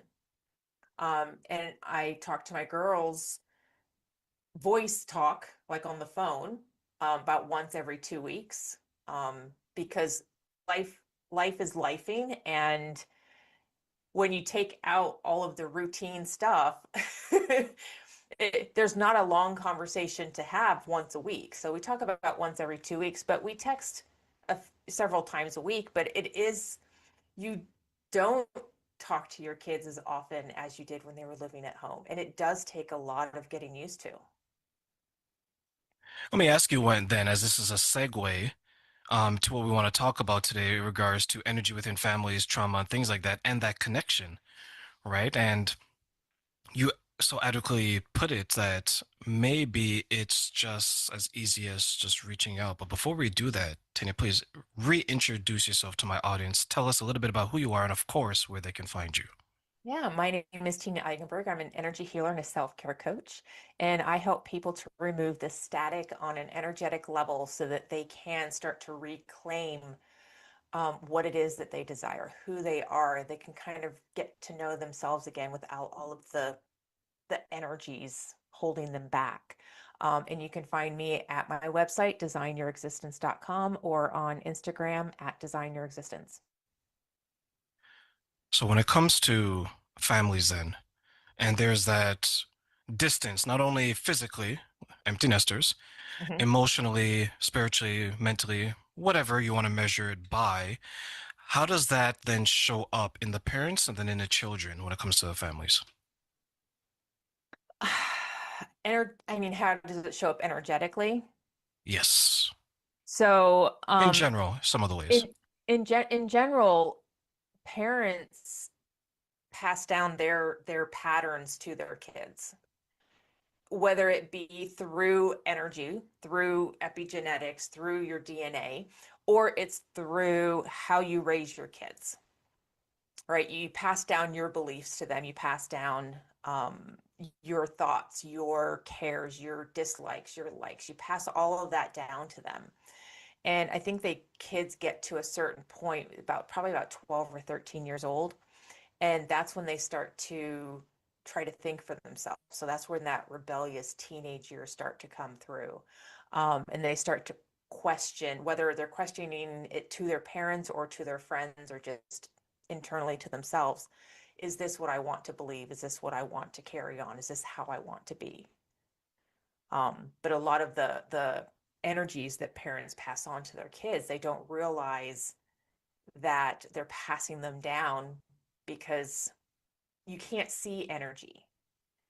You can't see that the sadness that you might have felt at age 5 when you lost a puppy, when your pet dies and you're very, very sad, and that's very traumatic for some people. But you're not allowed to really grieve for that pet. So you hold on to that energy of that sadness and you just kind of stuff it away and then you move on with your life. But through conception, you pass that energy down to your kids. And so sometimes when they might see an animal, roadkill on the side of the road, and they maybe they get scared or they get really sad about it. Maybe they become very empathetic towards hurt animals. That could be because of that energy that was passed down of you being so sad when you lost your pet at age 5. So it's like a child watching, let's say, for example, watching a show or movie, and they have a very strong emotional response to it, but they don't know why. Yeah. Yeah. Because for me, watching movies where those who are less fortunate end up getting hurt, killed, or otherwise, for as long as I can remember, it would always almost bring me to tears. And I didn't know why. So sometimes I would avoid those types of movies. Even as an adult, I can feel the emotional response. So from what you're sharing is that could have been passed down from someone in my family line witnessing something that they just passed down to Yeah. me. Yep. Yeah. How would we identify that then? So the way I identify those things is through muscle testing, is getting in tune with the person's energy and asking the subconscious, is this an inherited energy? And then if we get a yes, we can say, okay, is it inherited from the mother's side or the father's side? And we say we get mother's side. Okay, so is it just inherited from the mother or does it go further back? So you can inherit generations of energy that can be passed down. I've had some clients up to 30 generations back of energies that have been kind of anchored into that bloodline. And How does that then, let's say, if I take myself for an example, there's something passed down, let's say 30 generations, right? And now I'm not aware of it. How would that in general show up in my life? Let's say personally, professionally, or even romantically? well, let's say let's take anxiety, for example. Let's say anxiety is let's say that's being passed down from generation to generation to generation. You might say, oh, you know what? My family is always worried about something. I can remember my grandmother being worried about her vegetables not growing, and she would just get so just like spun up about it. Right? When you have those family stories come in and it just seems normal for your family to be acting a certain way or to have a certain mannerism or a pattern that for you, it's just normal. You don't even think twice about it. But it could actually be something that was inherited from 30 generations ago, that every generation passed down, because, and this is where it gets very woo-woo, is that we all sign up for this human experience. And each person who comes into this human experience is like, okay, I got this body, I'm going to take over this body. This is all of the energies that come with it. I'm going to take these on as well. And it's like a contract. It's like you agree to take these on and pass them down until it gets to the point where the person that has it last is like, I'm breaking these generational curses. And energy work is not the only way to do that. You can do it by therapy. You can do it through mindset work. You can do it through energy work, through shadow work. There's a lot of different ways to stop those patterns from continuing on and you passing them down to your children. It could come as simple as your mom saying, this isn't going to go any further. And so then when you're conceived, you don't get that energy. That seems like quite the burden to take on. It is. It really is. But we as human beings take on a lot of our ancestors' burdens without even realizing it. Perfect example, I am currently going through thousands of pictures. And I'm sure that everybody has this problem. They get their loved ones pass away, their parents pass away, they get the family pictures, right? Your mom was the matriarch. She held on to all of the family pictures. You start going through those pictures. You don't know who half the people are in these pictures, but you feel incredibly guilty for just wanting to get rid of them. So you hold on to them because there's that belief that was passed down to you that you don't get rid of pictures. Pictures are our history. If you get rid of those pictures, where's our history? So you have all these, and plus you have all your pictures of your kids, right? So then you have all these boxes of pictures and you don't know what to do with them. So you just stuff them away back in the closet so you don't have to deal with them. But then the time will come when your kids are going to inherit those pictures. And those pictures, they're going to feel guilty for getting rid of because you have made it a point that they can't get rid of those pictures. Because if they get rid of those pictures, where's our history going to go? These energies are kind of the same thing. Our parents, our ancestors are like, you can't get rid of that. You have to keep this story. You have to keep this going. Because what's going to happen to our history if you don't?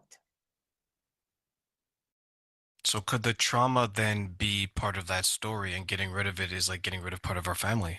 Yeah, a lot of people feel that way.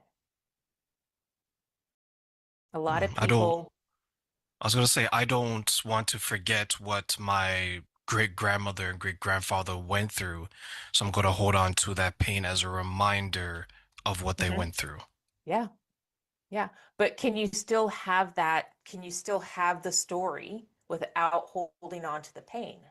You can. You can still say, this is what my grandparents went through. These are the horrible things that they had to endure. And it's a story of learning so we don't repeat history. But it's not your job. It's not a requirement for you to hold on to that pain. But by holding on to that pain, where else does it show up in your life that might be stopping you from moving forward in something else? Limiting beliefs? Yeah. No one in my family went to university, so therefore I can't go there? A lot of kids think that way. Until someone tells them, no, you can be the first one to go to college. Someone once shared with me that she was the first person to attend university and graduate in her family. And she thought that she was going to get praise and celebration, but she didn't get that. Some people were upset, some people were jealous, some people were envious, some people responded in a way that she necessarily wasn't prepared for, and it impacted her view on this accomplishment. And it probably impacted the view of herself. Her self-worth probably plummeted every time a family member said something that was the opposite of what she thought she was going to receive. And so Because they're that not is where that energy supportive. showed up again. Even though she went to college and she got that degree, she still had that energy of, you're not good enough to go to college and get a degree. Even though she did it, she still had that energy. Or it wasn't impressive by the family standards. Yeah. How does that impact the children and the next generation then? If the parent doesn't do something about it for themselves, then it's going to continue to impact each and every generation going forward. Until the child does something, whereas the parent can't. Until a generation says, I'm going to break this. I'm going to break this curse. I'm not going to let this pattern continue. And so what she could have done, instead of continuing to take their criticism, their jealousy, their anger, she could have learned to set boundaries, learn to have that emotional intelligence, and to be able to say, you don't get to tell me that what I did was wrong. And that's when, unfortunately, when sometimes families break apart. Because somebody stands up and says, this is no longer going to occur. It stops with me. Now, through energy work, there's the possibility of being able to clear away that energetic baggage that is causing this continued generational, I don't want to keep calling it a curse, these patterns. To release those patterns, to release those limiting beliefs. And those relationships can actually start to heal naturally on their own. People will stop pointing out that they're jealous or they're angry or they're sad that somebody else was successful. And they may actually start to celebrate them because those energies are not there. You know, that energy you can think of as like I don't know, just like a Peter Pan shadow, just like poking the bear, right? Every time she came around, there's a Peter Pan shadow, just like going, "Oh, she did much better than you." So you take away that Peter Pan shadow, and the bear doesn't get poked anymore. And maybe the person doesn't, maybe the other family members don't bring it up anymore, and maybe it just kind of, just kind of silences and kind of goes away. Or, like I said, they turn around and they actually start to celebrate the fact that she was the first one to graduate college and get a degree. If one person stands up then and breaks the generational patterns and shifts the energy of that family, either the immediate family or the extended family, can that energy shift then help other people in their family to do the same thing? Yes. Yes, because if let's say it came from the grandparents, and let's say the grandparents they had 4 kids, right? And those 4 kids all inherited that. And then they all had children, right? And let's say one of those kids from those children breaks that curse. Well, if they've all inherited it, then it can clear from every generation that inherited that energy. That's why we check to see how many generations does it go back, so that we can clear it from the point of origin. So while we like to say we're clearing it from the point of origin, almost like it didn't happen, it still happened. But then it gives these children, the grandchildren of the grandparents, it gives them the opportunity for more of them to step forward and get more college degrees. So you're not only clearing it going forward, you're also clearing it going backwards. Yes. Yes. Because again, But if you're in go the ahead. woo-woo world and you believe in reincarnation and souls coming back, once you clear it from that soul, it no longer goes forward with that soul. Very woo-woo. I Okay. know. Yeah. No, yeah, when you mentioned reincarnation, I was like, okay, yeah, because you're not going to come back to the same situation because you've Right, cleared it in the previous life. right. Now, if you don't believe in that, it's just your family now, Has those the who are ability. older than you, Yep. it's removed it and is no longer impacting Yeah. the family. Okay. So Yeah. I'm getting it. I'm Yeah. learning. And I'm learning. one of the parents may say, you know what? I think I want to go back to school when I retire. Right? We're retiring at like 65 years old. There's still time for people to go back to school and get another degree if they choose to. So I wouldn't be surprised if one of those parents decided after retirement or even before retirement, say, I'm going to go back to school and get my master's degree or my doctorate, you know, or whatever. The empty nesters that finds a passion that maybe they Yeah, couldn't do when they had children because they're focused on the family. exactly. Okay. And then if the children has children, now they need to identify whatever it is that's going to end up in their new family. Is that Yeah. correct? Yep. Yeah. Yeah. And so this is where it becomes, it can become very overwhelming when you look at what is it that I'm passing down to my kids, right? We often think about, am I passing down cancer? Am I passing down heart disease? Am I passing down diabetes? Those are the kinds of things that we tend to really think about when we're going to have kids. We think about their medical history. But we're also going to pass down the traumas that we went through if we didn't deal with them, if we didn't allow them to process. So if we were bullied in school and we didn't allow ourselves to process that or to get angry about it and to find ourselves worthy of being the wonderful human beings that we are, we may pass those trauma energies down to our kids, and they in turn may find that they're getting bullied at school. So it's important that as human beings to really look at what traumas am I holding on to? What energies or what trapped emotions, what limiting beliefs am I holding on to that I might pass down to my kids? And you may find that you're okay passing down anything and everything, and that's okay. That's part of your journey. That's part of their journey. But just be aware of if you're not allowing yourself to process the traumas that you've been through, to deal with the traumas that you've been through, that you could pass those on to your kids. It's not a guarantee. Nothing's a guarantee. But just be self-aware. You mentioned trapped emotions. What are those and how do they impact us? So trapped emotions are going to be anger, sadness, disappointment, frustration.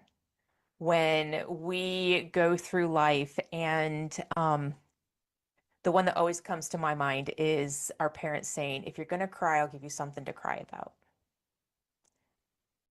And so we stop crying because we don't want to get spanked. We don't want to get in trouble. So we stop crying. Well, then you're stifling your emotions and you're pushing them down. And those turn into these little energy balls. You know, those stickers, those sticker things that you get on your socks when you walk through a field, right? Those, I imagine, are like trapped emotions. Those are any energies that you can pick up through any experience that you go through. And you come out and you start picking them all off of your socks, right? So you're getting rid of some of these energies, some of these traumas, some of these trapped emotions. And so you think you got them all. And a couple hours later, you're like, oh, God, my ankle, something is poking my ankle. What is poking my ankle? And so you look down, and in your sock is another one of those little things. Well, that's a trapped emotion of an experience that you went through that you didn't process. And it's just hanging around, poking you from time to time, getting triggered. And so you might find yourself getting angry faster. You might find yourself being able to cry at the drop of a hat. You know, it might be that something breaks the camel's back, and that's what makes you burst into tears. Is that little trapped emotion that gets triggered from experience that you had when you were 8 years old. Do we ignore those trapped emotions? You shouldn't, because it's just going to keep it there, right? It's if you don't figure out where that emotion is coming from and deal with it on either an energetic level, a mindset level, through therapy. Like I said, there's lots of different ways to deal with these traumas. It's going to continue to get triggered at different times. I'm looking at the family.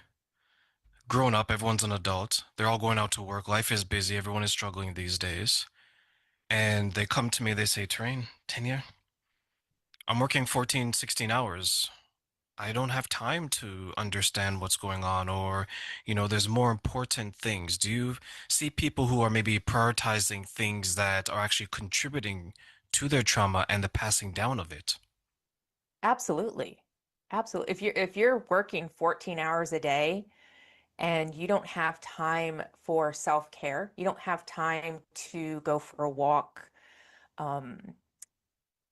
start a meditation practice, journal, really learn how to allow your emotions to come up and feel them, you're going to continue trapping emotions because you're going to keep stuffing them down. I think that's the biggest takeaway I would want anybody to take away from this is learn emotional intelligence.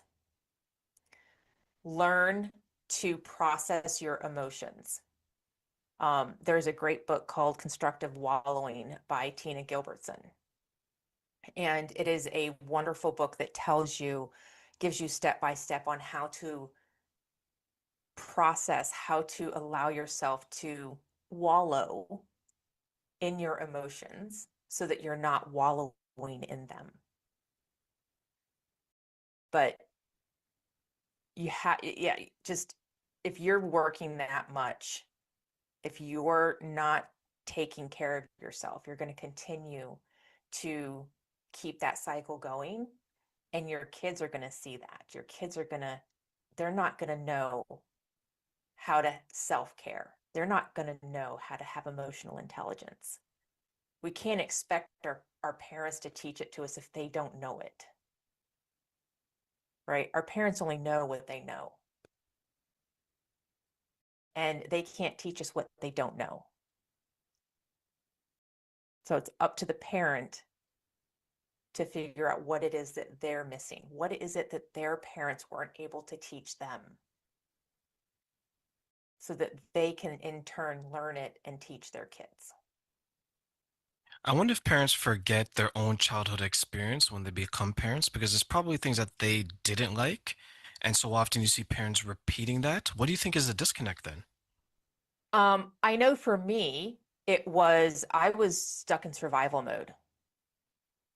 I didn't know what I know now.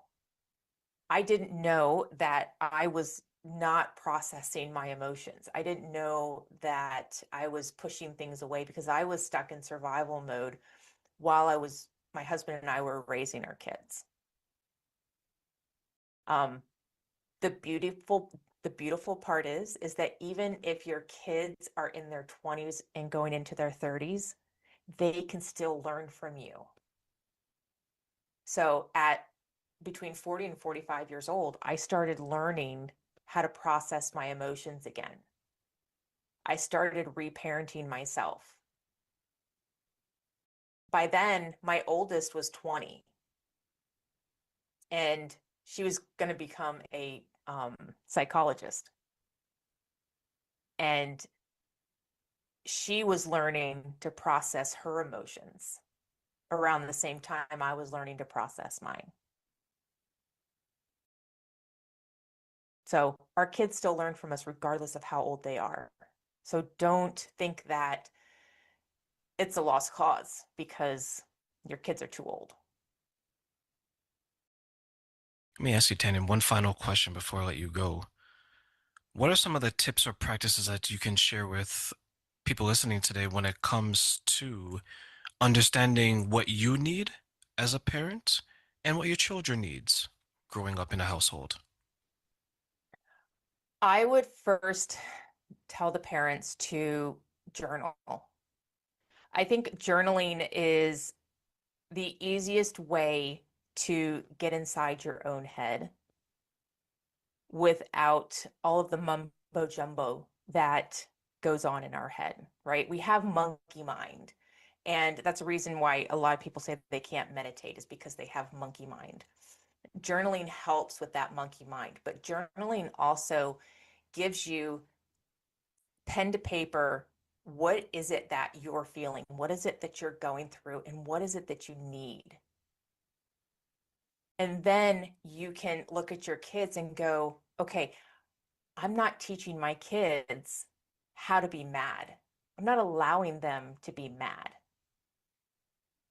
Why am I not allowing them to be mad? Because I wasn't allowed to be mad. So now we can learn to be mad together. And you can reteach yourself and your kids that it's okay to be mad. Being mad doesn't mean that you're throwing things or you're screaming. Being mad just means that you're really disappointed and you are really upset that something is not going the way that you thought it should be going. Or it goes against your values or something. But ask, why is this making me mad? Is there anything I can do so that this doesn't make me mad? You know, ask yourself those questions. Be curious. Let your kids be curious. You know, tell your kids to ask you questions when they're mad, or you know, let your kids ask you questions when you're mad. Just be curious as to where it's coming from. And talk about it. Have communication. Talking to each other is really a lost art. Because we have social media, we have where we can post, I'm having a bad day. And you leave it at that. And you don't have to respond to anybody asking, why are you having a bad day?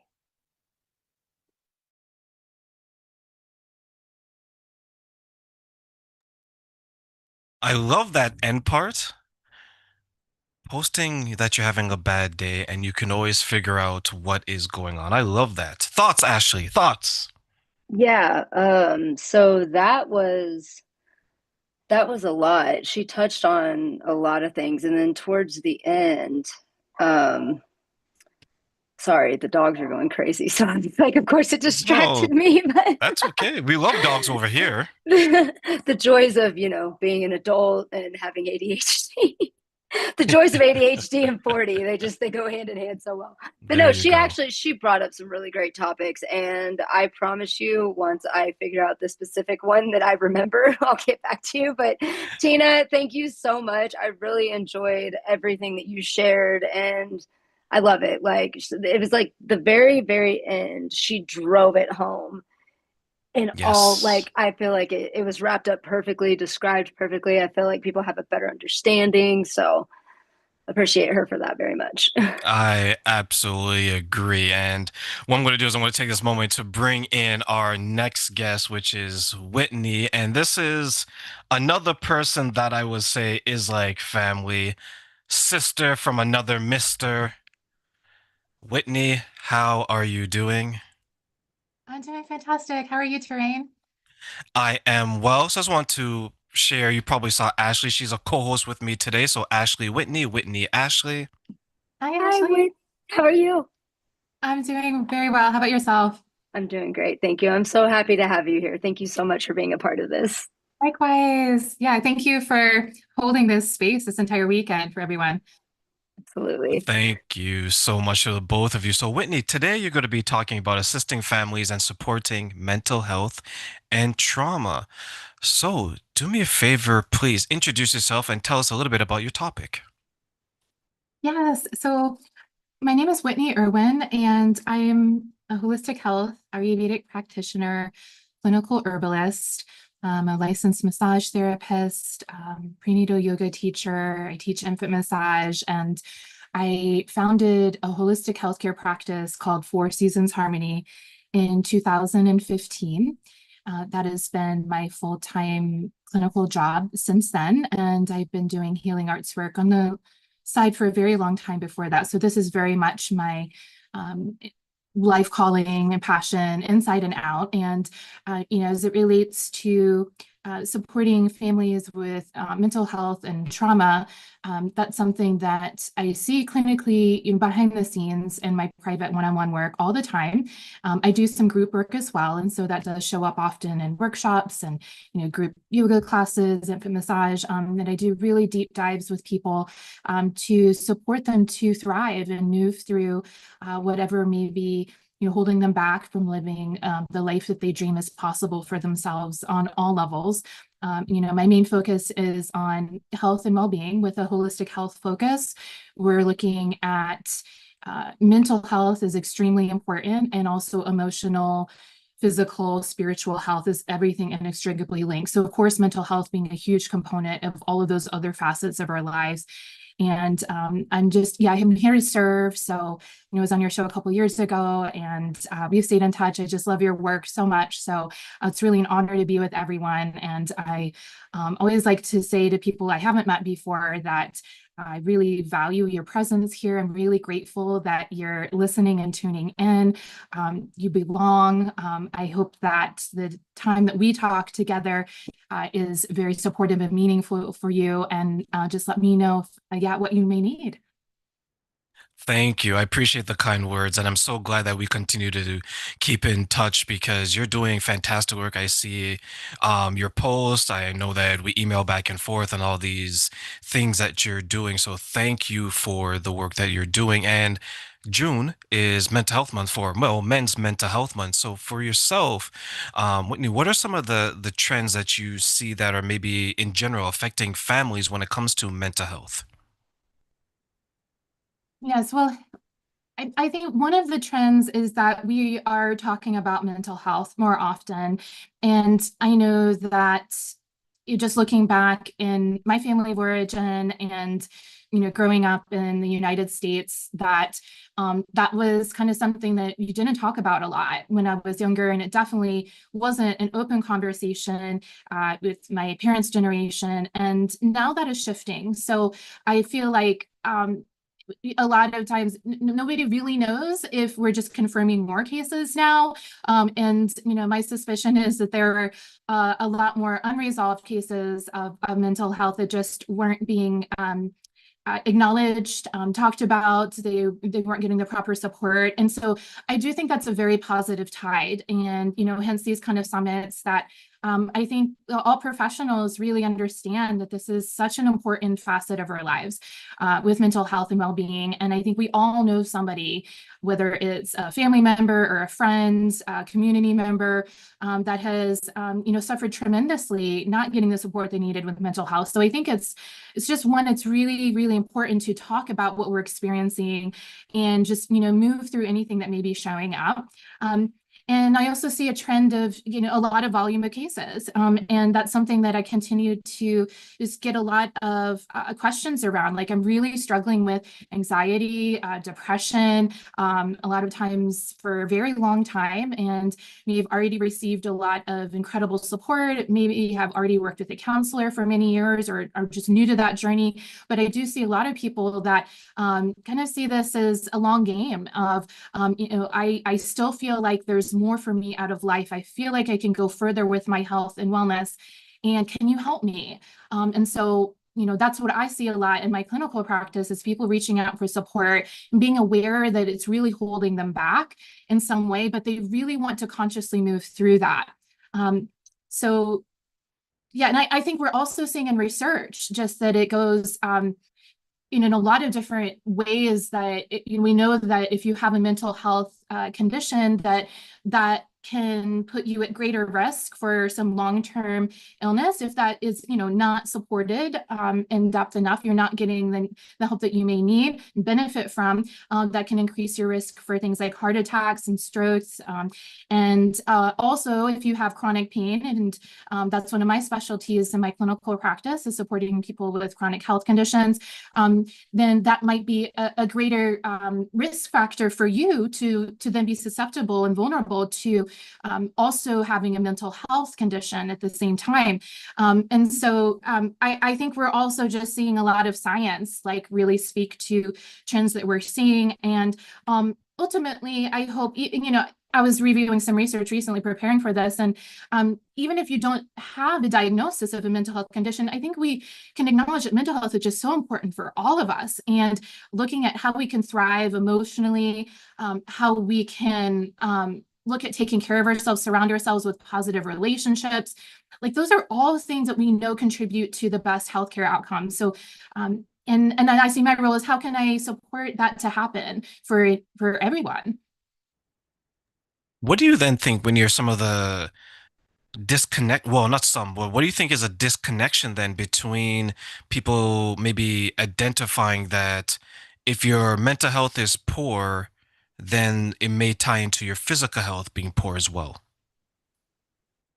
Yeah, so I mean, sometimes it's not so obvious, and that might be something where, I can see as like a provider connecting the dots of, wow, I really see that the like chronic digestive pain is one thing that I see a lot in my clinical practice. That's one of the things that I specialize in, and I see where, when people get to a place where they're more stable with their digestion, and they might have come in with some severe imbalances, and then something very stressful happens in their life. They're like, wow, I had a really hard family conversation, and it brought back some memories that were really uncomfortable. And I'm suddenly feeling like the bloating is coming back, or the nausea. And I just observe that often enough to where, they start to get these connections going on where they notice, like, well, I start to fall back when I'm under more chronic stress. And some of those triggers can be around mental health. And it's like, it's just in the mind of how they're relating to things, and then it's showing up in their physical body. Okay, so I see that connection there, and the point you were made, because I may be stressed, for example, or anxious, but because I may be focused on something else, I don't necessarily know that my body is going through something until I maybe a collapse, or to your point, I have a heart issue. Yes. I think, anxiety is one thing that I think we're often seeing. Like, I've had people say that they're like, wow, my blood pressure is really high. It never has been before. And somebody else's care. And they're like, I'm looking for support around that. And, I'm an herbalist, so I like to look at anything we're working with on the table with their health. And then sometimes we get to these layers, and it's actually just the high anxiety. And because of the high anxiety, is impacting like your blood pressure. And so we have to make sure, is it truly their blood pressure? Is it truly anxiety? Heart palpitations. I actually had that once in a high stress job in 2014. I was working in a Montessori school, and there were a lot of things that happened, but essentially my workload increased to 1 to 2 extra hours a day, several months into my school year, which as a teacher was already working like 50-hour minimum weeks, was just so much stress. And I was like, am I dying? Like, I went to have an EKG, I had all these tests done. And, I was literally feeling my heart, like, just have these racing like all day long. And all the tests came back clear. And they're like, we think it's just stress, actually. And the minute I left that job, my heart palpitations went away and they never came back. For you, and that personal experience, when you began to go through that, what were some of the emotions or thoughts that you experienced?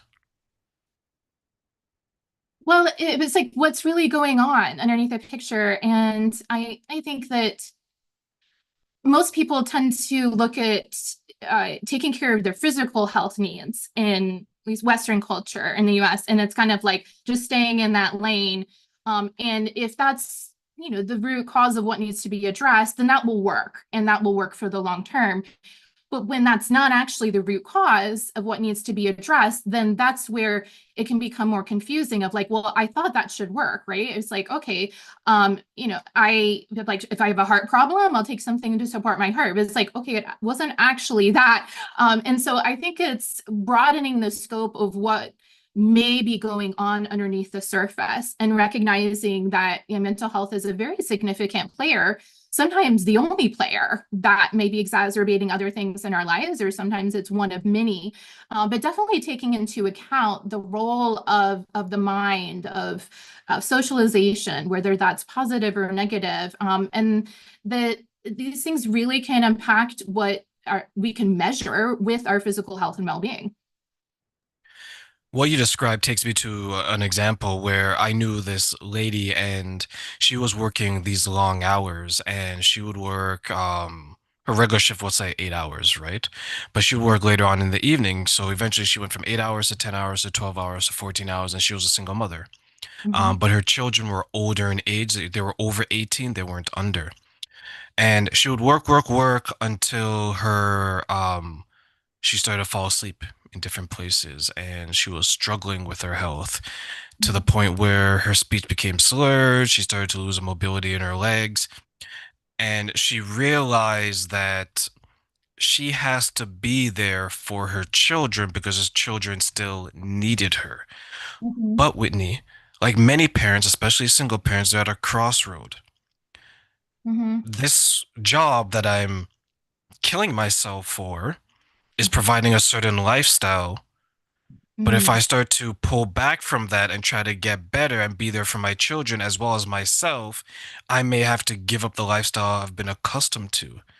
The people that you help that come to you, do they come to a crossroads where in their life where they've identified what's causing the problem or playing a big part of it, but now they have to make a decision and they don't know if they can make that decision to get better because what they're giving up they've been used to for so long?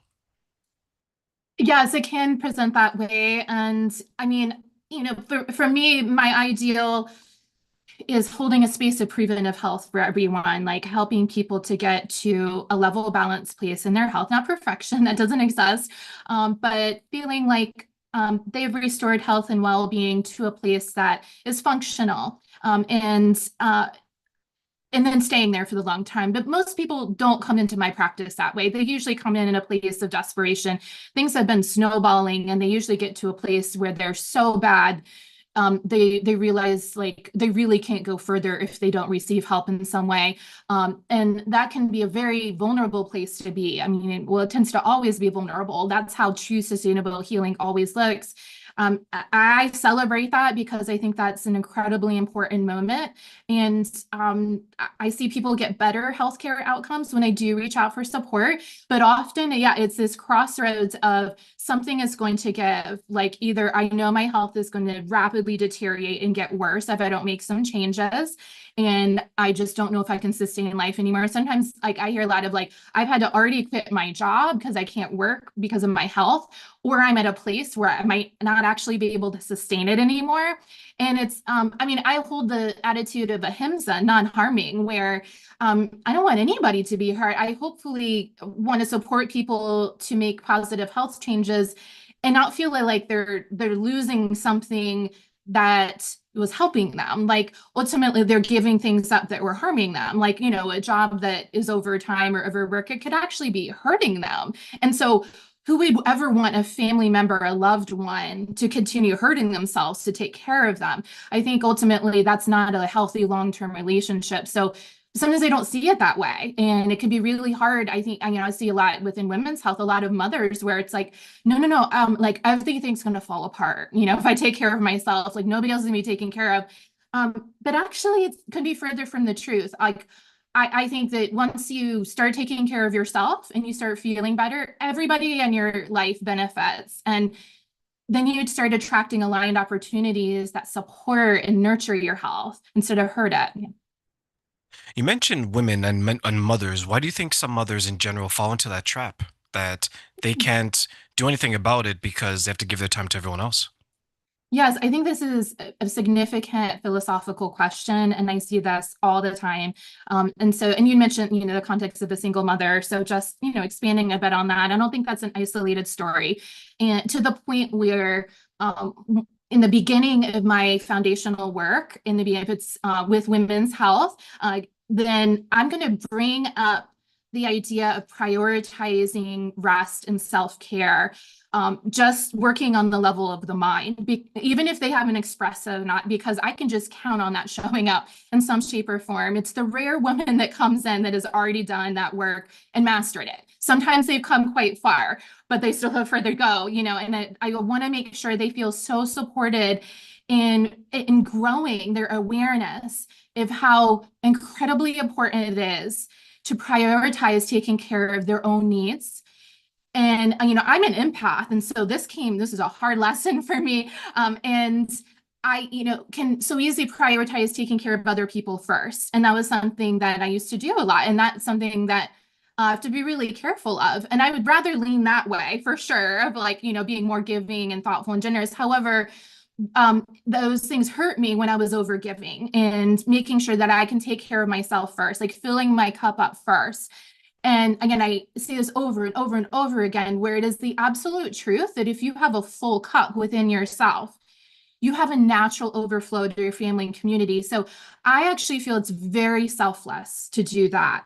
And it's actually selfish not to take care of yourself. Now, but seeing that, it can be very difficult. I think it has to be embodied over time, but I can really speak that truth and hold that and help women get to the point where they realize that there's nothing to lose by taking care of your health, receiving support, and actually, like, this might have this positive rippling effect beyond what they could have ever imagined. You either spend time living your life or you spend time fixing your life, right? True. Yeah. Yeah. And that's, I think, when you mention that it's not selfish to take care of yourself and to make sure your cup is always full, it seems that so many people either were taught the opposite, they think the opposite, or they just feel the opposite. But how can anyone pour from a cup that's not full? Or how can you pour from a cup that's empty? The clients that come to you, what do you see are some of the commonalities that they're struggling with when it comes to their families? Yes. Well, ma'am, just highlighting that, taking care of other people and making sure they're in a good place, where it's not sacrificing their own essential needs, and that alone takes care of so much. I also see that, unresolved family dynamics usually don't just magically resolve without something conscious. And so it's kind of looking at everything that may be going on in the day to day. And I work in a very individually customized way. So I know this can vary from family to family. And I know there's so many listeners that have done so much healing work. And we're all at different places. But I think coming back to and nurturing a family culture that is very positive and functional in the long term.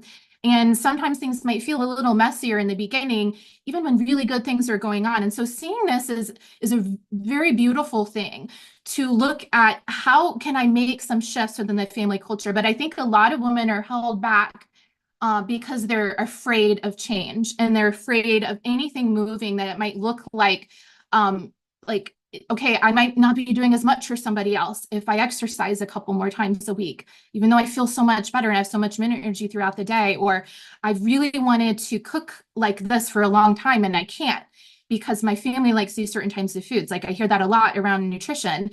And it's just like all of these different reasons that may not even be real, but sometimes it is hard to look at, it's like, okay, well, maybe I make something separate for myself for breakfast and lunch, because that's my time and it's a little bit more flexible and free. And that's when I get in all of the essential nutrition that I need. I take my time eating. It's not very stressful. And then I'm on with my family in the evening. And so, being realistic with what needs to happen, like I often say, we have to keep our essential family, work, and life commitments.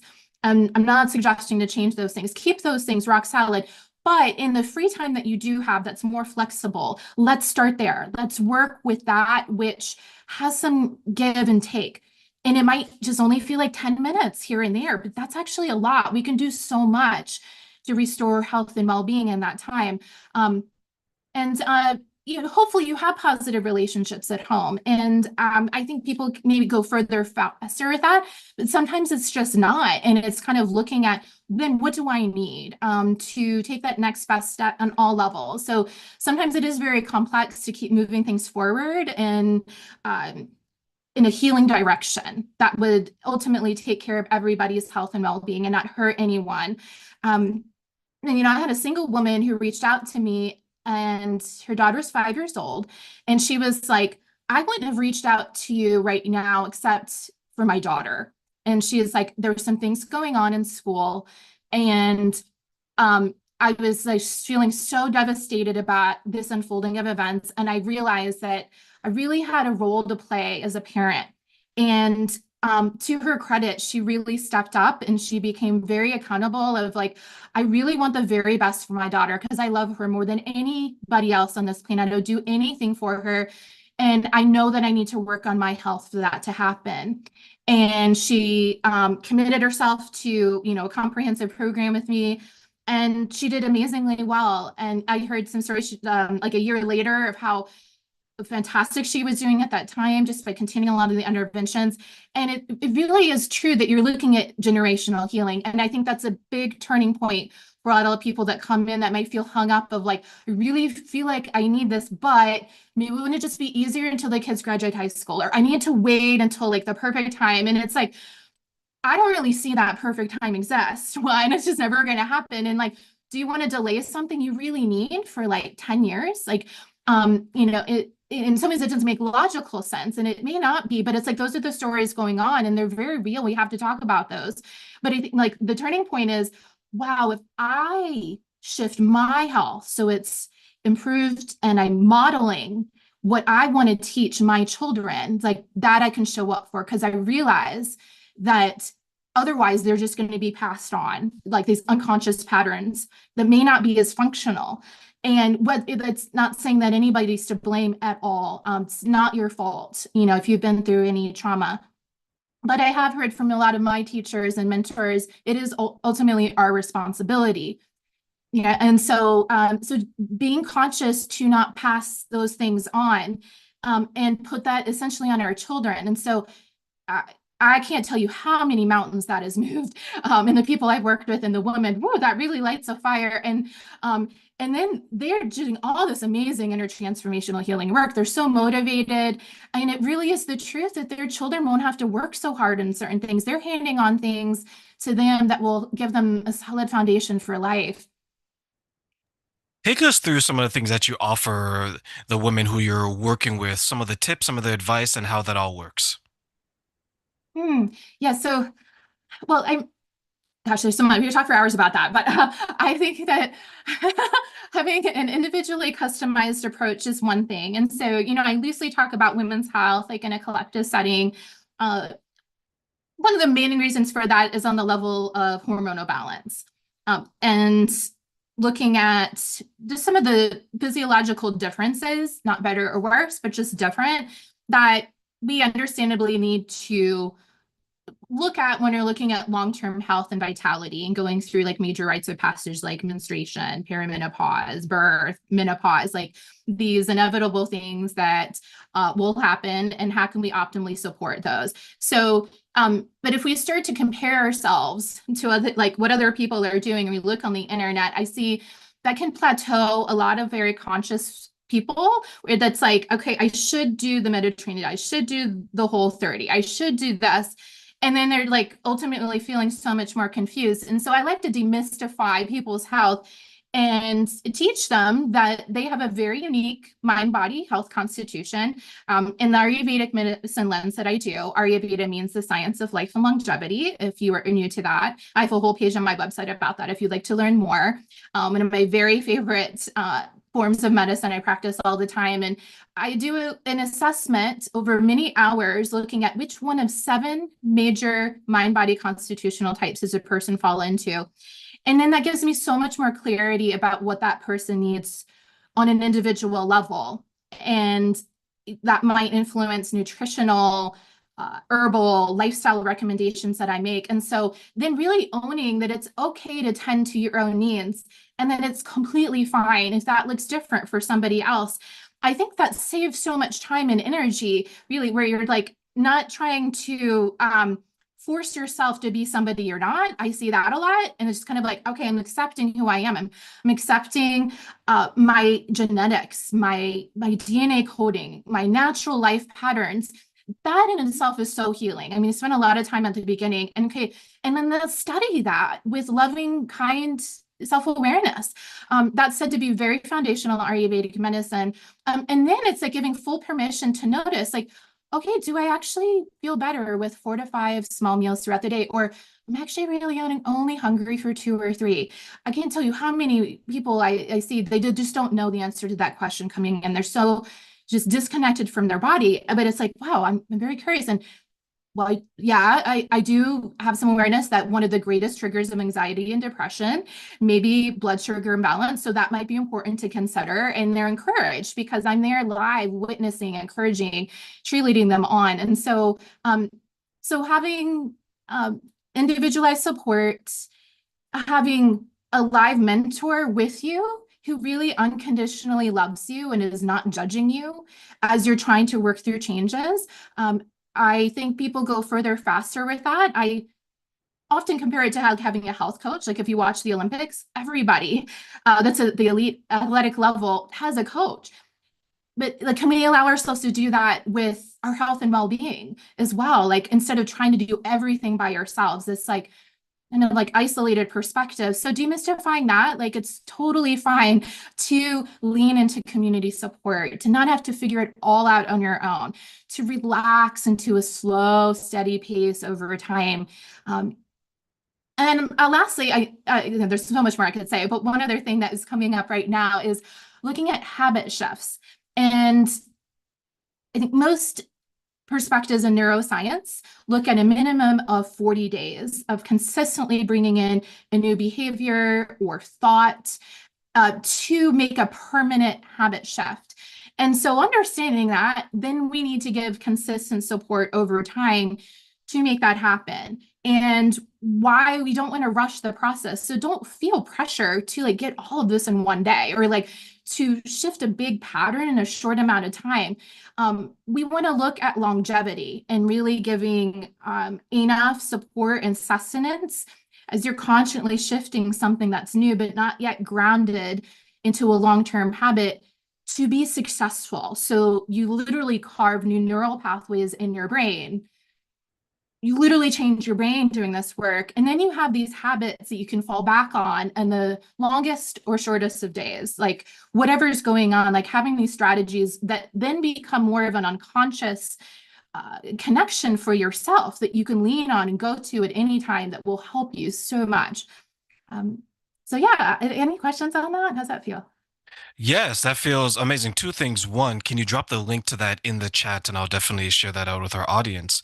And the second thing is, I think that is fantastic because we had someone share that what you're saying is very hopeful and they're going to maybe take it away to help them. So the experience of giving people not only wise words and tips, we're also giving them hope because it doesn't have to be the way that it currently is. It can get better. It will get better, but we're gonna have to put in some of the work as well. You mentioned something about don't compare yourself to others. Is that an obstacle that people are facing, especially when it comes to their families?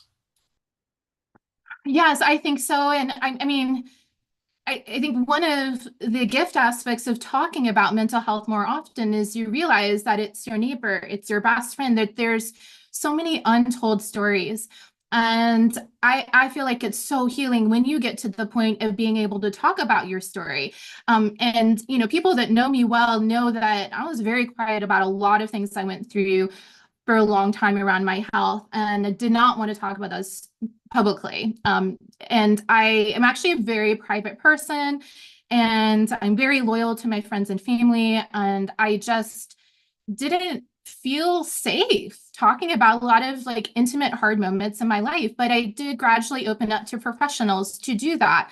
And that helped so dramatically. So, and then now fast forward, like me being more public, I've felt the calling because I've seen a need over time after about 6-7 years in my clinical practice of I'm going to open up about some of the things I've been through to keep it real because I'm a human, I'm a woman, I'm in this life journey. It's epic with all of you. All right. And I've struggled with so many things. I'm not just this like perfect health practitioner, like floating around everywhere. Like on the contrary, I still need the practices that I teach people all the time. And so I think keeping it real, like talking about stories and sharing, and understanding that like, this perfect family thing, it kind of hangs and looms and like mom guilt, very real. I just did a closing of the bones postpartum ceremony last week, and it was with a midwife, gave birth to her first daughter, and she works at a local natural birth center that I teach prenatal yoga at and infant massage, and it was like already it's only like 3 weeks into postpartum, and she had the most amazing empowered birth. She has so much family support. We were doing this day-long postpartum ceremony, and there was all these thoughts like, well, but I could have done this, or, I'm starting to feel guilty about that. And so it can start so early for families. And then it's like, okay, well, somebody else is doing that. Maybe I should do that. Or, oh, maybe that would have been more beneficial. And then all of these stories start coming up, and it can really hold people back from thriving. And sometimes you don't need to fix anything that's not broken. And that's often how I see our health, right? It's like, it may just be focusing on what's right and true for you right now and what's working, and giving yourself grace along the way, and understanding somebody else might try to do the exact same thing. That's just not what they need. And so broadening, like that there may be lots of options to get to the same ultimate healing destination, to just really owning your path. And like you said, like, embodying hope and faith is so critical. Like, and that's something I hold as a practitioner. And thankfully, I have seen enough healing stories. I've literally worked with thousands of women at this point, and just what I've seen over and over again. Like, I absolutely believe that you can go very far wherever you are with your mental health or anything else right now. Whether you believe that or not, I do. And I think that's a space that I'm just always holding for you. Like, I totally believe in you. And that's something I just want to offer to listeners as well. Like, and for sure you will have hard moments. I have to. I still have to like run crying to my mentors, and I'm like, I can't do this. This is so hard. Or like, I just want to give up. I mean, it's like, it just kind of bring me back to earth, and also just give gentle support. It's like, I needed support. I needed a new growth lesson. I needed to talk that out. And then I grew through it, and I learned so much about myself. I maybe learned a new strategy. And so, it's always beneficial to reach out to trusted people, in my support network, and just leaning on each other as you do for other people. I'm sure you also need for yourself. I agree with that. And when you mentioned the crying, I looked to my left and I was like, I have a corner that I call Cryer's Corner. That's where I go cry. Thank you for normalizing that for everybody, but I want to say especially for men's health, because the strongest men feel their emotions, are in touch with it, and it's a really courageous act. It's so beautiful. Yeah. Thank you. Thank you. Another thing I want to ask you, Whitney, since you mentioned mentors and things like that, and I have the same, how important is having a community around you? I think it's very, very important. And I will speak, a bit more beyond that, where, I mean, if we look at, the research around mental health, that's just shows up time and time again, and looking at mental wellness, positive socialization. I know that it does make a difference in getting to the best healthcare outcomes and maintaining them. And I also feel like when I'm holding space for deep, permanent, sustainable, intertransformational work, that's understandably going to shift. And usually in the lens of, is something not working for me anymore? I suddenly see a toxic nature to the friends I was hanging out with, or there's abusive pattern I didn't see before. And you start to see those things, and you start to value yourself more to not suffer through things that you shouldn't. Not that anybody's perfect. I'm not saying that, like, we're all in this together, but as far as like your inner circle, that often does change. And I think it works out better in the long run, absolutely. And maybe you already have that, but also like, you know, getting a little bit vulnerable to put yourself out there with new friends or try new positive social spaces, try a new hobby, and just expanding that until you feel like you're in a place of truly deeply loving positive community, because I promise it's out there. So if you don't feel that, I think just keep going and take all the time that you need to get there and be very loving to yourself along the way. One final thing, Whitney, before I let you go. Tips and advice to our audience today, especially those, let's say, for new parents, new families, women who are trying to balance it all when it comes to their identity as a wife, a girlfriend, a mother, a worker, whomever. Now they have multiple identities. Tips and advice to them. Yes, well, I feel like we've talked a lot about things philosophically. And so one other thing I'd like to just get a little bit more specific about when I mention a background as a clinical herbalist is receiving the incredible healing bounty of Mother Nature. And if you haven't already found some form of herbal medicine to support you and your families, just inviting you to look at it, you know, local herbalists. You know, I do virtual consultations all around the world, but there's somebody living everywhere. Go to a local apothecary. One thing I can enthusiastically recommend starting with, or just adding into your current routine if you're already doing a lot of herbs, is looking into flower essences. So they're so safe for all stages of life. You can be pregnant, early postpartum, and they're very safe to bring in. There's literally zero contraindication. So I often recommend flower essences as somebody who's going into surgery.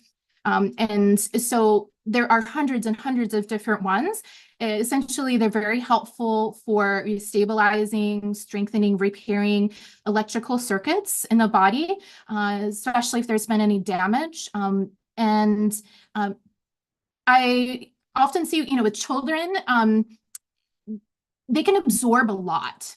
And so, and this is helpful for all stages of life, but giving them the tools to be able to, you know, feel their emotions, have positive strategies to work through this thing called life.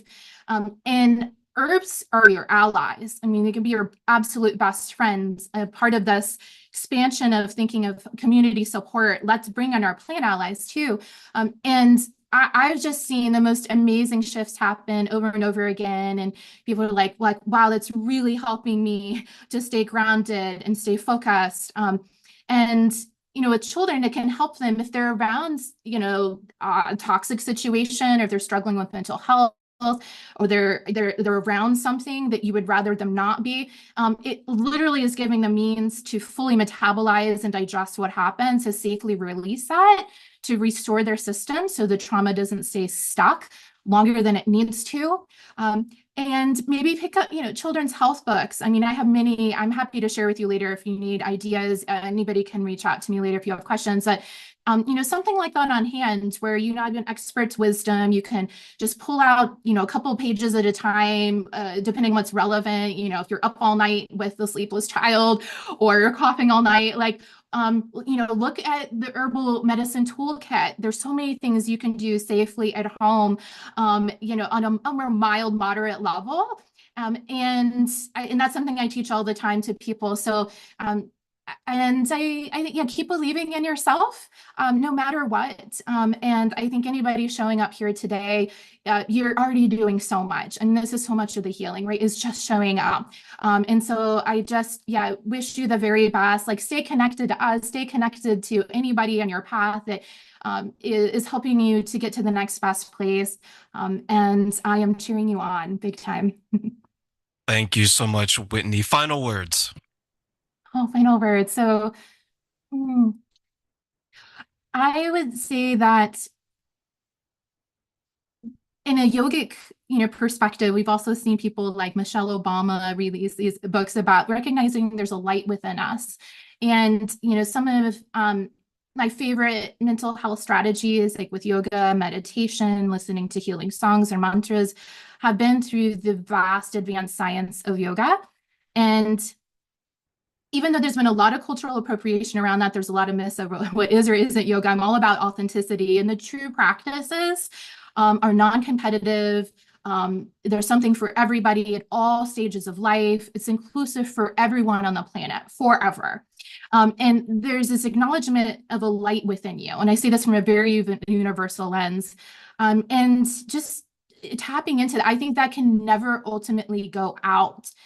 Can feel like it's low or diminished, but that is within you. You know, you don't need to outsource that. That will carry you through everything for your brightest and darkest hours. So that's something that when I say I believe in you, I also see that light in you. And I hope that you feel like you can see that in yourself and that can shine bright for the world. Thank you so much, Whitney. It's always a pleasure speaking to you. You make me want to rediscover nature and my love for it, especially the picture you paint. So thank you so much for that. My pleasure. Thank you so much for your time and guidance and wisdom, TERRAINE. I appreciate you very much. The pleasure is all mine. Like I said, you're my sister from another mister, but I always value you. And I know Ashley loves nature too, so I'm pretty sure she's going to take you up on that offer. Right, Ashley? Yes, absolutely. Thank you, Whitney. I'll talk to you soon. Take care. Bye. Bye. So, what I want to say now is that was fantastic. Always love when Whitney talks about that. We have our next segment, which is the round table. We have Anne, and we're going to have Irina. I'm going to bring them both in right now. And ladies, please correct me if I mispronounce your name because I know I always do. So, hello, welcome. How are you both doing today? Doing great. How are you? I am well. Hi. Let me ask this first question, and I could always get your name right. It's my long lost best friend who I do sometimes mispronounce her name. Irina, Irina, or something else. Please correct me. It's been a while, and I'm getting old, so I forget. It's E. It's since I moved to the States, it's kind of evolved on its own. So it's Irina. There we go, Irina. See, I knew it was the first one, but not the second one. Welcome. Thank you. So I know we're going to talk about relationship and families when it comes to children, parents, and everything in between. So what I'm going to do is I'm just going to get you both to introduce yourself. But before I do so, I'm going to give it to Irina first. And you can introduce yourself, tell us a little bit about who you are, and then Anne, you can do the same. So thank you.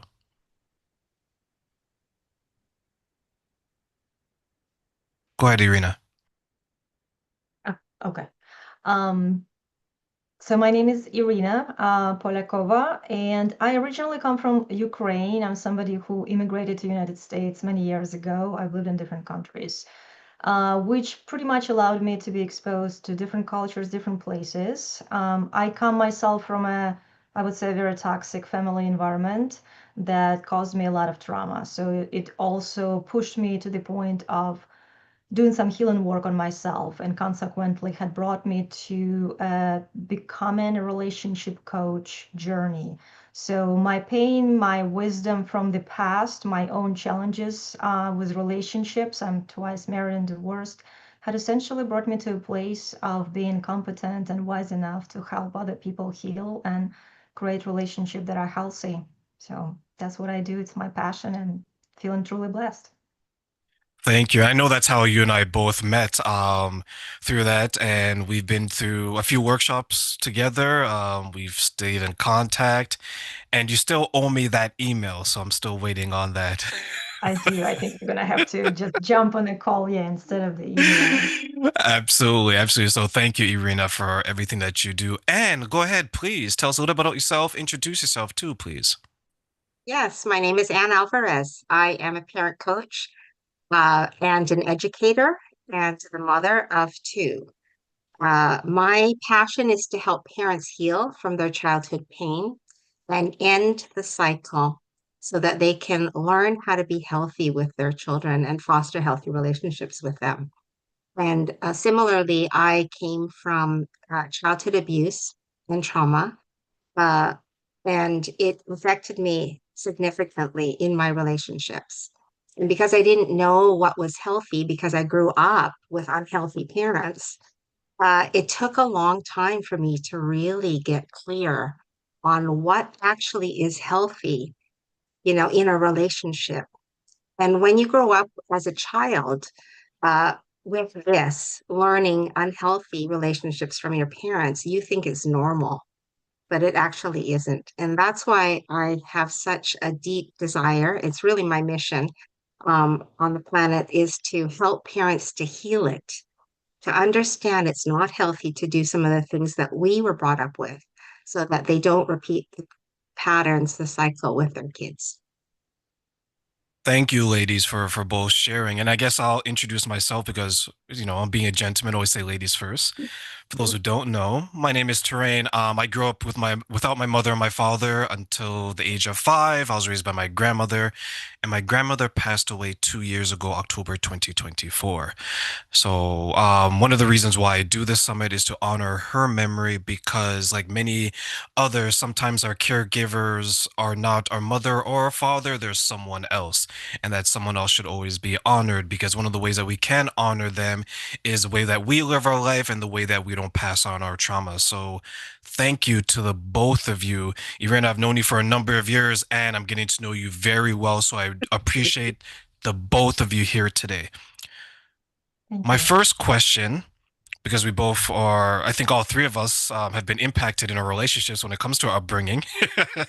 So, not necessarily to expose myself first. So, Anne, how did your upbringing affect you as you got older in life and in your relationships?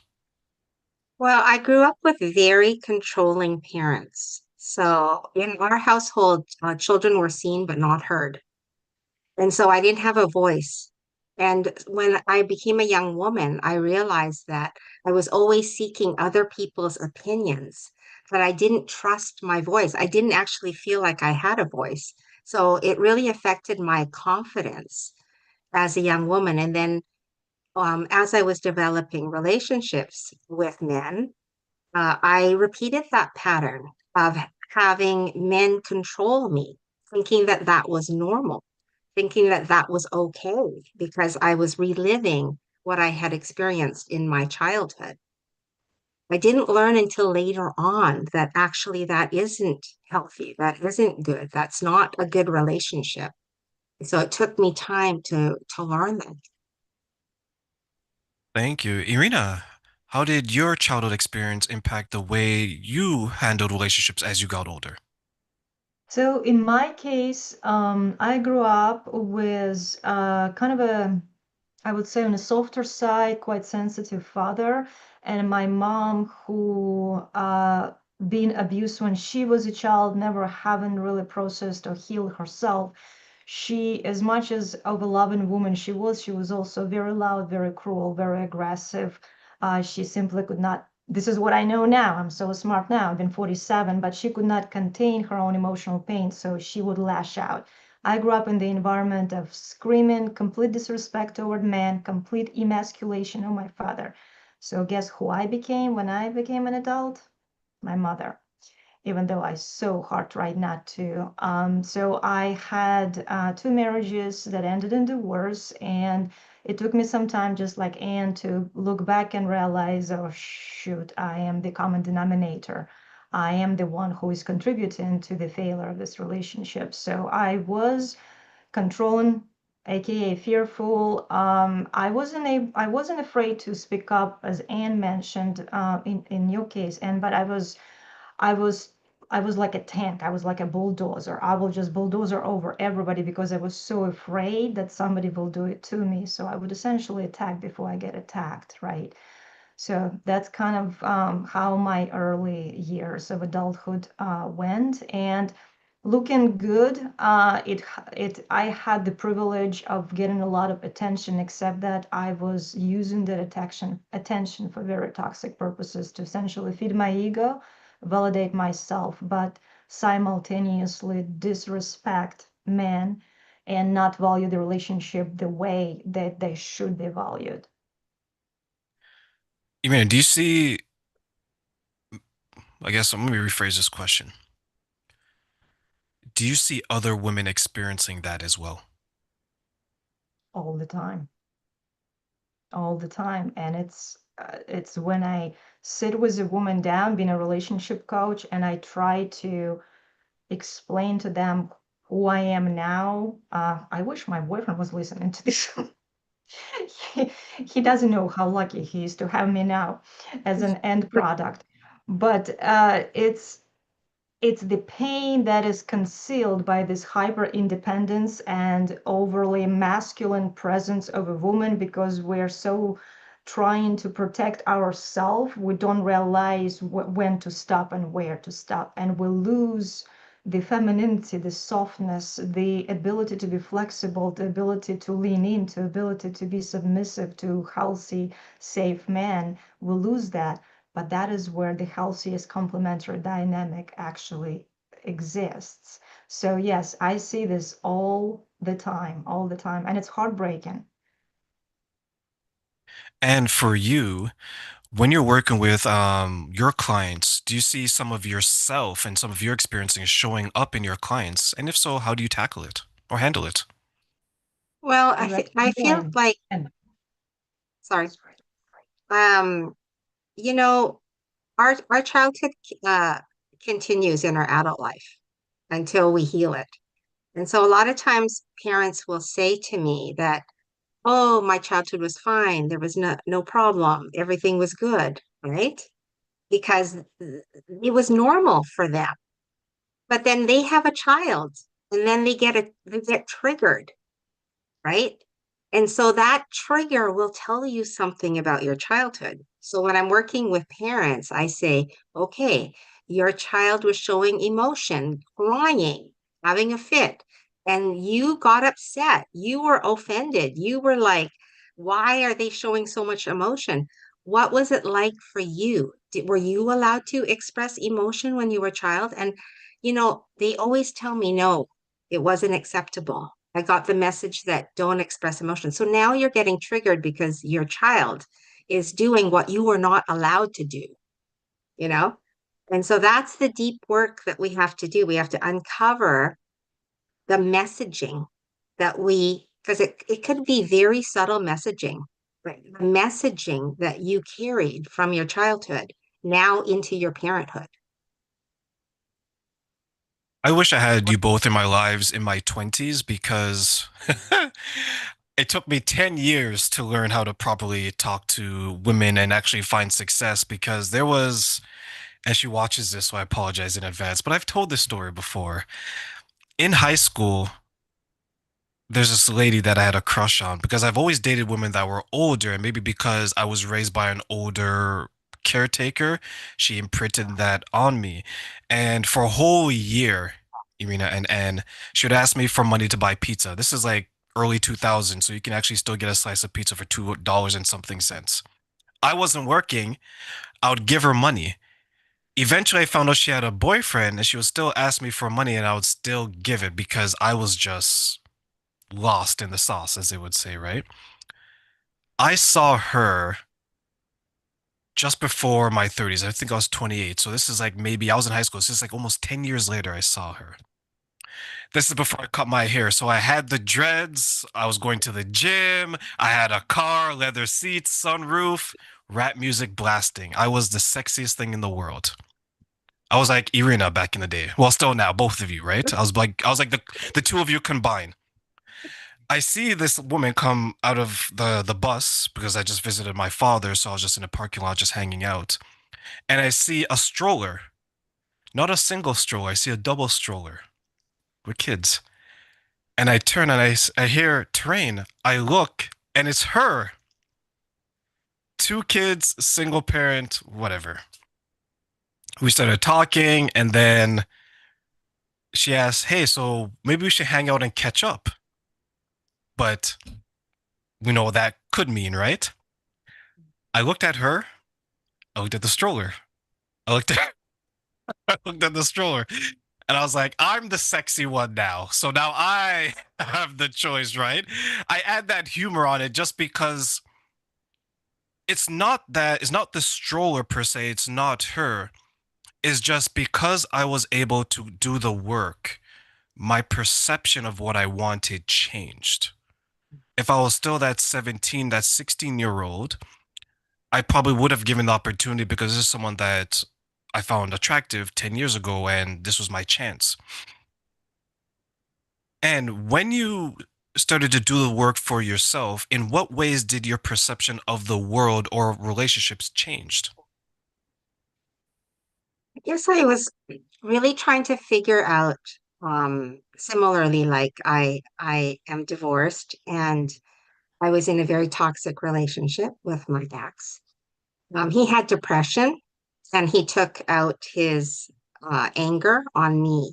So there was a lot of emotional abuse, and I took it because I wanted to save the marriage because I loved him and because we have a child, and all of the things you rationalize the treatment that you're getting because you think that in your mind you think you have to hold on to this relationship, otherwise your life is going to fall apart.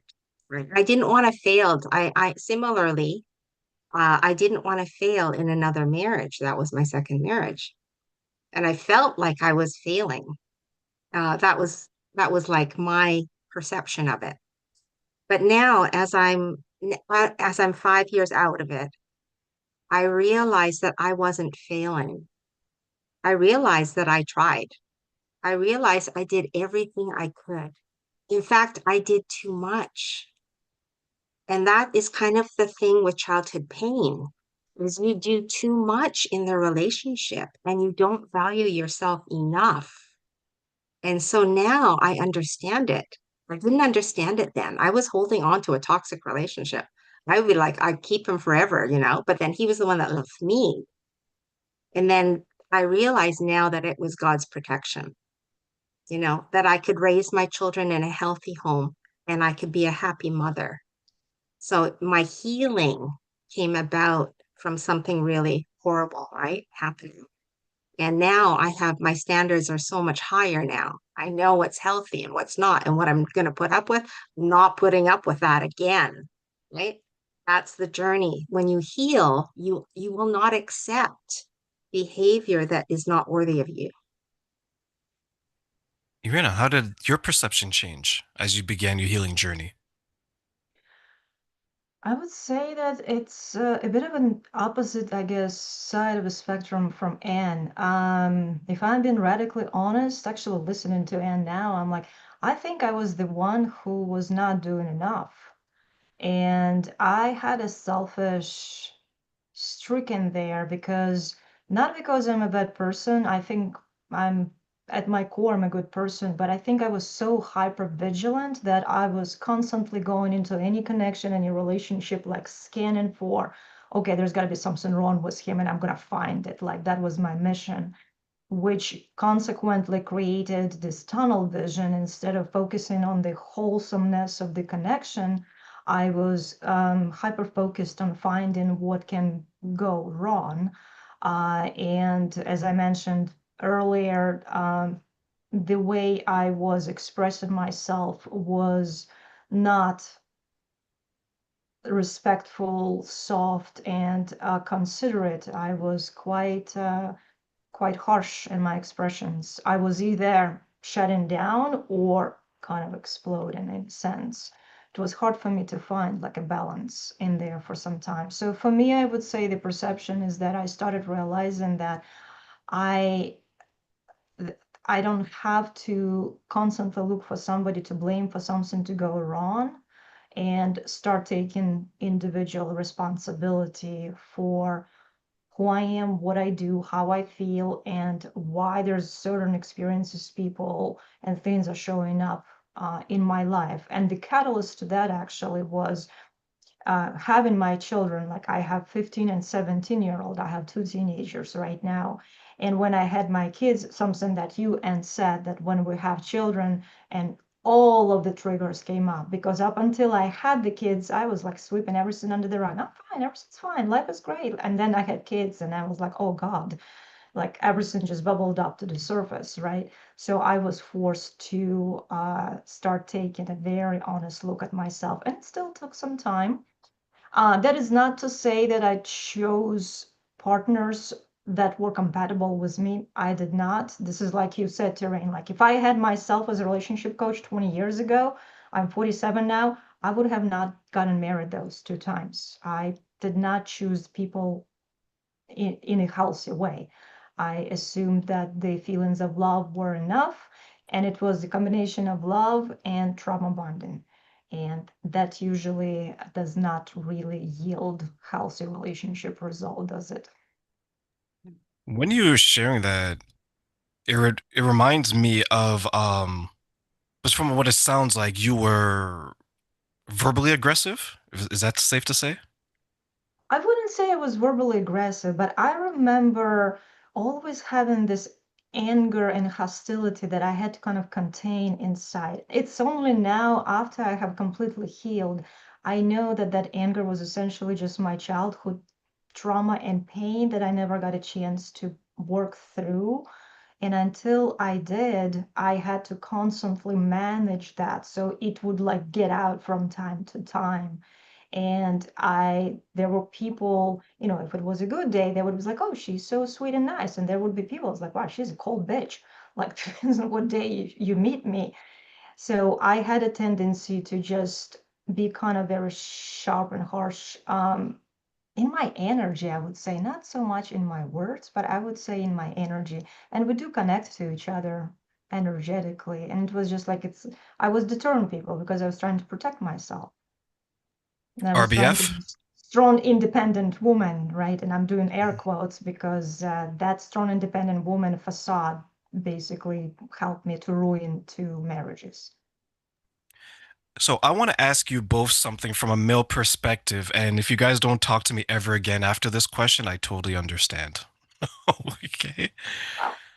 From a man's perspective now, you both have shared a lot, and a lot of the things that you both have gone through was because of your childhood. But now, as we all are getting older, we realize, hey, I needed to make a change. From a man's perspective, and I'll start with you, Anne, because Irina, I think I know how you're going to answer this. If a man came up to you while you're going through the trauma, what advice would you give him and why? Starting with Anne. I need patience and I need to feel safe with you. And if I don't have that, if I don't feel safe with you, then I can't start anything. I need to feel safe. So if you're critical, if you're not understanding, if you don't care how I feel about things, if I can't share my personal insecurities when you don't call, then you're not the man for me. How important do you think that is for relationships today and what you just shared? I think it's really important. I'm actually working with a young man right now. He's 20 and he's in a relationship. He was in a relationship, a toxic relationship with his girlfriend. And he didn't know I was teaching him what a healthy relationship is. See, that's the thing. You don't know because you grew up with this kind of behavior and you're repeating it now in your relationships. And I was explaining to him that when a person is controlling you, saying that you can't hang out with your high school friends or you can't hang out with this girl because she's so insecure, you know, um, with a relationship. She doesn't want him to have any friends that are girls, even though throughout his life he had friends that were girls. I said, actually, that's not a healthy relationship. I said, it's okay for her to speak her insecurities. It's okay for her to say, I'm insecure. Like, can you validate me? That's okay. But saying you can't, that is not okay. That is not a relationship. That's like, you're the boss of someone else. And so we have to learn that when someone tries to control us, that it's actually not a healthy relationship. Irina, same question. Healed version of yourself, what would you want the man to know and why?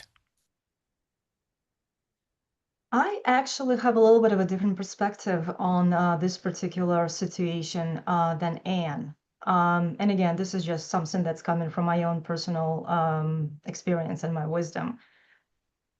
Maybe because I work with a lot of men as a relationship coach now, but I think that patience and asking for safety is not sufficient enough because every single adult is responsible of their own trauma. What happened to you in the past, you had no control over it. However, once you're aware of having certain patterns, having certain triggers, it is your full responsibility to keep yourself emotionally regulated. So while we do need patience and safety as women, let's say to lean into a man's space, it is not his job to constantly de-escalate and hold the space for you, worrying that a woman, and I don't mean you, Anne, I'm just saying in general for a woman, right? It's just like worrying constantly that a woman is fragile or emotionally chaotic. And this is what I see a lot in my coaching practice is that men confuse over accommodation with love. And what they will do, they will allow a woman run wild with her emotions, but we women need structure. So a man must be not controlling, assertive in a way of providing structure and not let her just run wild with her own emotions. Trauma is not an excuse.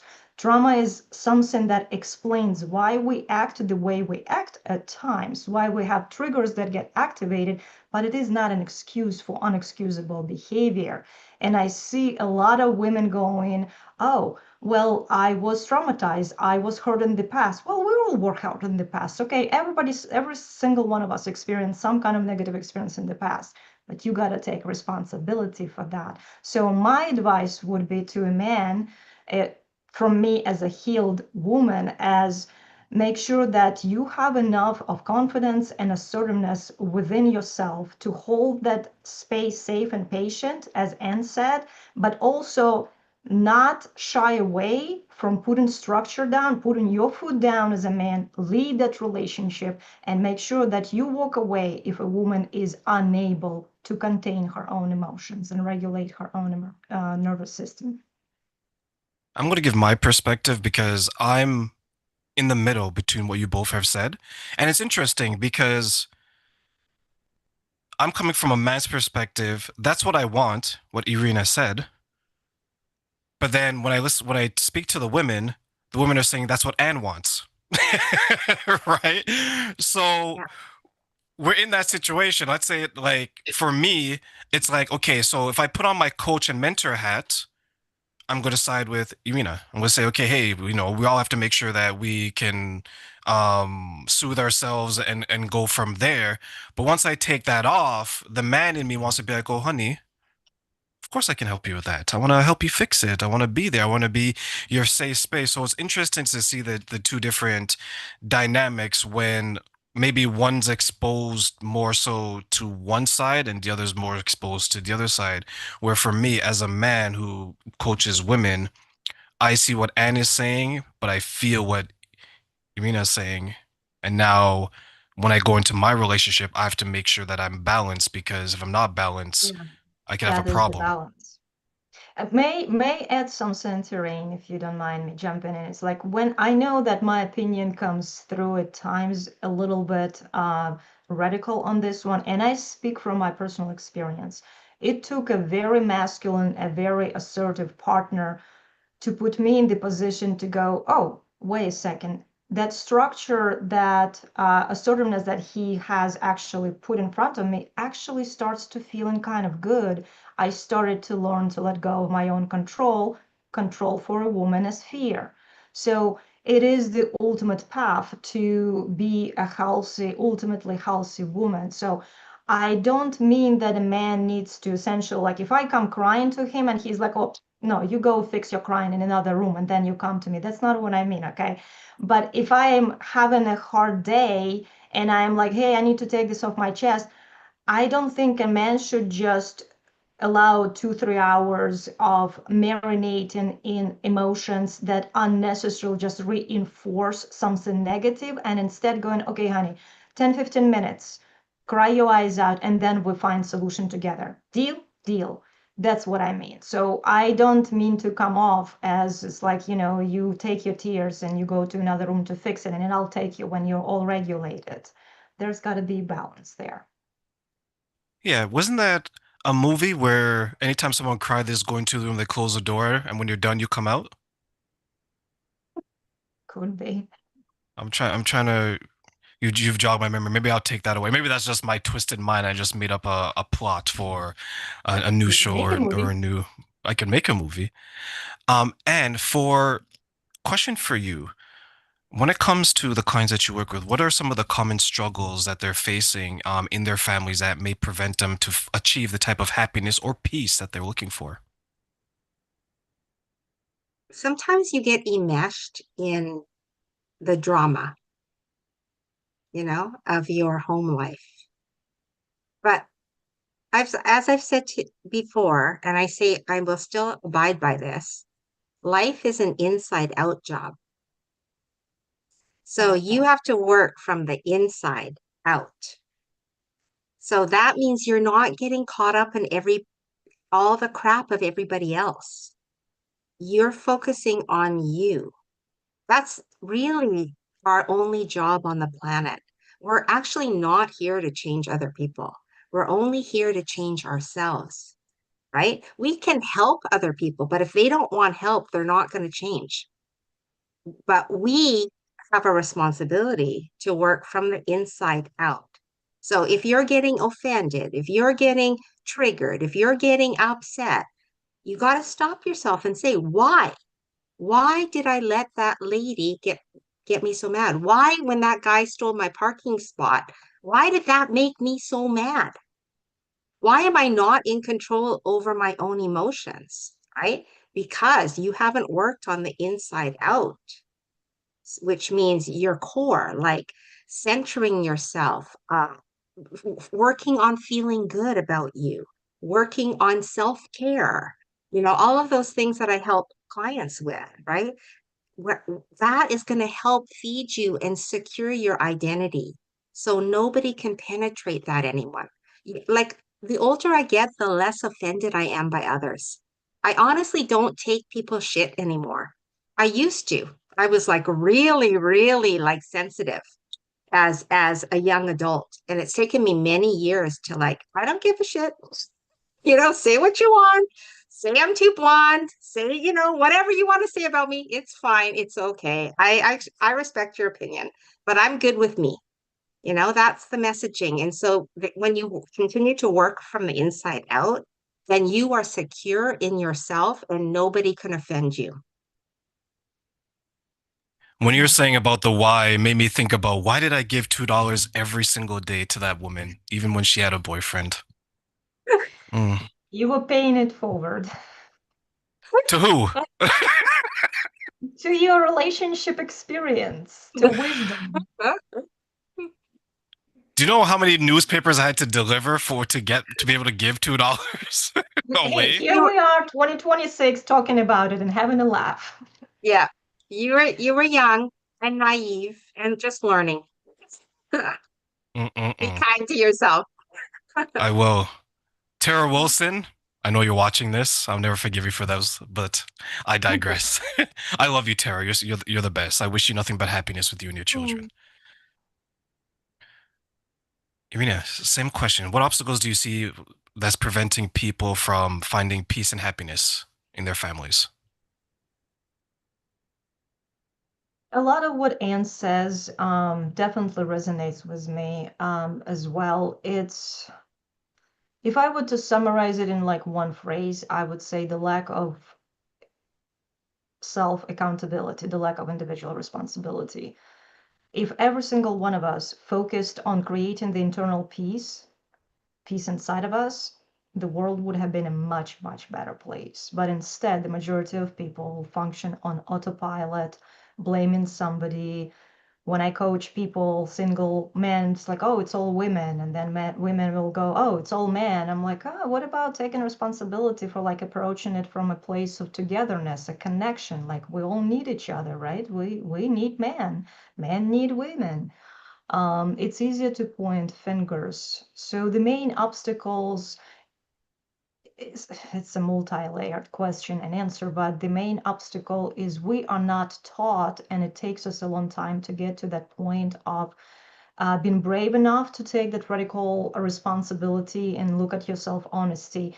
And once you develop a certain level of self-awareness, to actually not stop at that self-awareness, but rather proceed forward with taking action. Because a lot of people right now, especially with the social media now being spiritual, meditating, having trauma, doing therapy, doing coaching, like it's become almost trends. But a lot of people are stuck in that space of understanding why, but they're now using that why as an excuse for their behavior. Does that make sense, Anne? I don't know. I see that you're nodding because that's what I hear sometimes. People will go like, oh, but I meditate. I'm like, okay, did it make you a better person? Do you actually now do things differently from how you used to do? Because nothing to brag about if you are not actually applying the theoretical knowledge about something into your real practical life to better the things around you. So the main obstacle is the to peace collectively and individually is the lack of individual responsibility. Someone I used to work with, sorry. She told me she went on a date. And I want to get the opinion of the both of you. She said she went on a date, asked her where she went, and she said that, oh, I went on IG Live. I was like, what do you mean? Apparently, you can go on virtual dates, not during COVID, I'm talking about today, 2026, through IG Live. So you exchange social media instead of phone numbers, I'm guessing. I'm old, so I guess we don't exchange phone numbers anymore. So you exchange your social media handle and you do an IG Live and you do a virtual date. So Anne will have her meal, Irina will have her meal, I will have, well, not I will have mine because I'm not dating the three of you. One partner would be with you and one partner would be you. And then that's how you guys would have your date. When it comes to social media, how is that impacting relationships and family? And I'll get Anne's perspective first, then Irina's. Well, I think there are some really great things about social media.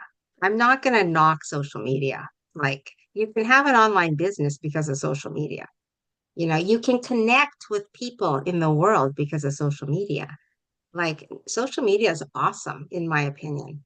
Okay, where does it get to be a problem is when you are relying on it solely for your social life. Because honestly, it is good to meet people in person, right? But if your whole social life is online and you never leave your house, that's a problem, right? You need to connect with real live people, going out in community centers, at work, going to church, wherever you worship, whatever. But you need to meet real people. And not that they're not real people, but people physically for connection, for like deep connection, right? And so the dating, I think it could happen. Like you can spark something, but then you do have to meet the person physically because you don't know if you have the chemistry. You don't know if he's what you think he is, right? You don't know if he's like too skinny for you or too tall for you or whatever, right? You don't really know till you meet people face to face. Like if you're thinking of a partner or you're thinking about developing a relationship with this person, you can meet online, but you do actually have to meet them physically Do for you it to think grow. sometimes do you think sometimes we don't have a strong boundary and that's why that's happening when it comes to social media? I think people all over the world are connecting. Like you hear a lot about love stories of people that met online, right? and then they end up getting married and then in person, which I think is totally fine. Like that totally makes sense because you can get an idea of, especially if the person is very transparent. This is where I live. This is my day to day, and allows you to be in their world, and you allow them to be in their world, and you're communicating like FaceTiming all the time. Then you can get an idea: is this a good match for me? But until you meet in person, you don't really know 100%. That's my own experience, right? That's my own experience. I'm speaking from my own experience. But I would not shy away from meeting somebody online. You can meet somebody anywhere. You can meet your soulmate anywhere. Why would you put restrictions on it? I agree. I met someone through, I forget the name of the event, but it was a social media event. We all met in person, but we talked a little bit about the event. And when we all met, there was someone I connected with. We dated for a bit. It didn't work out. But I 100% agree that if you're looking for love, many of us, the three of us, we try to find love in all the wrong places. So maybe, we're trying to find it in the right place. And I think social media is a good way to connect, but you still ultimately have to meet the person, because I don't know if I could have a girlfriend where the only time we connect is through DMs. I don't know if I could do that. You guys both know me. I'm just a social person. I want to be able to, is that your hair? Is that your eyes? Right. I want to be able to see these things. You have to touch Irina, the person. yeah, You hold need my to hand. Like, touch, are you real? smell them. I'm all about the scent. Senses. All your senses have to be activated. So you need to see them physically, right? Absolutely. I 100% agree. Irina, same question.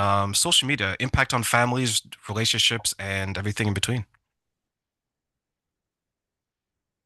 I think it's really tough for people nowadays to do what you guys are saying. Essentially, what you're suggesting is going in for the purpose of connecting, and then it's like, okay, as soon as I make a connection, I shift away and I actually proceed to connecting with that person physically. But here's the reality, maybe in dating a relationship coach, people are stuck. Why? Because as humans, we're addicted to dopamine hits.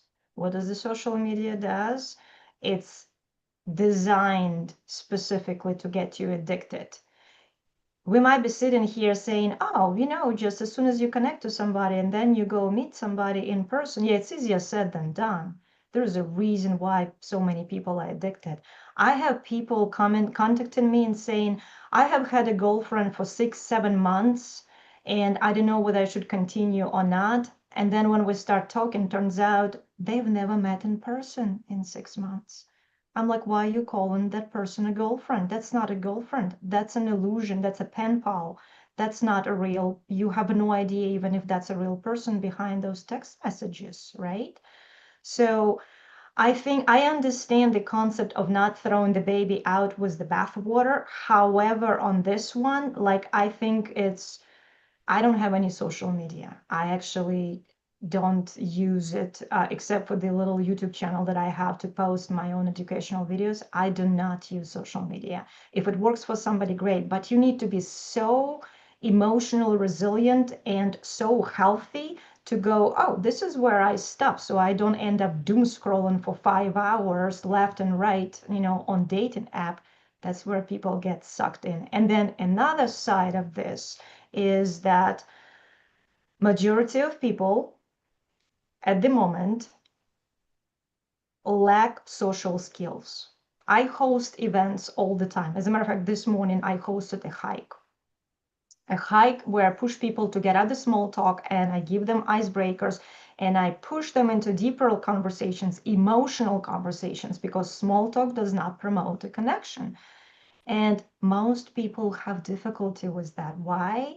Because this is the generation that has the social media and the phones. They never got a chance to actually even develop basic social skills. So in that case, I'd say ditch the social media and start actually initially connecting with people face to face. It's very hard, I think, to strike the balance for the majority of people, depending on the generation. So I'm kind of against the social media, maybe also because I have a 17-year-old daughter and a 15-year-old son. And I try to constantly glue them off their phones. And it's like I don't even know how to hide it unless I put them in the woods somewhere away from off the grid completely, right? So it poses a lot of threat to our ability to socially connect, but it's addictive. And when something is addictive, when it gives you a surge of dopamine, you're going to be coming back to it. So I'm kind of against it as far as the connection, unless you feel you're strong enough to just use it for 5 minutes and then it's like, hey, let's get on the phone call and then see each other in 2 days in person. I think I can understand that. I can understand that perspective because if the person, I guess it's like anything. If the person's in it for the wrong reasons, it doesn't matter the introduction or the vehicle, they're always going to struggle, right? Let's say if we take it away from social media, let's use this Parent Summit. If someone came in here, because the majority of the speakers are women, right? Let's say a man came in and says that, okay, I'm going to watch this because I want to see who's attractive and I'm going to reach out to them. He came in already struggling, right? Because maybe he's there because he's not able to make it in person. So all he has is the avatar that he's designed online. That gives him confidence to even be able to approach any women. So I can see that being a benefit. But to your point, if if you don't have the follow up, you can reach out to, a woman reaches out to me or a man reaches out to Anne or you, Irina, and okay, you're like, okay, let's have the conversation. Hi. Hello. Right. If that's the end all and be all of the conversation, I can see the struggle. Like you both have children. I'll start with you, Irina. How are you guiding your children in today's world when it comes to families and relationships? What tips are you giving them? It would be nice if they heard them. The tips. I've got a whole bunch of tips. They hear you, but are they listening? Yeah, that's the thing. It's a tough one. I have to say honestly, like I'm so good with adults, but when it comes to my own kids, sometimes I don't even know how to push them into the right direction.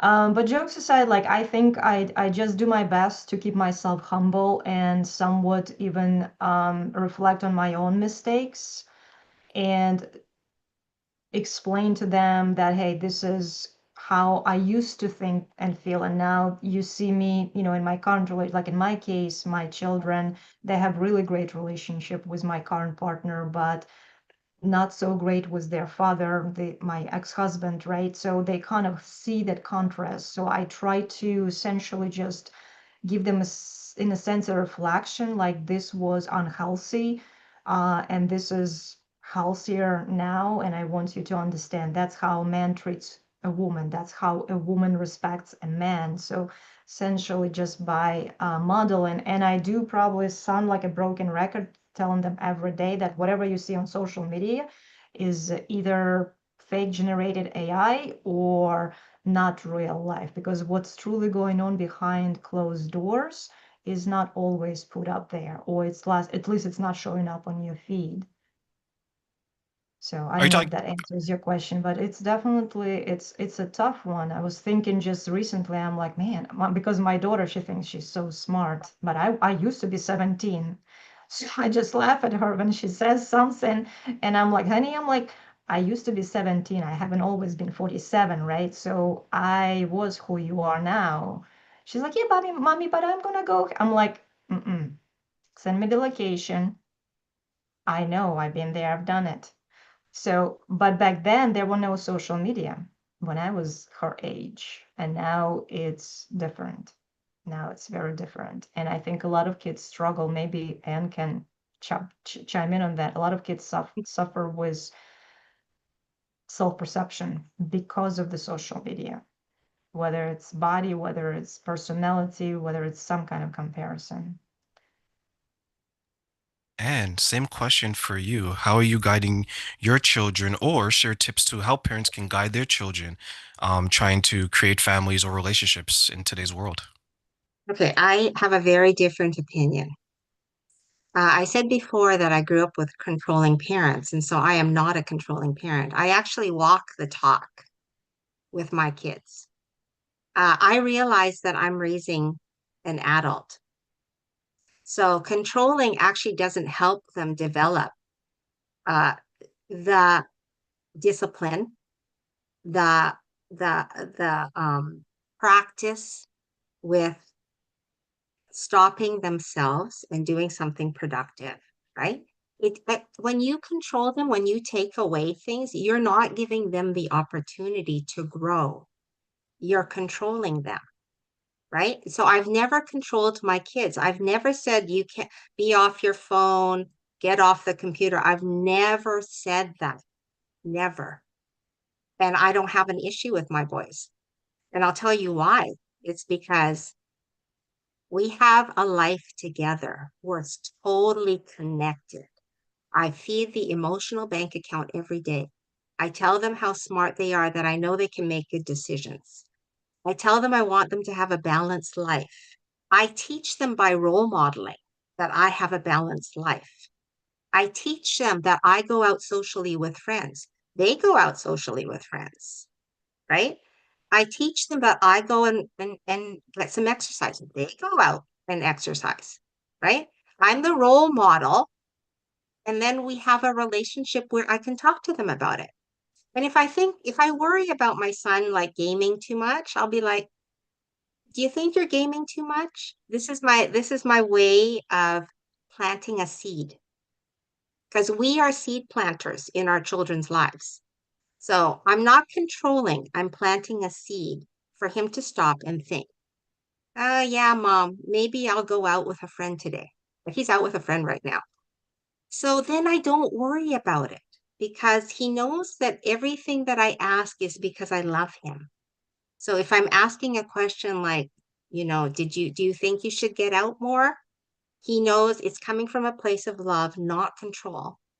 And it's because my mom loves me and wants what's best for me. And I always communicate that. And so I'm going to just say, parents, social media is not the freaking problem. The problem is connection with your kids and the love and the attention and the role modeling. That's the problem, because kids that are truly connected with their parents are not going to have a social media addiction. It's a distraction. Okay. And if you're worried about their peers, then you need to get in there. You need to say, who's your friend? Why do you think they're, and you need to ask the question, like, do you think she's being responsible? How my son always talks to me about his friends. So I ask about the friends. I'm like, how is he doing? Are they gaming too much? Do you think they're gaming too much? It becomes a conversation and not a top-down approach, which a lot of parents do. They do the top-down approach, which actually, with teenagers, it causes rebellion, right? Like they want autonomy. They're growing up and they want autonomy. They want to be able to make decisions. You can always guide them with your questions and your care. I'm totally against the controlling and taking away. I'm 100% against it. Punishment doesn't teach our kids about healthy relationships. Punishment teaches them that you're the boss and you control them. That's what they learn. I've always said, thank you both for sharing. I've always said that there's that fine line that parents, like I'm not a parent, but there's that fine line that parents have to walk between care and compassion and control. And the beautiful thing about all these experiences, especially today, listening to the both of you talk, is that you both are having success in your households, in your families.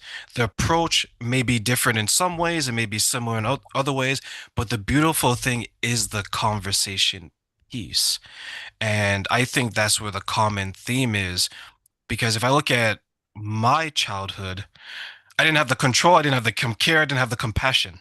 They weren't even there. So, right? So, for the two of you to share your experiences, I find it to be absolutely amazing because you both are showing up the best way possible, right? Like, I don't hold anything against my parents. Maybe not showing up was them showing up in the best way possible because maybe they said, hey, at that time, I wasn't ready to become a parent. But my grandmother, their parents, who was so much wiser, so much more experienced, she has three kids of her own. They're like, hey, I need some assistance because we can't do without a community or a village, right? Irina, when it comes to the importance of community, when it comes to family, of that village aspect, of mentors, how important is that and why? Oh, it's absolutely critical. It is absolutely critical. And I think it's probably the biggest disconnection right now and the biggest pain point. We are not meant to be, as mothers, we're not meant to be single mothers. It completely changes the energetic makeup of a woman when she does not have a supportive man's presence next to her. That means that she's immediately in a survival mode. Therefore, she's not exuding her biologically wired nurturing love and presence to her children. There's supposed to be balance. So it's unnatural to be raising kids just with a mom. Unfortunately, a lot of families do that if you don't have a choice. But there's also currently there's so much division, separation, and it's almost like it's been fed, it's been promoted. People tend to isolate. People tend to shy away from asking for help, even that community. But we absolutely need it, and it's everywhere. Even if I were to host an event, I will ask people. It's like right now you're standing here in front of me and you're talking to me about the fact that dating world is so confusing, it's so toxic. Like, right, we've taken this collective of a dating world, but I'm like, what have you personally done to make that place better? Like, what have you done to actually contribute to the goodness of it, right? And it's a question that most people, they're like, what do you mean? I'm like, well, you're standing here, you just said the dating world is a very toxic place. Have you contributed to make it less toxic? And it's going back to what Anne was saying earlier, it starts inside, right? And again, coming back to that responsibility. But community is everything, whether it's whatever it is for somebody, whether it's a church, whether it's neighborhood, whether it's your family, or all of the above. We really are missing that. We really are missing that. And I think I'm not from here originally, so I think the whole individualism here is like breaking down the foundation. Like, we need, it starts with a family unit, and it's supposed to kind of flourish into a healthy community and healthy nation. But instead, we've got like individuals who are lonely, isolated, depressed, confused, shy, socially unwilling to go and reach out for help or just socialize to connect to people. So it's kind of heartbreaking. The community is broken down. Yeah, individualism, I think, has, for some people, taken a toxic turn. Me, my way or the highway. I am the table. Right? We hear a lot of these things. And it's unfortunate that I'm all for individual accomplishments, celebrate yourself, but you still want that community aspect as well. And same question, how important is community support system when it comes to creating, raising a family? Well, I agree with Irina with everything she said. Like, we are not meant to do things alone in life. We are not on the planet alone. And so, but it takes humility, it takes vulnerability. If you're not secure with yourself, it's hard to strike up a conversation. It's hard to ask for help. Like, I had a hard time asking for help, as a single mother. But I will tell you, I have a tribe now, and the tribe came from my children's parents, my children's friends' parents. So we would meet, and it was like one of the parents was like, "We should do a trip." It was during COVID. That they became our bubble. These seven families, and all our kids were friends and went to the same school. And fortunately, all of us parents got along and we had the same values, the same views on life. And so we connected. So our kids connected and the parents all connected. And then we just did an annual trip. Every year we do a trip together, these 7 families, either camping or just like, Airbnb or something. We make it intentional and our kids have so much fun together and create memories. So I'm just going to say you kind of got to open up your world and start connecting with your friends' parents. And if you make a connection that way, that can grow your community. Also, your church, you can go to church, you can go to a community center, like just get out. It's the isolation that is so harmful. And it's actually not good for our kids to see us in isolation. Our kids should see us out socializing, even having our friends over. It's good role modeling. I had a girlfriend over last night. My teenager was home. He was like, no problem, mom, have fun.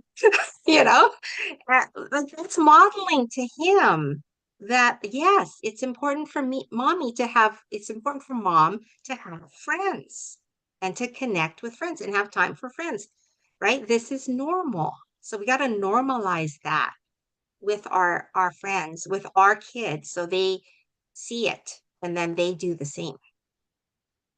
I must say, you both are doing a fantastic job. When I was in my teens or 20s, I did not want to hang around my parents or their friends. That was. He was in his room. He didn't hang out with us. That's exactly what I did. I was like, okay, let me go be in my room now, or I'll just run away somewhere. One more question for the both of you. What tips, and I'll start with you, Anne, what tips or advice do you want to give for the next generation of those who want to maybe create families or start dating? So let's say men and women because we're all in our 40s, safe to say? Oh, I'm older. Okay. Well, I guess I'm the youngest. We're all 40 plus, okay? Because I'm 40, so we're all 40 plus. Let's say men and women under 30. I'll start with you, Anne. What advice, tips, recommendations do you want to give to them in general for those who want to start families? Okay. I actually do teach this to my boys because I don't want them to repeat my mistakes.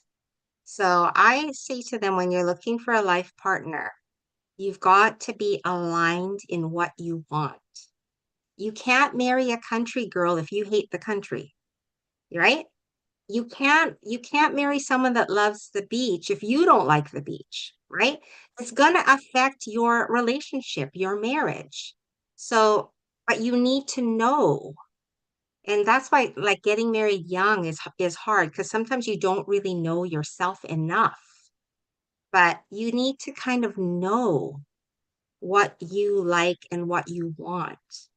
And then you need to see if that person that you are attracted to and like, if they align with what you want, your vision of your life. So it starts with clarity. Get clarity first on what you want from your life. Nobody told me that. I wish I knew that. But get clarity first on how you imagine your life, the vision of your ideal life. What does it look like? And then you need to when you're meeting people, see if they align with that vision, because then that gives you some success, right, in the relationship. And then also you need to know what is healthy in a relationship and what is not. There's a give and take in relationship. There is sacrifice in a relationship. If you want to be selfish, don't get in a relationship. A relationship is not about being selfish, me, myself, and I. It's about you're going to now think about this person all the time. You're going to be like, oh, what would this person like? What would this person need? How can I support this person? Now this is your person. So you can't just be thinking about yourself. You always have to think of the other person and vice versa. That person needs to think about you. This is why marriages fail, because people are selfish. They don't want to give up their comfort. They don't want to give up, their lifestyle or whatever. They don't want to give up their drinking habits. They want to do what they want to do, and they don't want to think about the person that they married. But that's not marriage. Marriage is, I'm going to think about that person, and that person is also going to value me and think about me. That's partnership. That's what it's all about, working together. Amen, sister. Amen. Preach. Irina, same question. Men and women under 30, what advice, tips, recommendation would you give to them and why? I think what Anne said is very important, having a very good clarity. Oops, he's hungry. A good clarity on the vision. However, I think just from my personal experience, I think a vision of what we want evolves throughout different phases of our life. So you have to have an idea for who you are at that moment, but also beware that it is something that will most likely change.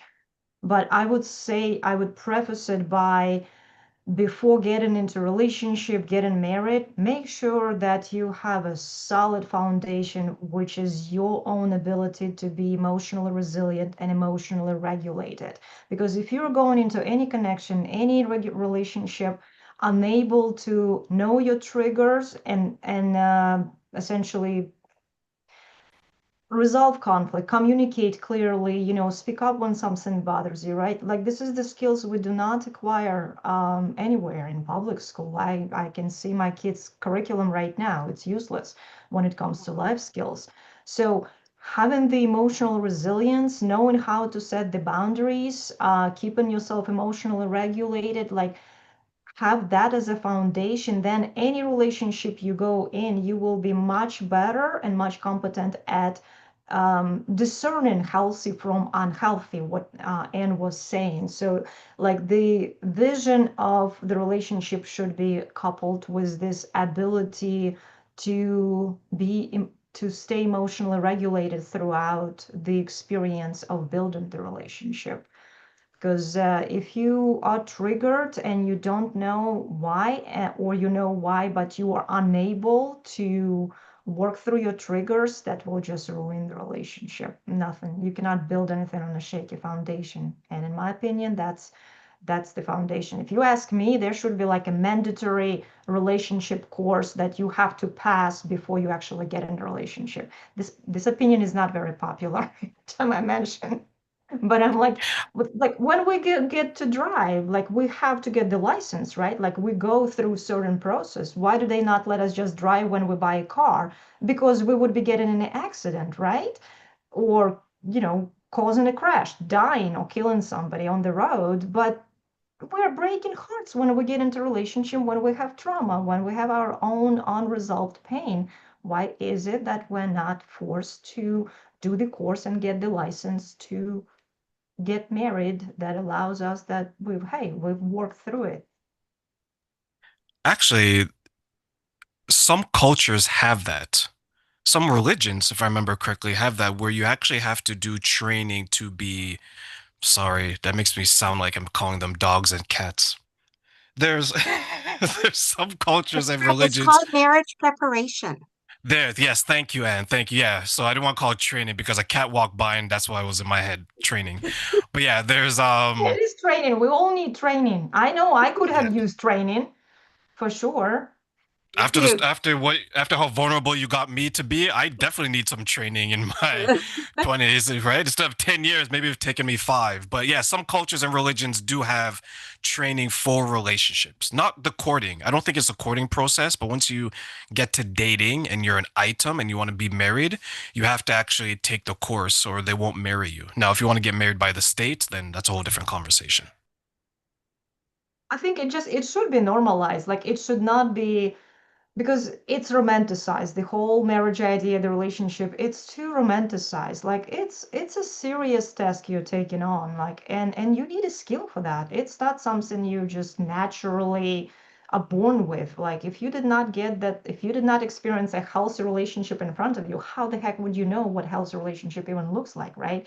And our nervous system tends to gravitate towards familiar, not towards healthy. that doesn't matter. So that's why I think we should, like, when we get married, it should be marriage license should have an expiration date so you can actually renew it and not get divorced. That's another unpopular opinion that I have. Divorce So lawyers do not like just me so at all. just so Anne and I know, so are you saying that if I pass the course, I can walk around with this piece of paper and say I'm available and get women? Absolutely. As a matter of fact, I suggested that everybody should have a bracelet that says, "Talk to me, I'm available." Oh, I see people getting robbed for that. You know what? To make They it say the same easier, thing before you have children. You should have a parenting course before you have children. amen to that. Nobody prepares you for what's happening when you have To kids, have children especially or for the us act women. that makes children? Like, do you need a Not to, course? to have children. Okay, to have children, but you still do the act that has children. I Okay. think everyone knows how to do the act. Yeah, not the act, not the course to make them. We That's all the know how easy to make part. them. That's That's the the easy easy part. I don't know. How are you going to regulate that? You guys talked about regulation. How are you going to regulate that? You're going to be in the bedrooms and the houses of these people? What are you doing in there? That's where it gets tricky. That's where it gets a little tricky. Yeah, but Yeah, it would be helpful. it would be. You know what I think as we're wrapping up? I know we're making light of it, but I wish people took relationships. This is what I wish. And this is based on my observation because I wasn't alive during that time. The seriousness of relationships and of marriage back when my grandmother was doing it, I wish we had that, but with today's advancement. Yes. That's what I wish. That's a good way to put it. Yeah. Absolutely. Right? Not the control, like the woman can't work. I don't want that. Right? I don't want to bring back the club, bring her back to my cave. I don't want to bring back that.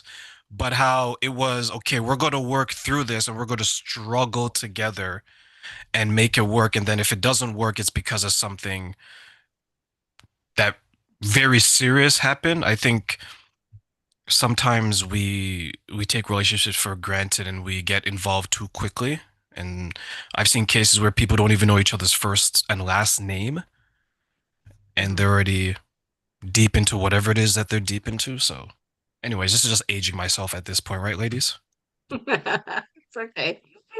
Yeah. Final words, Anne, before I let you go today. You know, the best gift you can give your kids is your happiness. And so, and that's not my quote. That was from Gabor Mate. He's a famous therapist, doctor, and he talks a lot about trauma. And he says the best gift you can give your kids is your happiness. And so you have to work on the inside to feel good about you and your life and take the action, as Irina said, take the action. Don't be a victim. Take action to improve yourself and your life. That is going to help your kids to feel good around you, to feel happy, because mom's happy, dad's happy, kids are happy. Honestly, it's the truth. So work on your happiness, filling up your emotional tank so that your children can feel it and you can give more to them. Irina, close us off. Final words. I will just piggyback on what Anne is saying. Yes, absolutely. A parent's happiness, probably one of the best things you can give to your kids because the energy is different, the flow, the dynamic is different. I would only add is that also in parallel teach the kids by modeling essentially that happiness fluctuates, that happiness is not staying giddy and excited and no challenges type of state, that happiness is essentially being happy with what you are given on any given day with the available resources. So you learn how to navigate various aspects and various phases of your life. But yeah, it's all about modeling because the kids do not really, I don't think they care much what we say, but they absolutely sponge up what we feel, what we do. They watch everything. And that's probably where they learn the most. I want to say thank you, ladies. I appreciate you both. You guys know how I do value both of you already. I'm just not saying this for the video, or as the young kids say, I'm not saying this for the gram. These are words of value. Okay, so thank you both for joining me today. Thank you so much, Terraine. All right, I'll speak to you both very soon. I know, and you both owe me an email. Actually, you know what? No, you both owe me a conversation outside of this. How about that? I'm increasing the ante because some of you have taken like 2 years to get back to me. So no names, of course, but Anne is not you. But no names. No names. No problem. I'll schedule one as soon as we get to Zoom. Thank you. All right, ladies. Thank you. Enjoy the rest of your day. All right. Bye, ladies. Thank you so Bye-bye. much. Take care. Bye. So everyone, what we're going to do next is I do want to play a clip from Paula, who's going to share a story. And this story is actually close to her heart because it is something that she was dealing with and she gave me the honor to share it. So here is Paula sharing a story before we get into our next guest. It's the Behind the Shade show. Positive identities and unimagined success. Give positive identities to your children, and you give them opportunities to create unimagined success for themselves. I have 4 real-world examples for giving positive identities to children, and 1 real-world example for giving a positive identity to a young adult. Number 1, giving equal status. When I was in my 20s and living in Chicago, I did my laundry at a local laundromat. On one particular day, I started my laundry and sat down to read. To my side sat a little blonde girl, all by herself. A Filipina woman with 3 little girls came into the laundromat. As the mother got busy doing laundry, the girls got busy playing. They had so much fun, they sort of tumbled around the laundromat. They passed me several times, and I started talking to them as they tumbled by. The little blonde girl just sat watching, a sad look on her face. After the Filipina girls tumbled by yet again, I turned to the little blonde girl and said, "I like you too." The little blonde girl sat up straight, her eyes opened wide, the sun came up in her smile, and she ran off to play with the little Filipina girls. I saw no adult interact with that blonde girl before I left the laundromat. I eventually figured out that an adult had left the girl in the laundromat alone before going off and doing something else. My 4 words gave that little girl an equal status positive identity, which she used to change her own life.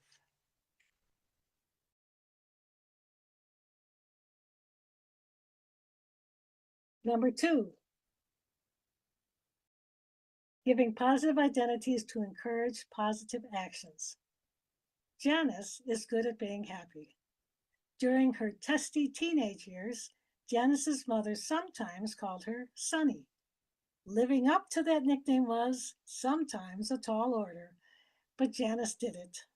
Janice is now Sunny all the time, as in Sunny Simon, author of the book Life on the Sunny Side. She tells this story in And She Called Me Sunny, page 351. My website, smilesparksuccess.com, identifies 4 behavior styles and 6 guiding values. The site has free resources for each. Parents could identify their children's success characteristics and give them positive identity nicknames based on what their children do well. Number 3, recognizing and celebrating positive actions. Decades ago, Bill Donahue invited a teenage boy to be a guest on his talk show.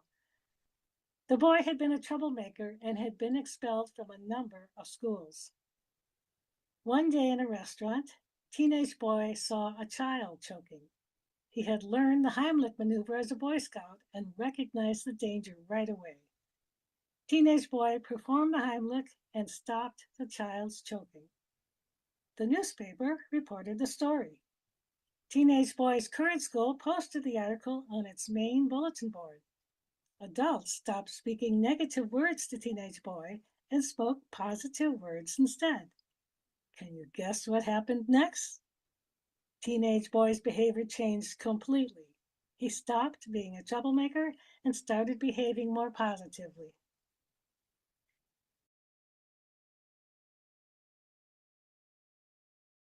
Number 4, assigning positive actions to take with others.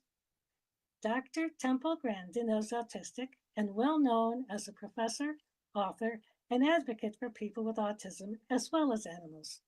In her book, Unwritten Rules of Social Relationships, Grandin wrote about an autistic boy who also had oppositional defiant disorder.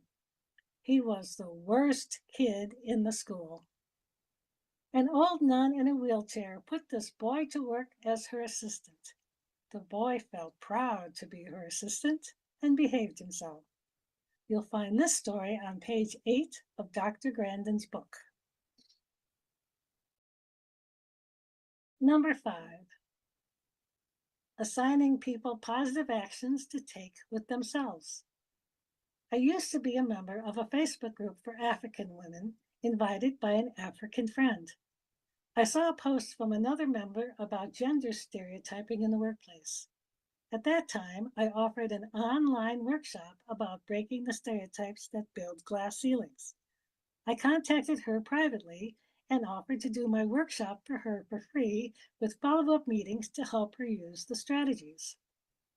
On the day of the Zoom session, the woman told me she had invited a friend and hoped I would include her. I said yes.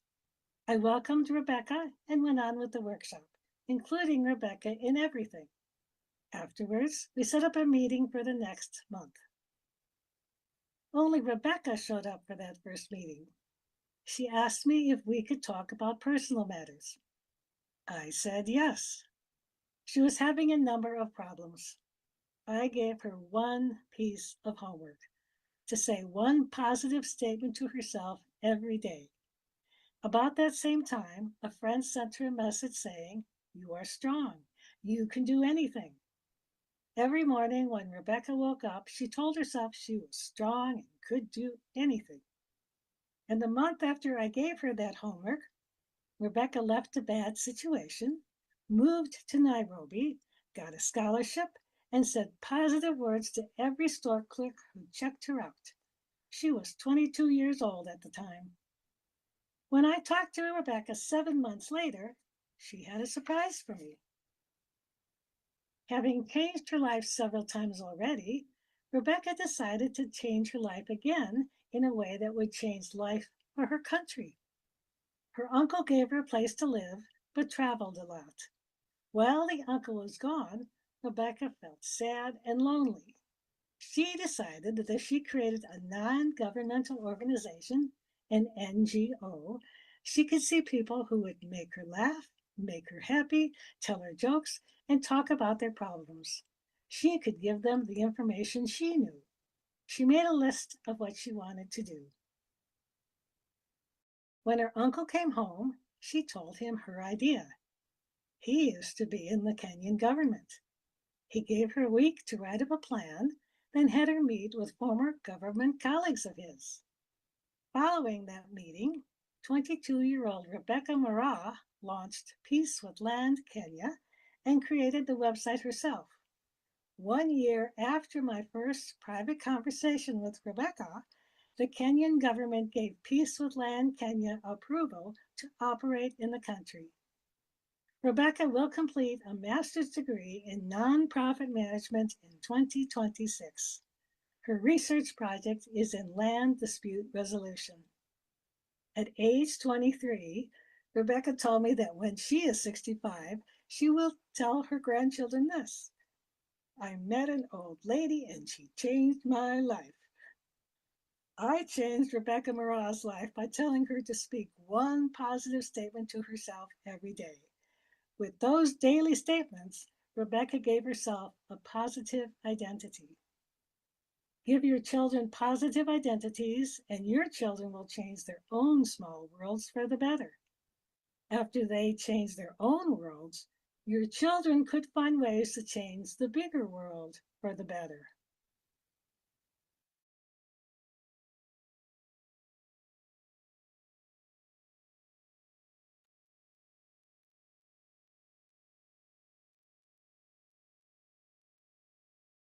One thing I always want to say is thank you for Paula for doing that because she's such an inspiring figure. She's been through so much, she's shared so much, and when it comes to handling different types of grief, she's definitely the person to talk to. And speaking of grief in families and how it affects people, the next person I want to bring in is someone who I have personally known for a long time. We met a few years ago. This person is doing magnificent things, and no one can butter him up better than I can. But Chris, how are you doing, my friend? I'm doing well, TERRAINE. It's really nice to see you again, my friend. How you been? I have been good. Long day, long life. I'm trying to live to be 1,000. So, I love one day at that. a time, right? Yeah. I want to say thank you for joining me today. Thank you for everything that you do. I know I see you on social media. You have a lot of work. Some doors close, but you don't let closed doors stop you. Sometimes you kick them right down and you keep going. So I always want to give you that respect. And I waited until this moment because sometimes when you put it in a message, it doesn't hit as much as when you say it face to face, man to man. So keep doing the work that you're doing. And I see everything that you're doing. So well done. Thank you, TERRAINE. I really appreciate that, my friend. It's been a long journey this year. A lot of it's been 10 steps backwards and picking up again. And that's the story of my life, my friend. I don't know what to say, but I've evolved the Empower Grief journey into something much bigger and newer in the last 2 weeks since June hit. And it was a very unexpected shift in energies for me when June first started. But I have evolved it into a new part of coaching, which I call my becoming path, because I started to realize that all the people I've talked to on podcasts, and I've interviewed about 150 people on there over a year and a half, they all have a new journey and they've all picked a new path because of that one moment of life that really broke us down, the one that kicked us in the gut too hard and the one that slammed the door shut. We took a different path and we created that path. And so I'm excited to say that my coaching's evolving into a new practice called My Becoming Path, and it's about helping people figure out what that new path forward looks like for them and how they can create the new way forward. Because as you said, I've had a lot of doors kicked in my face this year, and I still get up every day. I still fight the fight, and I think that's part of not giving up when life gets us down. I will absolutely agree. And since you mentioned sort of June 1st, happy Men's Mental Health Awareness Month, my friend. Likewise. Yeah. So do me a favor then, before we jump right into this, tell my audience even more about yourself because you shared so much already, and let them know where they can find you as well. Go ahead, Chris.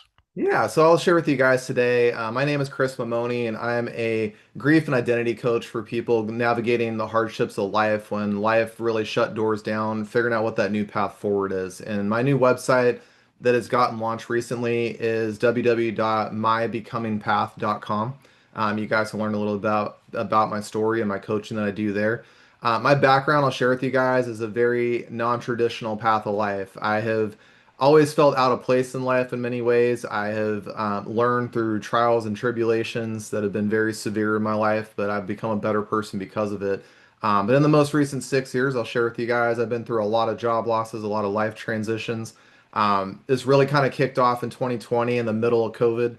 I was in a place where my job was really hard, and then all of a sudden that got really great. But my grandfather, who'd been battling terminal cancer for 2 years, ended up losing that fight with cancer. And I was there for him in that very last moment where he took his last breath. And that was a very brutal moment for me. But it's something I look back on today, and I couldn't tell you guys this in the moment, but I'm very, very grateful for that moment because he gave me a powerful gift to hold space for people navigating hard life transitions because of that experience. 2 years after that, I was also way less unfortunate, and I lost my first and only child to stillbirth at the very last minute. And that one really shattered me in a lot of ways. I went through a very hard depression for a couple years. After that, I was still struggling to get my footing after that. But I look back and the same thing I can share with you guys. It's going to be 4 years this September. losing my child is one of the hardest, brutal moments of my life, and it's one that will always be ingrained in me as something to look back on and reflect upon. But my child did the same thing for me. He gave me a very powerful gift and said, your purpose in life is to help other people struggling where you once stood. You're there to help people when they have nobody. You're there to help people when everything seems dark, there's no point, there's no meaning, when they feel hopeless, when they feel despair. You're the guy that comes in and says, hey, we just got to figure out what the new path is. And that's not to write off what we've experienced. That's actually to say, hey, let's acknowledge this. Let's understand what we've walked through. Let's understand, more importantly, what we've survived, what our purpose is beyond this. Because I really do feel, and I felt this way with my Empower Grief Journey coaching I did, we all have a powerful, powerful gift within ourselves, every single one of us. Because when we can realize that these things aren't happening to us, but they're happening for us, and we can realize that somebody else in the world is experiencing that same thing and they're actually isolated and alone where we might not have been, we now have a gift to give back. We now have something to contribute. And this is where we can honor and remember and create a legacy around these losses we have in life. And that's where I will tell you, my friends, every single one of us walks a different journey of life, different experiences, different blessings, different losses. And it's all important for us to honor and recognize how important each one of our individual journeys is and to celebrate and honor that. My condolences on losing your father, your son. Your son, I knew about. I know how the impact of that, but your father I didn't know. So my condolences to you for both losses. Thank you. Yeah, it's those are the hardest moments of my life because I truly did navigate those very much on my own. I didn't have people that could hold space for that. Especially, I know we're in a parents live session here, and I'll talk about that. Being a lost parent's very hard because we lose not just the life that we envisioned in our future, but we also lose a part of ourselves. We lose an identity of ourselves. And the world doesn't always recognize, by the way, that we're still parents. We still gave life to a being. And even though that child's not here physically and not like we all traditionally see, it's important to honor and celebrate that child's life just as much as we would a living child. And so, part of my path that I've been on is to shed awareness and spotlight for lost parents out there because there's Father's Days and Mother's Days that roll around, and people say, well, the child's gone, so we just don't want to say anything because it's awkward or uncomfortable, or we just don't know how to navigate that. And it makes those parents feel like crap. It really does. And, what could be more heartfelt and more genuine is telling that lost parent, I know today is probably a hard day for you, but I want to acknowledge the fact that you're still a parent. Even though your child's not here, you're still a parent. You're still gave birth to this child, and your life is still important and meaningful. And give them that acknowledgement. That's something big you can do, and you have no idea how much that hits somebody. When Train just said to me today that, talking in this context on the Zoom call today is a lot better than writing out a message. I felt that, and that really hit me. So I'm going to say if you can do that for somebody else, by the way, that's one of the most powerful gifts you can give. Thank you. I appreciate you sharing that because it's true. In the previous segment, I was talking to two ladies about social media and how it impacts families and the boundaries around it. One thing, speaking to you now, I'm realizing is that there's some people that our connection is only social media. Like if that person didn't post, it's like out of sight, out of mind, right? Like we don't even think of them. um and I'm trying to do, and I committed to myself last year to do a better job with my connections this year. So that's why I would reach out and say, hey, how are you doing? I'll do more emails, I'll do more things like that. um because it's cool to get the like and the views, but especially when you connect with someone, hey, can hey, I see what you're doing, good job, keep it up. Even a comment I think is a little bit better, right? Yeah, I think it's very important for us to not just, we see social media marketed to us in the sense of we'll get all these likes and get all these views and get your visibility out there, but at the end of the day, we all have individual lives and we're all individual people. And more importantly, something I learned through my podcasting is that I didn't just record a session with somebody. This wasn't just somebody sharing their story and I just gave them space. There was a connection that got built beyond that. And there was friendships, there was my anthology, for example, there's 23 people that took part in that. Those connections led to other connections in my world of grief. And I don't see people as just a sole interaction of things where we one time touch and then we never speak again. Because I think that just really misses the point of what the purpose of even this summit is, social media is. It's not about just, oh, I saw your picture, like, and move on. There's going to be something somebody's going to share with you that resonates really deeply. And that's what I've noticed about, your summit. I've noticed about your social media. You're very passionate. And when you do post something, it's not just posting for the heck of it. It's posting because you have something powerful to say, something moving to say. And it's an invitation to that connection. And so I like to foster that too on my social media. Now I tell people don't just scroll by and hit the like button. Anybody can do that. Was there something that connected with you, or maybe there's a thought or a question you could pose to me to challenge my belief a little bit, or say, hey, I didn't really see it in this perspective, but have you thought about this? And I think that we can take that connection so much further, and where we are only digitally purposed in some ways, we can make that connection more humanistic at that point. I will 100% agree. And one question actually I want to ask you, for those who may not know, lost parent, what does that mean exactly? For those who may not know. Yeah, for those of you guys that don't know what a lost parent is, and it's spelled LOSS, not lost like you're confused kind of thing.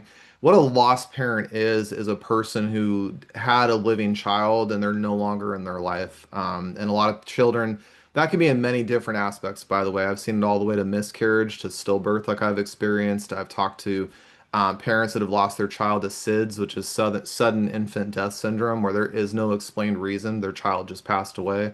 I've talked to people that have lost their children in a variety of different freak accidents with hiking and car accidents, things like that. So, a lost parent is somebody that had a child and the child passed away in a myriad of different experiences. But I share this to say that, coming back to, and I'll wrap up on this one, but just saying that a lost parent is still a parent. Just because their child passed away does not mean that they're not a parent or any less of a parent. They have to be a parent in a different way. And that's where I try to help lost parents where I can say, hey, we have to create legacy work to honor and remember your child. Just because they're not here doesn't mean we don't get to talk about them. It doesn't mean we don't get to remember them. It doesn't mean they can't be a part of your life. They still can. We just have to figure out what that different modality is.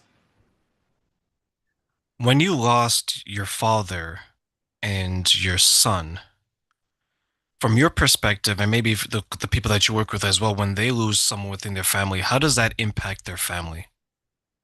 I'll be honest with you, those two experiences were very different in their own. They were very individual in how they broke out. But I'll just say that death in any capacity changes families radically. And I have seen death bring out the crazy in family. And it brings up, a lot of people go through a lot of emotions. This is where when we lose somebody in our family in particular, this may be somebody we have spent, 35 years with, and we have lots of memories to look back on. It might be like me, where I lost a child and I had less than 24 hours with. And so those two experiences are very different. But I'll also say that everybody handles that situation differently depending on their emotional intelligence of who they are or how they were raised and brought up to have emotions. One thing I teach about, since you brought up men's mental health, men in many ways are either silent or angry. They oscillate between the two. We don't have that in between thing that says, hey, I'm hurt. I need to be vulnerable right now because I'm feeling a lot of things over here and I don't have the words for it. I'm not sure even how to get it out of me. And so, in my family in particular, when my grandfather died, my family fought a lot. Everybody's emotions went to the ceiling. Everybody started saying, this is best, this is right, you're wrong. It got into a whole conflict thing that all went to hell, pardon me. And I was the one that, at home with my grandfather that two days before he passed, and I just sat there with him. I didn't, it wasn't about me. That's the whole thing. I realize in these moments, by the way, when people die, it's not about you. It's about them. And you're gonna have a lot of time on this planet, by the way, to process and understand it and, figure it out in whatever way you need to. But for them, time's limited. And so when you can remove yourself, by the way, enough to say, this is their experience and I'm here to witness it. I'm here to be part of it. And this isn't a reflection of me right now. This is about them. And that's where we can become selfless. And when we allow ourselves to open up in that aspect, by the way, we allow them to teach us things that we need to learn. We need to figure out how to express our emotions in a healthy, safe manner. And, some people in death, by the way, some people laugh and tell jokes. And by the way, they're just uncomfortable with it. It doesn't mean they're like, they don't care or they're just can't take it seriously. It's not about that. That's their way to process. Some people get really angry in death, and all that anger and 20 years of suppression comes flying out at 100 miles an hour. And everybody deals with things a little differently. So I think it's important for us to show compassion, show some empathy, maybe ask more questions than we judge, and give people that space in that moment because we just really truly don't know how somebody else is handling that from within.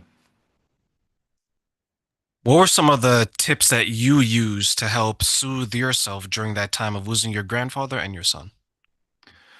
For me, I paid really close attention to my emotions. The one I'll share that's more really relevant, so I was able to move through my grandfather's loss a little bit faster. When I lost my son, I didn't have people hold space for me. The ones that did said, well, you're lucky to be able to stay home. Most people just have to get back to work. Or, oh, you just got to get back to life. Life keeps moving. You got to keep doing this and that and the other.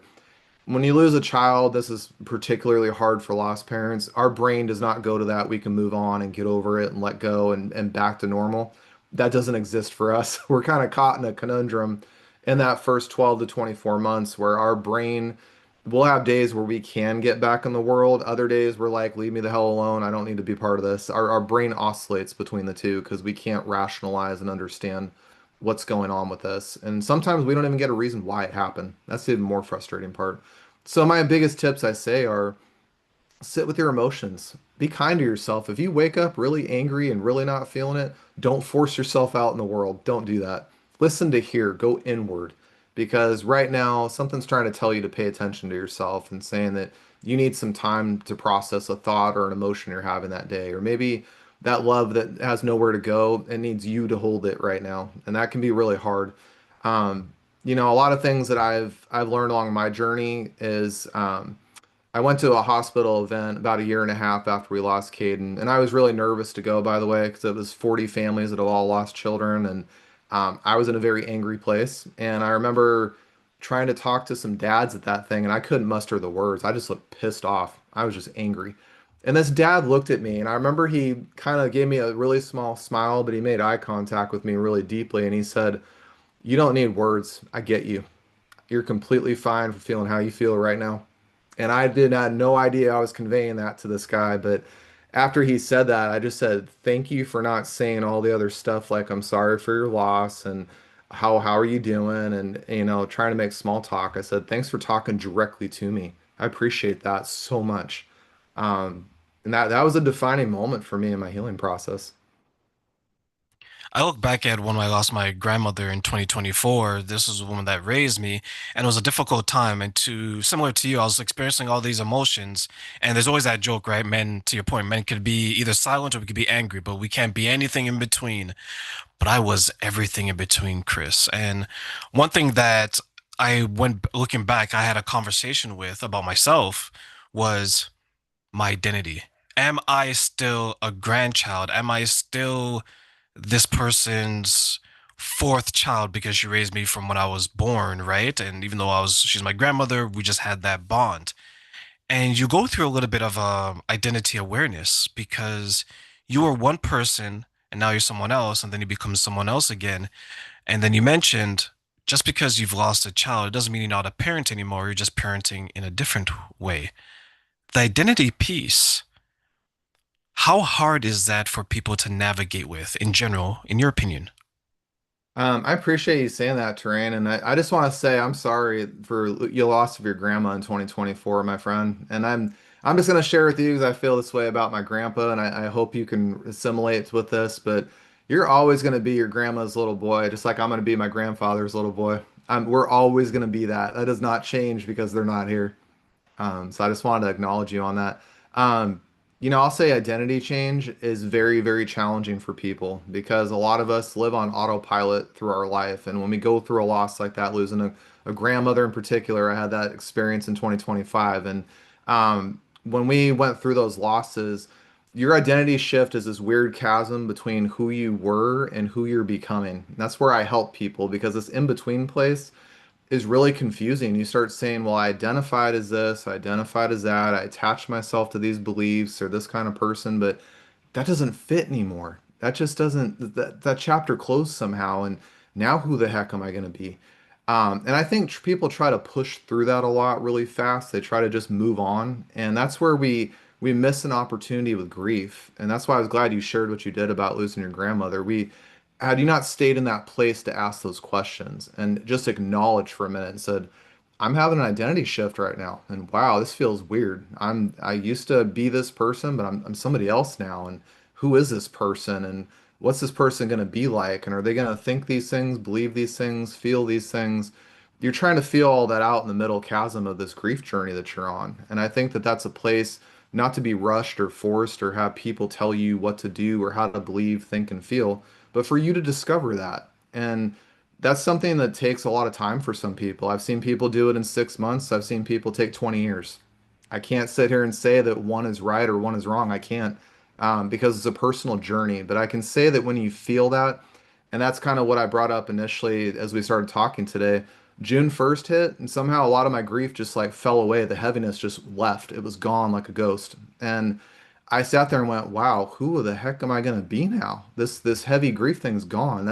That chapter of my life just closed like a door. And now what am I going to be going forward? Because I still miss my son. I still miss my grandfather. I still have grief over that, but it's not heavy. It's not dark. It's not pulling me back or holding me down, or it's not something I'm heavily focused on anymore. So who's this person over here that started showing up? And that's when I started realizing for me personally, through this example I'm giving you guys, I found out the Empower Grief Journey had to become something more. It had to change because I have to grow in order to help serve other people to the capacity that I want to. And when I came up with that concept of my becoming path, I started realizing the Empower Grief Journey, that was to power me through grief. That was to teach me lessons, help me process and understand things. The My Becoming path is really about what's this new path I want to create right now? Who am I free to be right now? How do I want to change myself and grow? Who do I want to be around? Who's not a good fit in my life? Let's evaluate these things. What do I want to spend my time doing? And who do I want to be? And that, like I said, guys, be kind to yourself with that process. It'll come to you very naturally. And when it does, it'll kind of hit you like a shock because that old self will fall away as the new one's coming in. So just allow yourself space and time to process that. How do you feel about, or how did you feel about the man that you're becoming after the initial grief? I feel like in many ways that grief journey has shed a lot of parts of me, and I struggled a lot with, anger, not fitting in, constantly being blamed and scapegoated by people, being I've dealt with a lot of narcissistic abuse. I've gone through a lot of emotional and verbal abuse from family and friends and coworkers, and just feeling like I don't fit in the world. And that was very heavy to carry. After losing my son, I'll share things started falling away like layers of an onion. I don't know how to really fully explain it, but there was parts of my identity that just started going away, and not because I chose it, they just fell out, and I couldn't. And what became in that moment, I think what you're asking is it became a new normal for me that I sat there where I once used to get angry. And now I sit back and I go, that's not mine to own anymore. That's not even who I am anymore. And I started thinking about, if my son was alive, he'd be 4 years old right now. I started thinking about, if I had a kid here today, what example would I set for him? Who would I need to be for him, by the way? Because I wouldn't be focused on myself. I'd have to be a parent first, and I got to be a leader second, and I got to be a good example third. So I got to be all those things for a kid. I can't be, Mr. Old Self of mine. And so what I've come to learn is that, something I've learned about my anger journey is that anger's always been the part of me that loves me the most. I've just never listened to it. It was trying to tell me messages. It was trying to communicate with me. It was trying to redirect me away from bad situations and hard people to live around in life. It was trying to always move me towards who I'm supposed to become. That's what it was always trying to tell me. I just didn't listen. And so that's on me. But now, going through losing a child really shined a light on that, and then you can't avoid it because you can see it. And once you can see something, you can do something about it. And so, I always use that example to say this grief journey that you may be on is trying to guide you somewhere. It's trying to tell you something. And the more you listen to it, it's going to be uncomfortable as you make the change, but I will tell you it's worth it when you start listening to yourself because that anger, like mine, my anger started to shift like this into happiness and, just being content with my life and not always pushing or striving for things, but allowing things to flow naturally to you. So I think there's a lot of places for us to evolve in that sense of our new identity.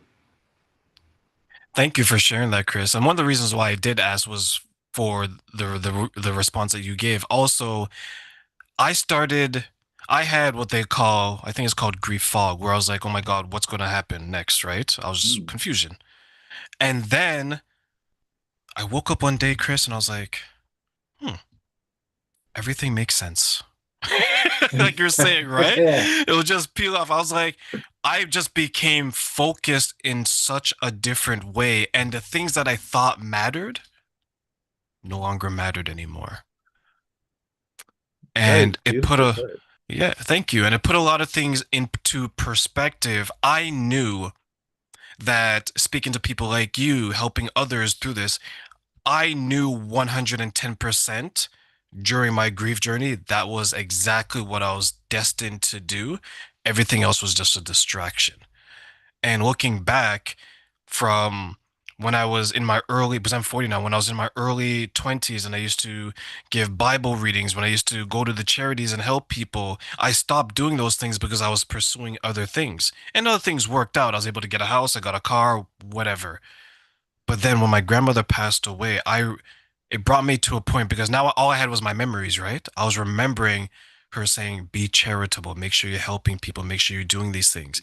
And that was the main focus. I said, okay, I'm taking my grandmother's essence, her energy, absorbing it, the knowledge, the wisdom, and I'm going to go full throttle to that. Your grief journey, everything you've been through, what are some things that were put into perspective saying that this is what I am meant to do and why? I appreciate you asking that question, and I'd love to hear from you at the same point because it sounds like that was very freeing for you when you had that moment when you just woke up and said, "I don't have to do this anymore. This is my path."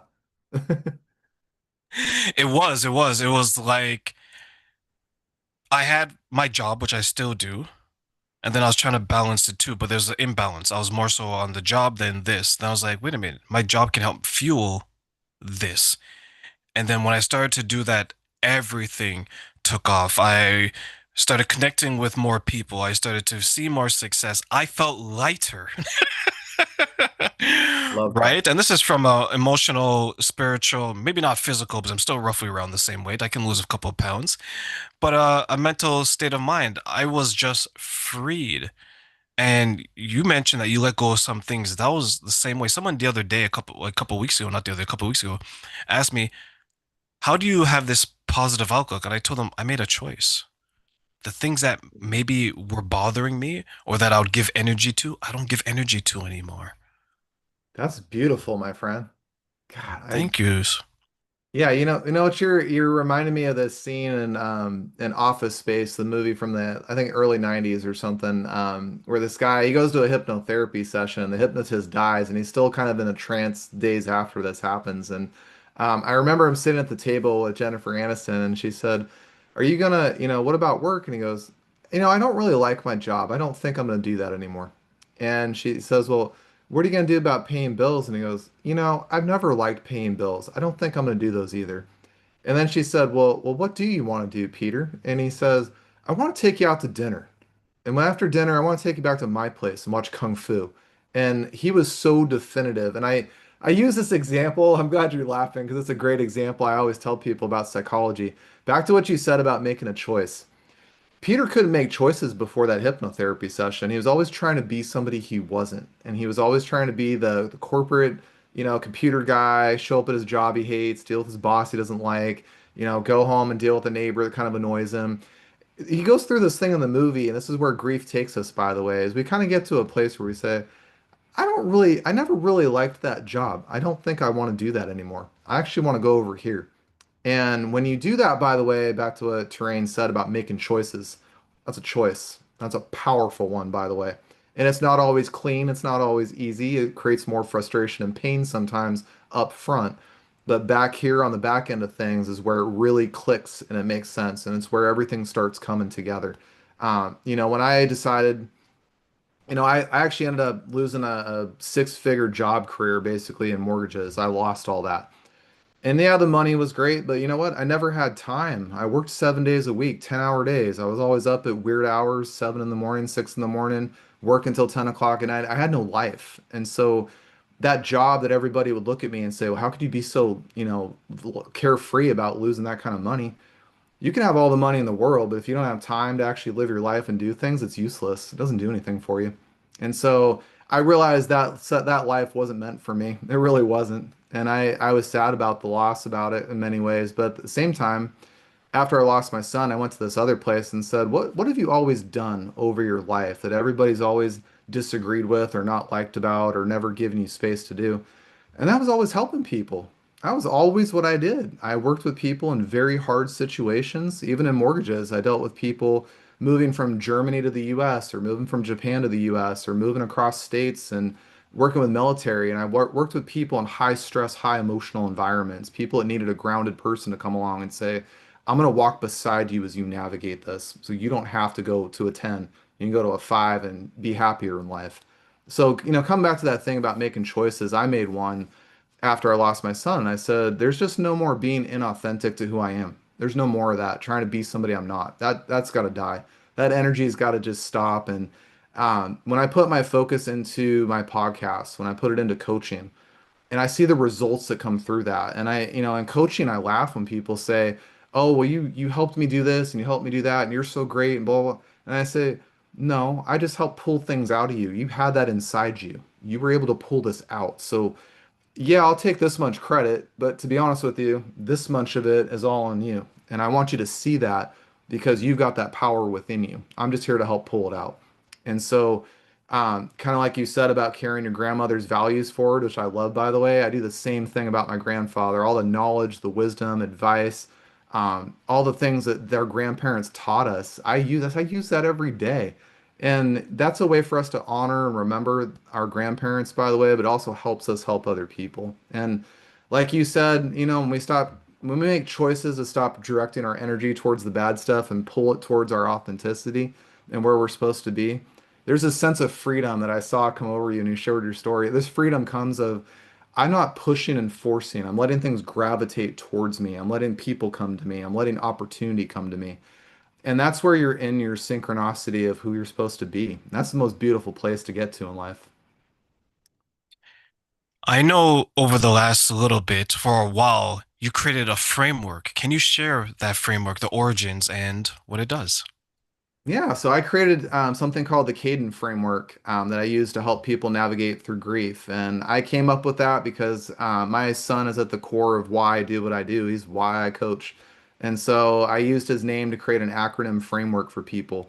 And so what I do is that framework is his name, Caden, and each letter stands for a different section of grief work that you can do when you go through my program. So the first one is courage. It's all about having that strength to say, this is what I've gone through, this is what I've experienced, this is what happened. And just giving yourself the moment to really just process what kind of grief situation you ended up in and what's going on with that. The next phase in that one is acceptance. And I always say acceptance is the hardest one because I always say that we're not necessarily going to like it, the outcome, or respect it, or understand it, or even have answers. I never got answers when my son died. Just it happened, and that sucks. But I have to get to the place of saying, I don't like it or love it, but I have to accept what happened. And that's where we stop fighting reality and we land in the place of this is just what is. And we allow ourselves to, in that moment, express all of our emotions, our feelings, our thoughts, our beliefs, our questions we might have. We get to that place of acceptance of what happened. The next part of it, I call is discovery, and that's the part of saying, what's this new path forward for me right now? How do I navigate this? And what the heck does this look like? That discovery phase also is our identity shift you and I talked about today. We used to be this person. We're becoming this. We're sitting in the middle right now where this is floating away and this is coming towards us. What does that look like? What does that feel like? How do we want to create that? And then my other one that I use on there is empowerment. And empowerment is something in the grief space. Some people frown upon the word empowerment. I use it in the sense to say that Just because grandma died and grandpa died doesn't mean that this moment didn't carry weight for us. It's not, it's something that needs to come forward with us in one way or the other because it's going to help evolve us and create who we're becoming. So I always try to find ways to help people become empowered by grief because a lot of people say grief is a negative emotion. It's a negative thing, push it under the carpet, forget about it. I don't believe that. I believe you can carry that forward in a way that's supportive of you and helps you figure out your new identity.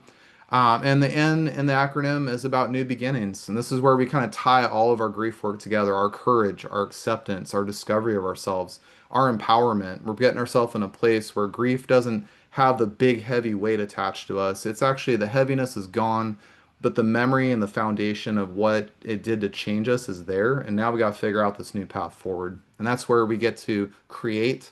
That's where we get to find meaning and purpose. And that's where legacy work comes in. And, you know, guys, what TERRAINE said to you a few minutes ago about finding his path forward when he got out of grief fog, that's what the new beginning side looks like and feels like. And it's a beautiful place to get to. Amen, brother. Amen. I love that. Yeah. Absolutely love that. Let me ask you one final question, Chris, before I let you go. Today is this version of Chris. Today is this version of TERRAINE. Yesterday, a week ago, a year ago, we were totally different.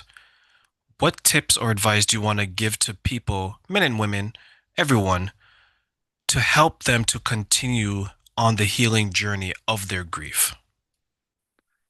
I think the one healing bit of advice I'll give you guys is something my grandfather said to me many, many years ago when I was a kid, and I didn't fully understand this until the last 5 years.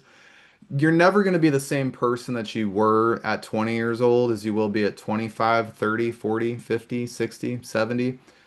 The reason he told this to me and he explained it in the sense of life is always going to change. You are always going to change. Your purpose here is to learn and grow and become a better person at every step life gives you. And so, what I want to encourage you is that when grief happens, it's going to feel like a step back. It's going to feel like you took 20 steps backwards and it's going to climb to get back to wherever you were and then start again. And that's a normal part of grief. But what I want to say is give yourself the opportunity to explore your life now. Give yourself an opportunity to re-identify yourself in whatever way that comes for you. There are no set rules. There's no one way to do this. My Acadian framework works really well for some people, doesn't work for everybody. I love that, by the way, because I want you to figure out that path for you. And the reason I say that is grief is a very individual journey, but I want you to know that who you are today is not who you're going to be in 10 years. You're going to be a very different person. If you guys had talked to me 6 years ago, by the way, and said, Chris, would you be in the grief space coaching people through these hard moments of life and listening to tragedies and traumas and loss? I probably would have said, no, that's crazy. Why would I do that? 6 years later, here I am telling you guys, I love helping people in that place. I love to be there to support people because I know what it's like when people don't. And I also know that we miss years of our life if somebody like me doesn't come along and help out. Somebody like TERRAINE doesn't come along and help out. We lose years of our life. So be kind to yourself. Give yourself time. This is not a speed race. There's not an end point on healing. This is not a linear path. Be kind to yourself. Give yourself time and give yourself an opportunity to be a better person because grief is giving you that gift. Even in the hardest moment, it's giving you that. So feel empowered, my friends. Thank you so much, Chris. I always appreciate the conversation. I always appreciate everything that you're doing. Final words before I let you go. Final words for me. I just want to say I appreciate everybody's time today, TERRAINE. It's always a pleasure when you and I connect, my friend. It's been far too few, and I'd love to have it be more in the future, my friend. I want to invite you on my new podcast when I get that set up, by the way. My final words for you guys is simply this. Grief can become our greatest teacher. It doesn't have to be pain and suffering and darkness, all those things. It's going to be that for a short time, but it's your greatest teacher because it's an opportunity for you. And it's an opportunity that maybe you were living a life that family and friends or coworkers, somebody was trying to tell you how to live your life, how to be, how to think, how to feel, and you felt pulled and divided the whole time, and then grief hit. This is your moment. This is your opportunity. I want you to, guys, listen back to what TERRAINE and I have talked about today. When you recognize all those things and they're not lining up with you, leave them in the past. When you're going forward in the future, by the way, who do you want to become? How's grief going to carry forward for you? How can you help and serve other people at a higher level of contribution that brings you happiness and peace in the most authentic way? And how can you find happiness through that? Because you did honoring work, remembering work, and legacy work from those you lost. I know that you all have beautiful gifts inside you, and I hope this inspires you to take that path and go be the person that you are in this world, regardless of anything else. Go be you and do you, because there's no better beautiful gift that God ever could have given us. Thank you so much, Chris. I appreciate the offer. I will take you up on that offer, being a guest on your show once you get up and running. And thank you for your time. I really do appreciate it, Chris. All the Thanks, best. Train. All right. Bye, my friend. Bye, my friend. So next up, we're going to bring in Alan, who's going to help us with profiling and identifying and how to understand communication better with children, because we want to help parents have the best type of communication possible. Alan, welcome back, my friend. How are you? Good, thanks, Terrain. How are you? I am well. I really do appreciate you connecting with me again. I know that we spoke not too long ago, but I love the information that you give. So, before I butter you up anymore, my friend, I'm going to give it to you. Introduce yourself to my audience, a little bit about who you are, and of course, where they can find you. Fair enough. Thanks very much for that. And by the way, congratulations on the event you've been running. You have 2 days of a summit helping parents. It's absolutely brilliant. But for those that haven't heard of me before, I'm a profiling and communication specialist and the creator of the Rapid Trait Profiling System. And my whole focus is in helping parents and school teachers to be able to understand the kids so that they don't fall through the cracks. Because a lot of our children are struggling at school, and we need to work on that. Best way to find me is through my website, which is my name, alanstevens.com.au for Australia, and Alan, ALAN, and Stevens, STEVENS.com.au. Thank you. Alan, first question, big question for me, maybe for a lot of people, especially in Canada and the States. In general, why are children falling through the cracks? Mainly because we're not teaching them the way that we should be teaching them. We don't connect with them. We don't understand them in the way that they need to be understood. We've got an education system that a lot of people will say is broken, but it's not broken. It's working perfectly as it was designed to be. But it doesn't fit today's situations. It was always designed on getting people ready for the factories, to be able to work for people. And with the way technology is going, we're coming up with new ways of working all the time. And we really need to focus on the children to understand how they like to take information in, how they like to be spoken to and treated, so that we can work on their strengths. Because I know when I was at school, I was pretty bad in a couple of areas, and I got kept back after school in my later years to get my grades up higher, and realizing that I was working on my weaknesses. But when we go out to work, people want to see our strengths. We want to go and work somewhere where we've got our strengths. And so being able to understand that and cultivate that in our children is what we need to be doing today. If I look at my education journey, I spent the first quarter of my year in school. And then you would do, if I remember correctly, 6 to 8 hours of school, and then the rest of the time with your family. So that's a third or a quarter of your day. If that's the case, then that we're spending a third of our day and the first portion of our life at school, whose responsibility is it then for the children not to fall through the cracks? The families, the schools, both, or someone else? It's a combination of both. Because as parents, we need to be able to understand our children. We need to be able to connect with them in the way they need to be connected with. We need to understand where they're going through stresses and things like that. At the same time, the school responsibility is to educate them on the curriculum, etc. But school is really about a social environment. This is where we learn how to connect with other people outside of our family. And that's a major point of that area there. But teachers need to understand how that child likes to learn, where they're struggling, etc., so that they can make that part of it work well. So it's really a combination of two, and it's a case of where the parents and the school teachers should be working together, not separately. There should be better conversations between parents and schools to understand what goes on at school, and for the schools to understand what's going on at home as well. If you've got a child who is being bullied at school, the parents need to know about that. The teachers need to know about it. If the child is actually bullying others, well, you need to know, well, where did that come from in the first place?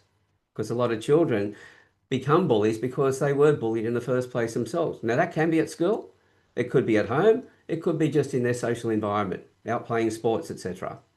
So we need to be, everybody needs to be across it because, as they say, it takes a village to raise a family. And that's true. And the village includes our schooling as well as our personal life at home. With, let's say, if we look at like social media where we're more connected than ever, you and I, different parts of the world, we're connected. That village, has that expanded or has that shrunk as a result? The village that's raising the children has shrunk, but the village that's actually impacting on the children has expanded because now we have the technology. Like you and I'm here in Australia, you're over in the States, so we're so far away from each other. And so with that, but we're still connected. Now, we never used to have that sort of connection. It was a closer community around us, our school environment. And in fact, my parents, for instance, in their environment, but even before then, the generation before, where you were born, the furthest you travel was around about 50 miles around that area. You grew up in that area, found somebody in that area, and that to become your partner. You raise your families in that area. But now the world's our oyster, as they say. We're connected to everybody, if not by being able to travel, we can do it traveling via the internet. And with that, the social media side of things has really started to have a massive impact. And this is one of the reasons why parents need to be connected to their children, because we don't know what they're actually watching on their devices. We need to have better understanding and better relationships with our children so they feel safe enough to come and talk to us about what's going on in their lives. And for them to be able to step up to a teacher as well. That's why taking the focus off the curriculum and putting the focus back onto raising the children, bringing them into the community, making it a whole community situation, which is one of the things that schools like Steiner and Montessori actually are focused on. It's not about just educating a child in a curriculum and getting them ready for a job. It's getting them to be part of a community and understand the community, and the community will also respect them as well. And the respect goes both ways. I wonder if that's why we see many families who are homeschooling their children now. There's been a massive increase of that. It went up very quickly when COVID hit, but when COVID finished, everyone thought it'd go back to normal. But a lot of those families have kept the homeschooling going because they realise the connection they've got with their children has also been better. They also know that the children are growing faster. They're learning more effectively. They're not well, one of the things is I look at it, every child is a genius. Every one of them are limitless. They all think that they're all bulletproof. They can do anything and everything. Their ideals are fantastic. Then we put them through an education system. We take these little coloured boxes, as I like to call them, and turn them into little brown boxes. Then we send them out to work after that, and the employers and everybody else are going, where's your genius? Where's your skills and everything else? But what we've done is we created these little brown boxes for the industries and that to suffer. Instead of having the children go through, finding the careers that suit them and cultivating them and helping them grow through that, then they'd be much more effective in the workplace. So if somebody loves the work they're doing, so we find a career that matches our personality, find something that we love. The end result is we're going to be doing a job we love. We're going to be more effective in that job, more productive, and the company's going to make more money. And when we go home from work, we're going to be happier as well. So there's going to be less fighting with our spouse, less fighting with our kids. And so it's a flow-on effect. So wherever we can build a stronger relationship in any part of our life, it's going to improve every other part of our life. And so that's one of the things that schools need to be able to understand, the gifts the children bring to the table and cultivate that instead of just trying to make them better at the things they're not good at. So would that then mean within the household, the stronger, healthier it is, that would mean that the stronger, healthier outside of the household is? Exactly. So if okay, even though some people may think it's outward in, it's inward outward. It's always inward outward because everything, our emotions, we express from the inside out. So it's what's going on inside. It's like anybody, we can be in a situation, two people in the same situation, but their response to that situation is completely different. I know there's the old story of the two boys that grew up with a father who was a drunk. And actually, one of my first father-in-law, this was a situation that he grew up in. His father was a drunk.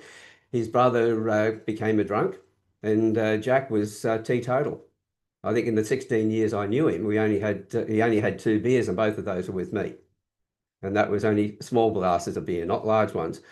So, and as I asked him, I said, well, why are you so different to your brother? And he said, well, because of our father. He chose to be this way, and his brother chose to be that way because he thought, well, if Dad's that way, then that's the way I'm going to be as well. I've got no choice. This is life. Whereas Jack decided, no, I'm not going to be like that. So it comes down to choice that we have. So the environment we're in is one impact, but how we respond to that as well. So the more that a parent can guide their children to be the best versions of themselves, to understand themselves really well, the child then can make better decisions. And if we then have the teachers impacting in that way as well, we end up with very healthy children. We end up with kids that are coming out and doing some really great things in life. And some of the schools are starting to put new programs in place. And like we've got a thing called the big picture over here. You might have it over there as well, but it's the kids that normally wouldn't have survived in a normal school environment. They work in a situation almost like being at Google when we first heard about that with bean bags and cubicles and working in their own projects and things. Those kids are now snapped up by universities faster than they can come through. They go through that program, and quite often they start their own businesses, mechanics, electricians, lawyers, starting their own companies. But these are the kids that would have dropped out because they didn't fit the system. So now we've got some schools doing more around this. So we're slowly moving that way, but we've still got the old system. And it's the way we've always done it. We just need to change that. We just need to realize we need to do things differently. And a lot of my work right now is in moving into doing just that.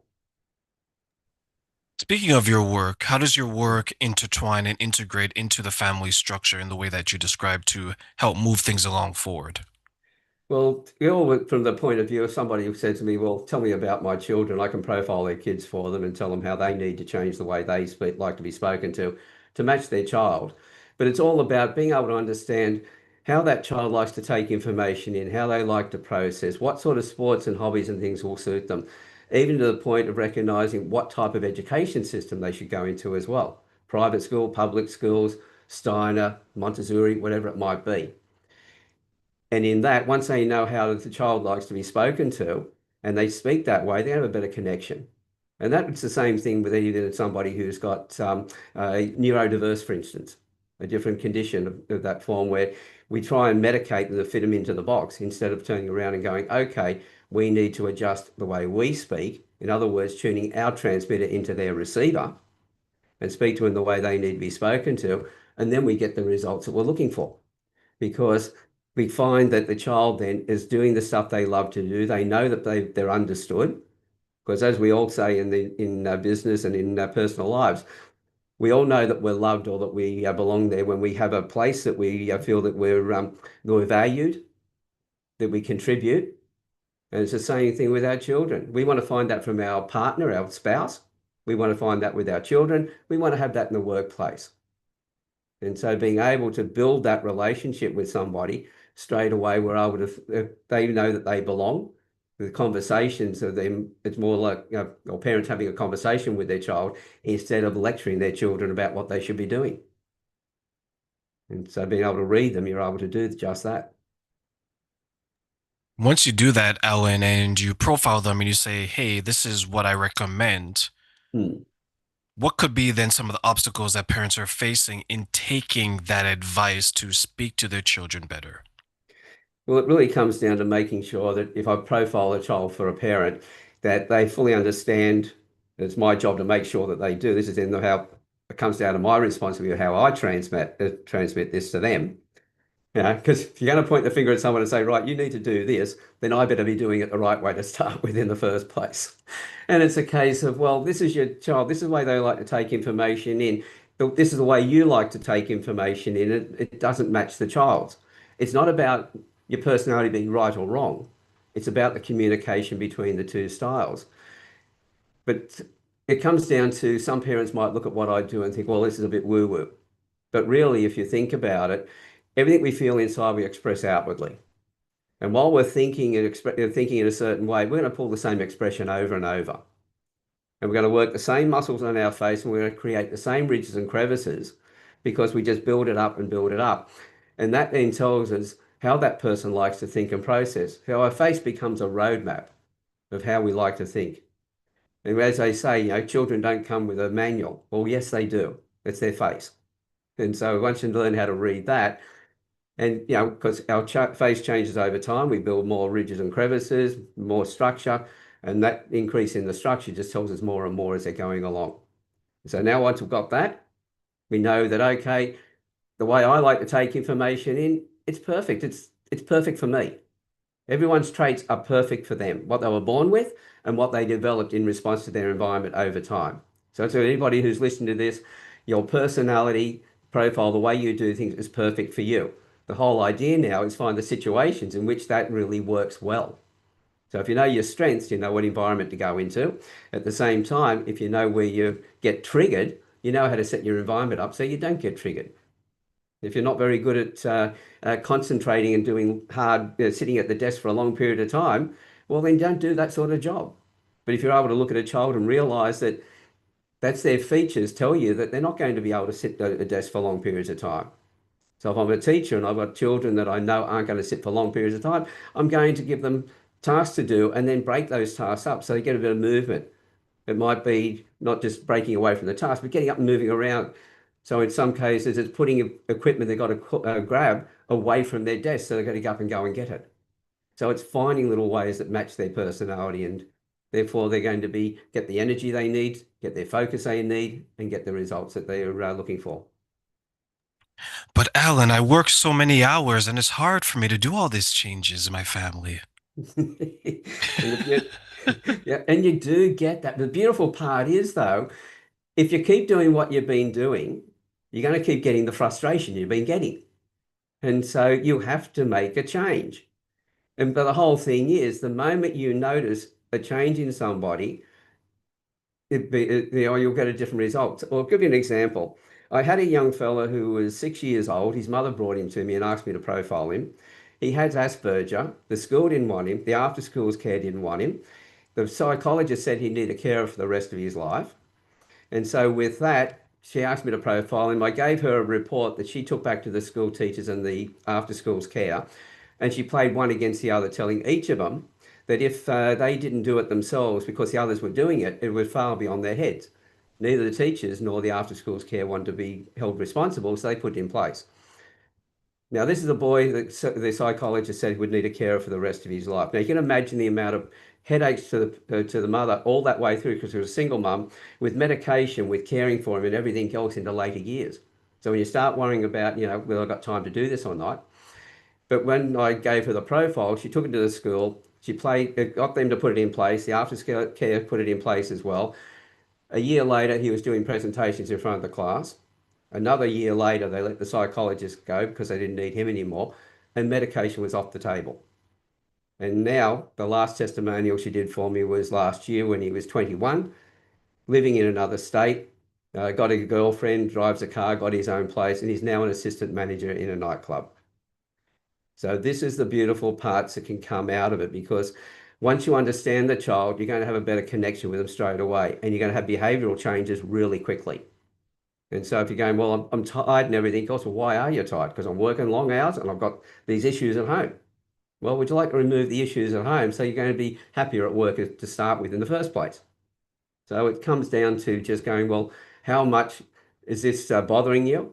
How long do you want to keep putting up with it? And it's just a matter of, this is your child, this is how you need to change the talk, just practice that and see what results you get. But I also love teaching parents on how to do this as well, and other teachers and etc., to be able to read the kids in the class and be able to repeat it there as well.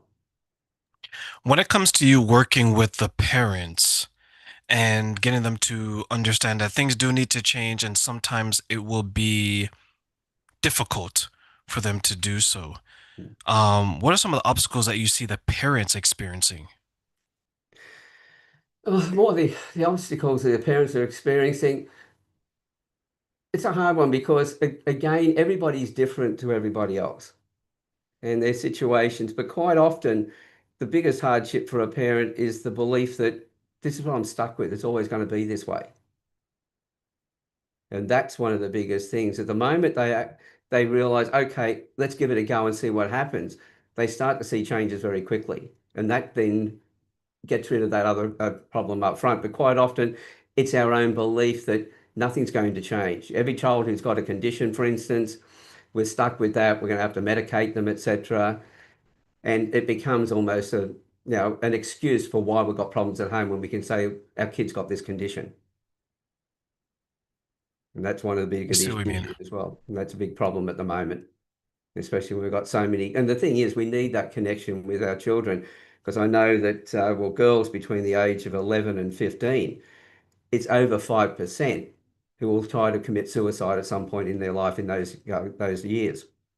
We've got kids self-harming. I know in Australia, we've got a much smaller population over here. This is when we had about 27 million people. We had 100 kids a year taking their lives. This is about 2012. We had 100 kids taking their lives. We had over 10 to 20 times that who were attempting it. There was, what was it now, about 7,000 kids per year that were going to hospital from self-harming. That wasn't including the number that were actually attempting it or living in that state of depression. But they were the ones that actually self-harmed and went to hospital. Last year, we had 97. So we haven't really had much of an improvement over all those years. So what we've been doing isn't working.